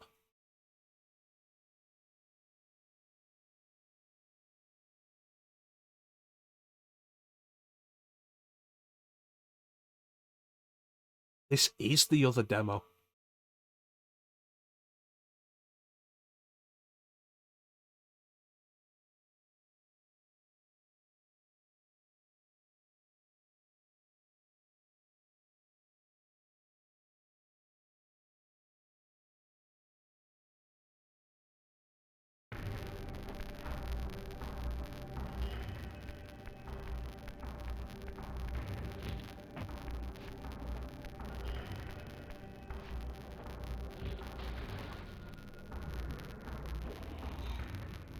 It's like, this is pretty far in the game.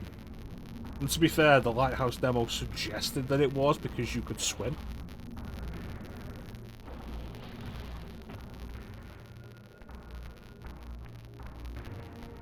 I've seen this demo. Yeah, exactly, post Rahab. And Rahab being the third one that you take down.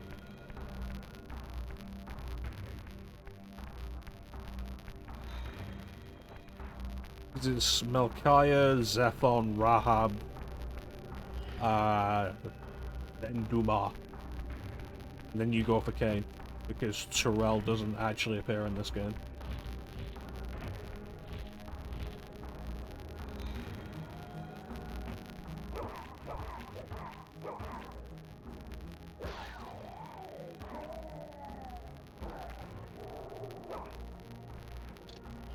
So cool. No, Duma is after Rahab.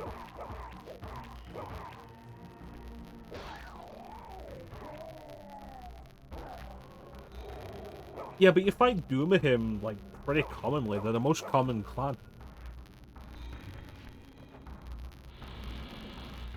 You find Duma him before you find any other clan.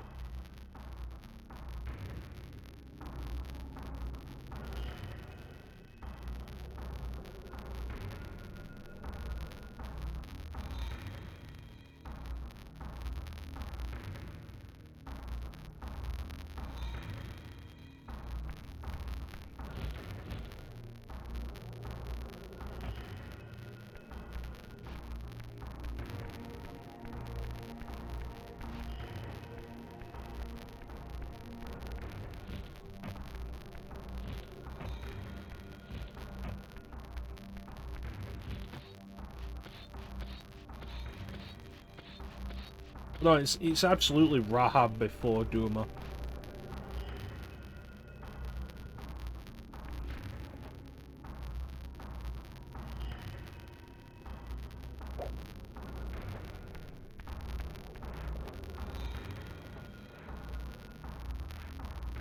We were saying the same earlier, Bane. Absolutely.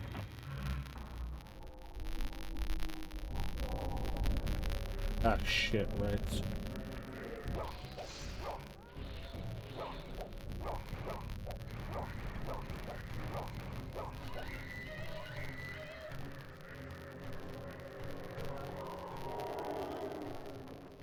Yeah, this is absolutely not main game content, because by this point you would have the Soul Reaver.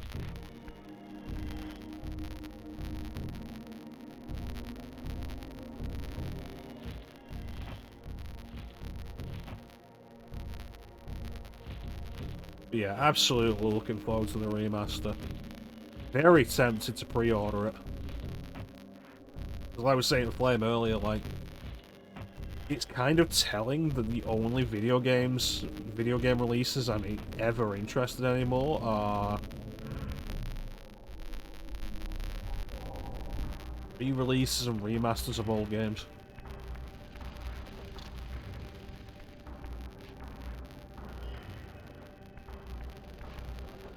It's interesting because Soul Reaver 2 was the last one I played, because it was not on Xbox or GameCube.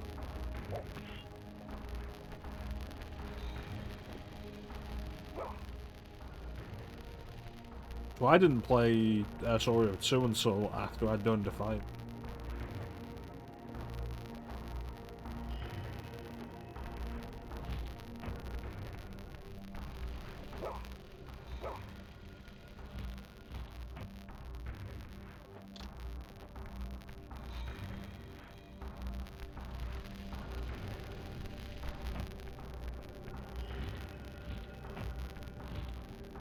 I ended up being quite close to pretty much all of them, except Soul Reaver 2. Because, like I said, it wasn't obviously. We had Blood Omen, and then, like, Soul Reaver Devil coming out, and back in the day, it was so cool seeing this thing coming up, and it looked great, and there was so much hype behind it. And then it came out, and we got it, and then got the GameCube, and Blood Omen 2 was on there. It was like, more Legacy of Kain, absolutely, we ended up with that.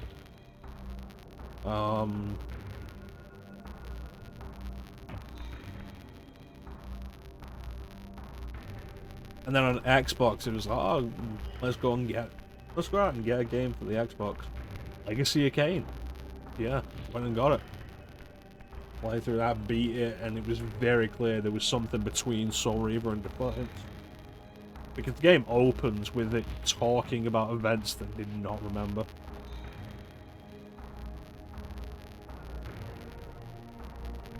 So I ended up being, like, pretty close to the entire series growing up.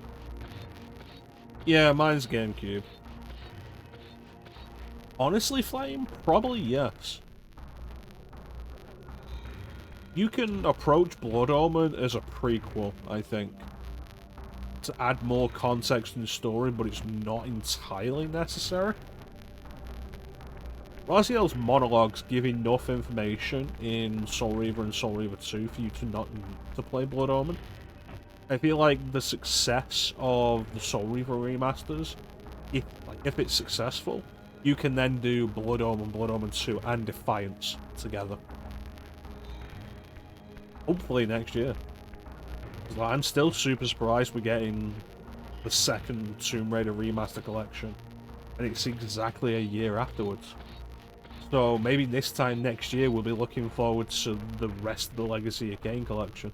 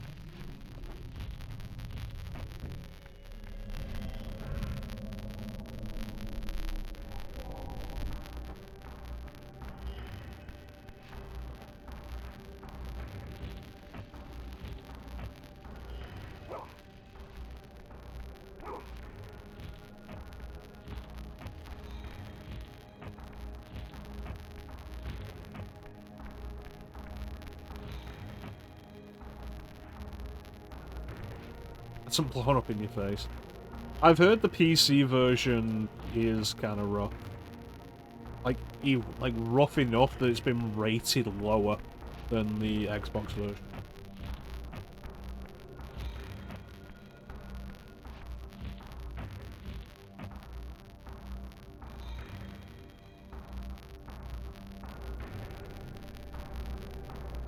We're absolutely doing the remasters now.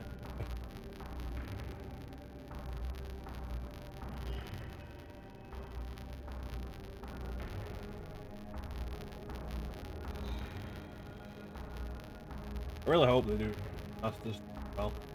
Yeah. And more of it.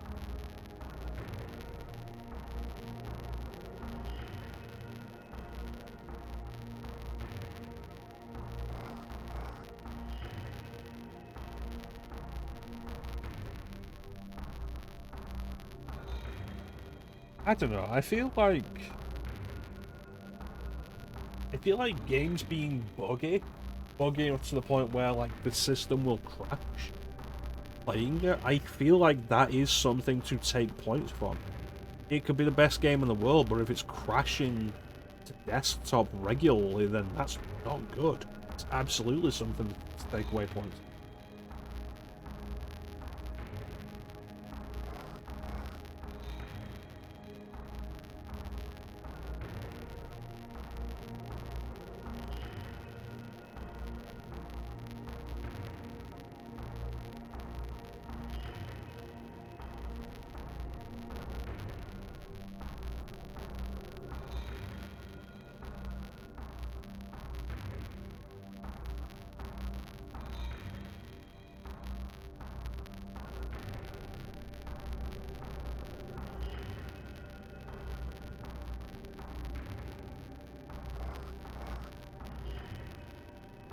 It is an odd thing for him to do, isn't it?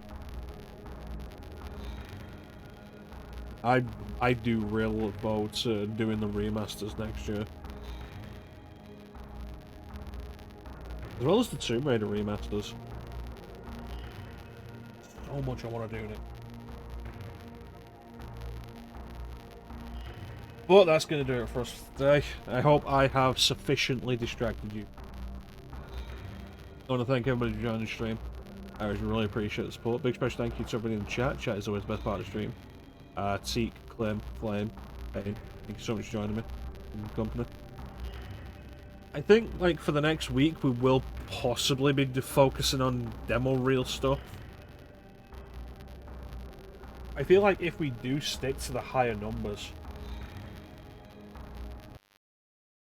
that we will just generally end up with more interesting demos.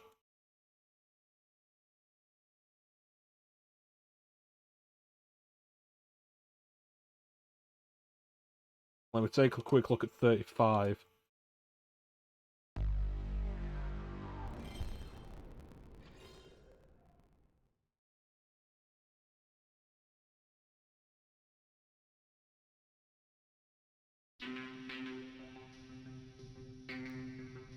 Blast Radius, Circuit Breakers, Ghost in the Shell, Theme Hospital.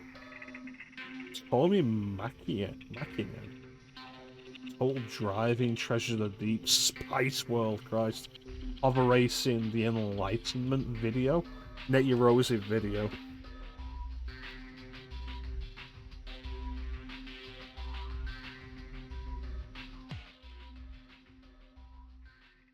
I feel like we've looked at 69 before and it's not that interesting.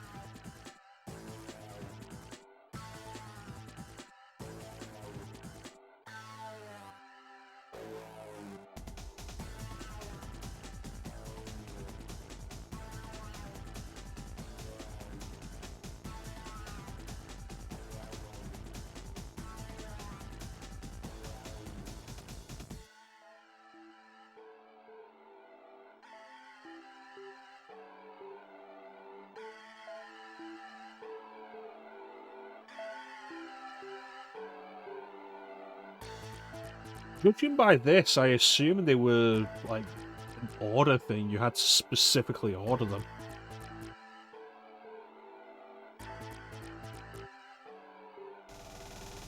I never saw any in the wild. Nowadays, I imagine they are, like, as far as console collecting goes, like, a real sought-after item.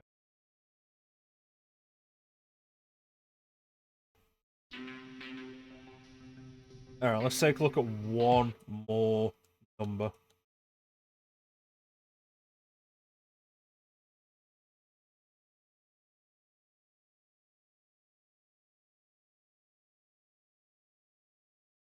Let's see 26, see if that is...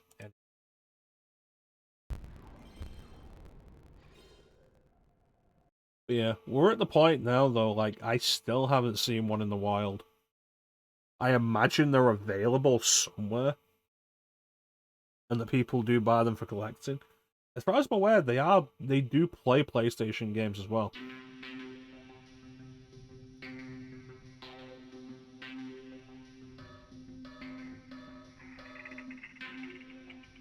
The Broken Sword 2 demo.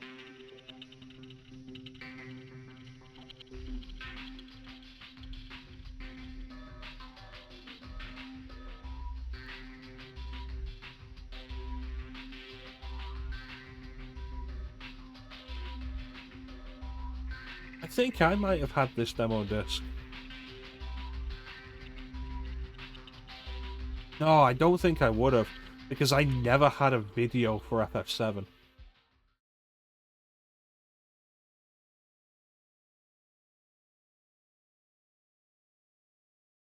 Yeah, I know the demo for it. And I was surprised when I played the full game that that wasn't the start. We have seen this trailer before. Like, thanks to the demo, the Broken Sword 2 demo, I know the entire Marseille dock, that entire section, like the back of my hand.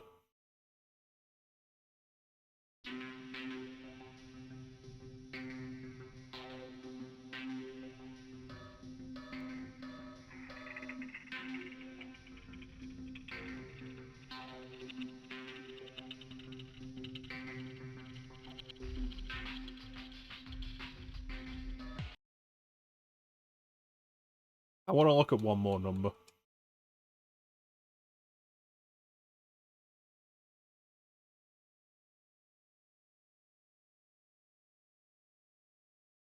So, let's say 32.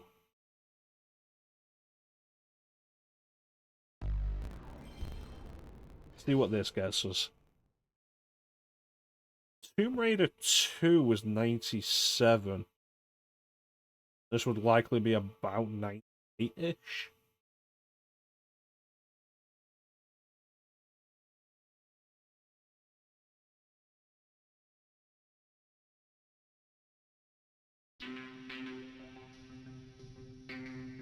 Prime Killer, Motorhead, Human Horse Racing, Nightmare Creatures, Z,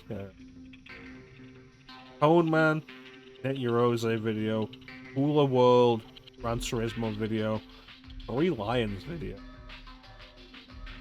I had Three Lions when I was a kid and I never played it.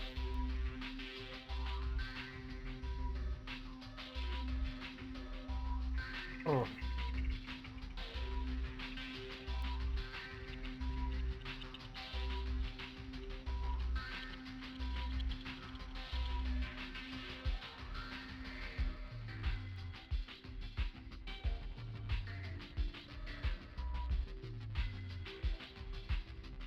It was a terrible football game.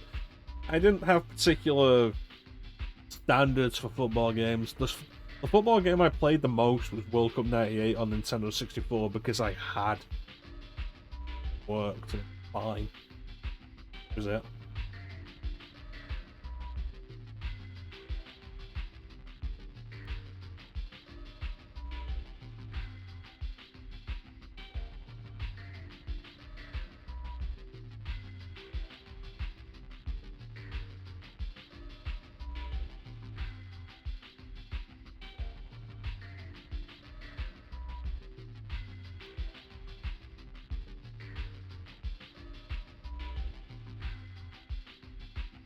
But yeah, like going back to my original reason for doing, in particular, PS1 demo reel.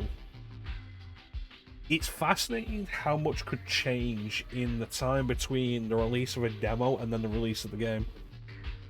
And you don't get that anymore. And you didn't get that 10 years ago. By the time demos would be released for games, it was all pretty much finalized. But because development moved so fast back in these days, it makes all these demos so much more interesting. Because they could be so much different from the final retail product. Always worth thinking about.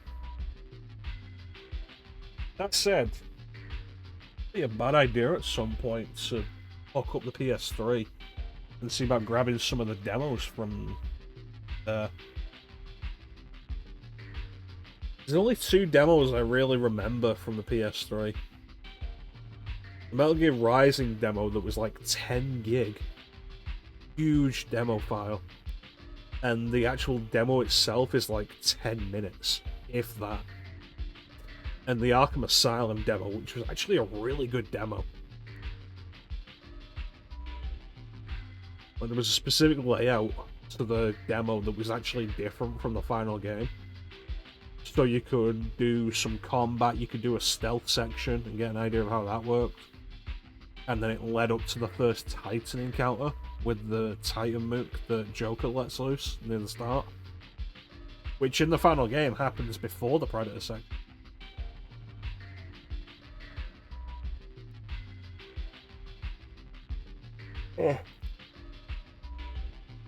Absolutely. Demos are super cool.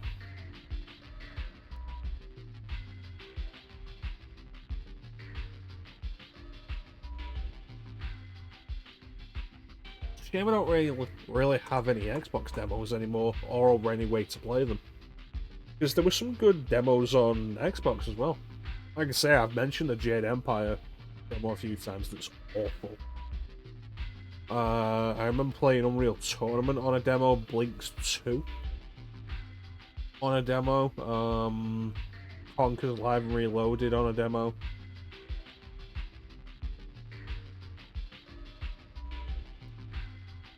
Which might have been part of the reason why, when I did end up eventually getting Live and Reloaded, I didn't like it. Because the demo was the war chapter. And so it's all just shooting. And that's only a very small part of the game. The rest of the game's a very regular kind of platformer in a lot of ways. Conker's probably due a replay in that regard.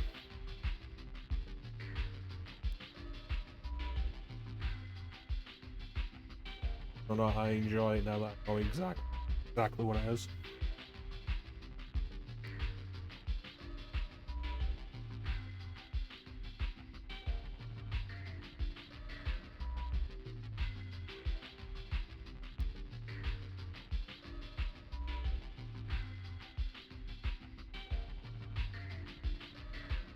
Ended up.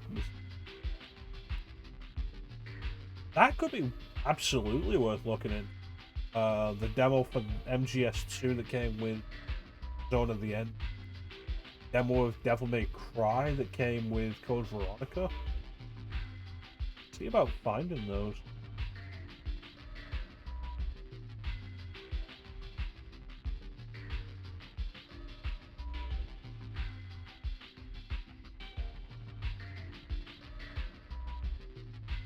Well, anyway, at this point we're just rambling. I think it is absolutely time. So, not really anything else to say except thank you all for watching. Have yourselves a fantastic time of day. And yeah. We'll catch you next time, guys. Bye.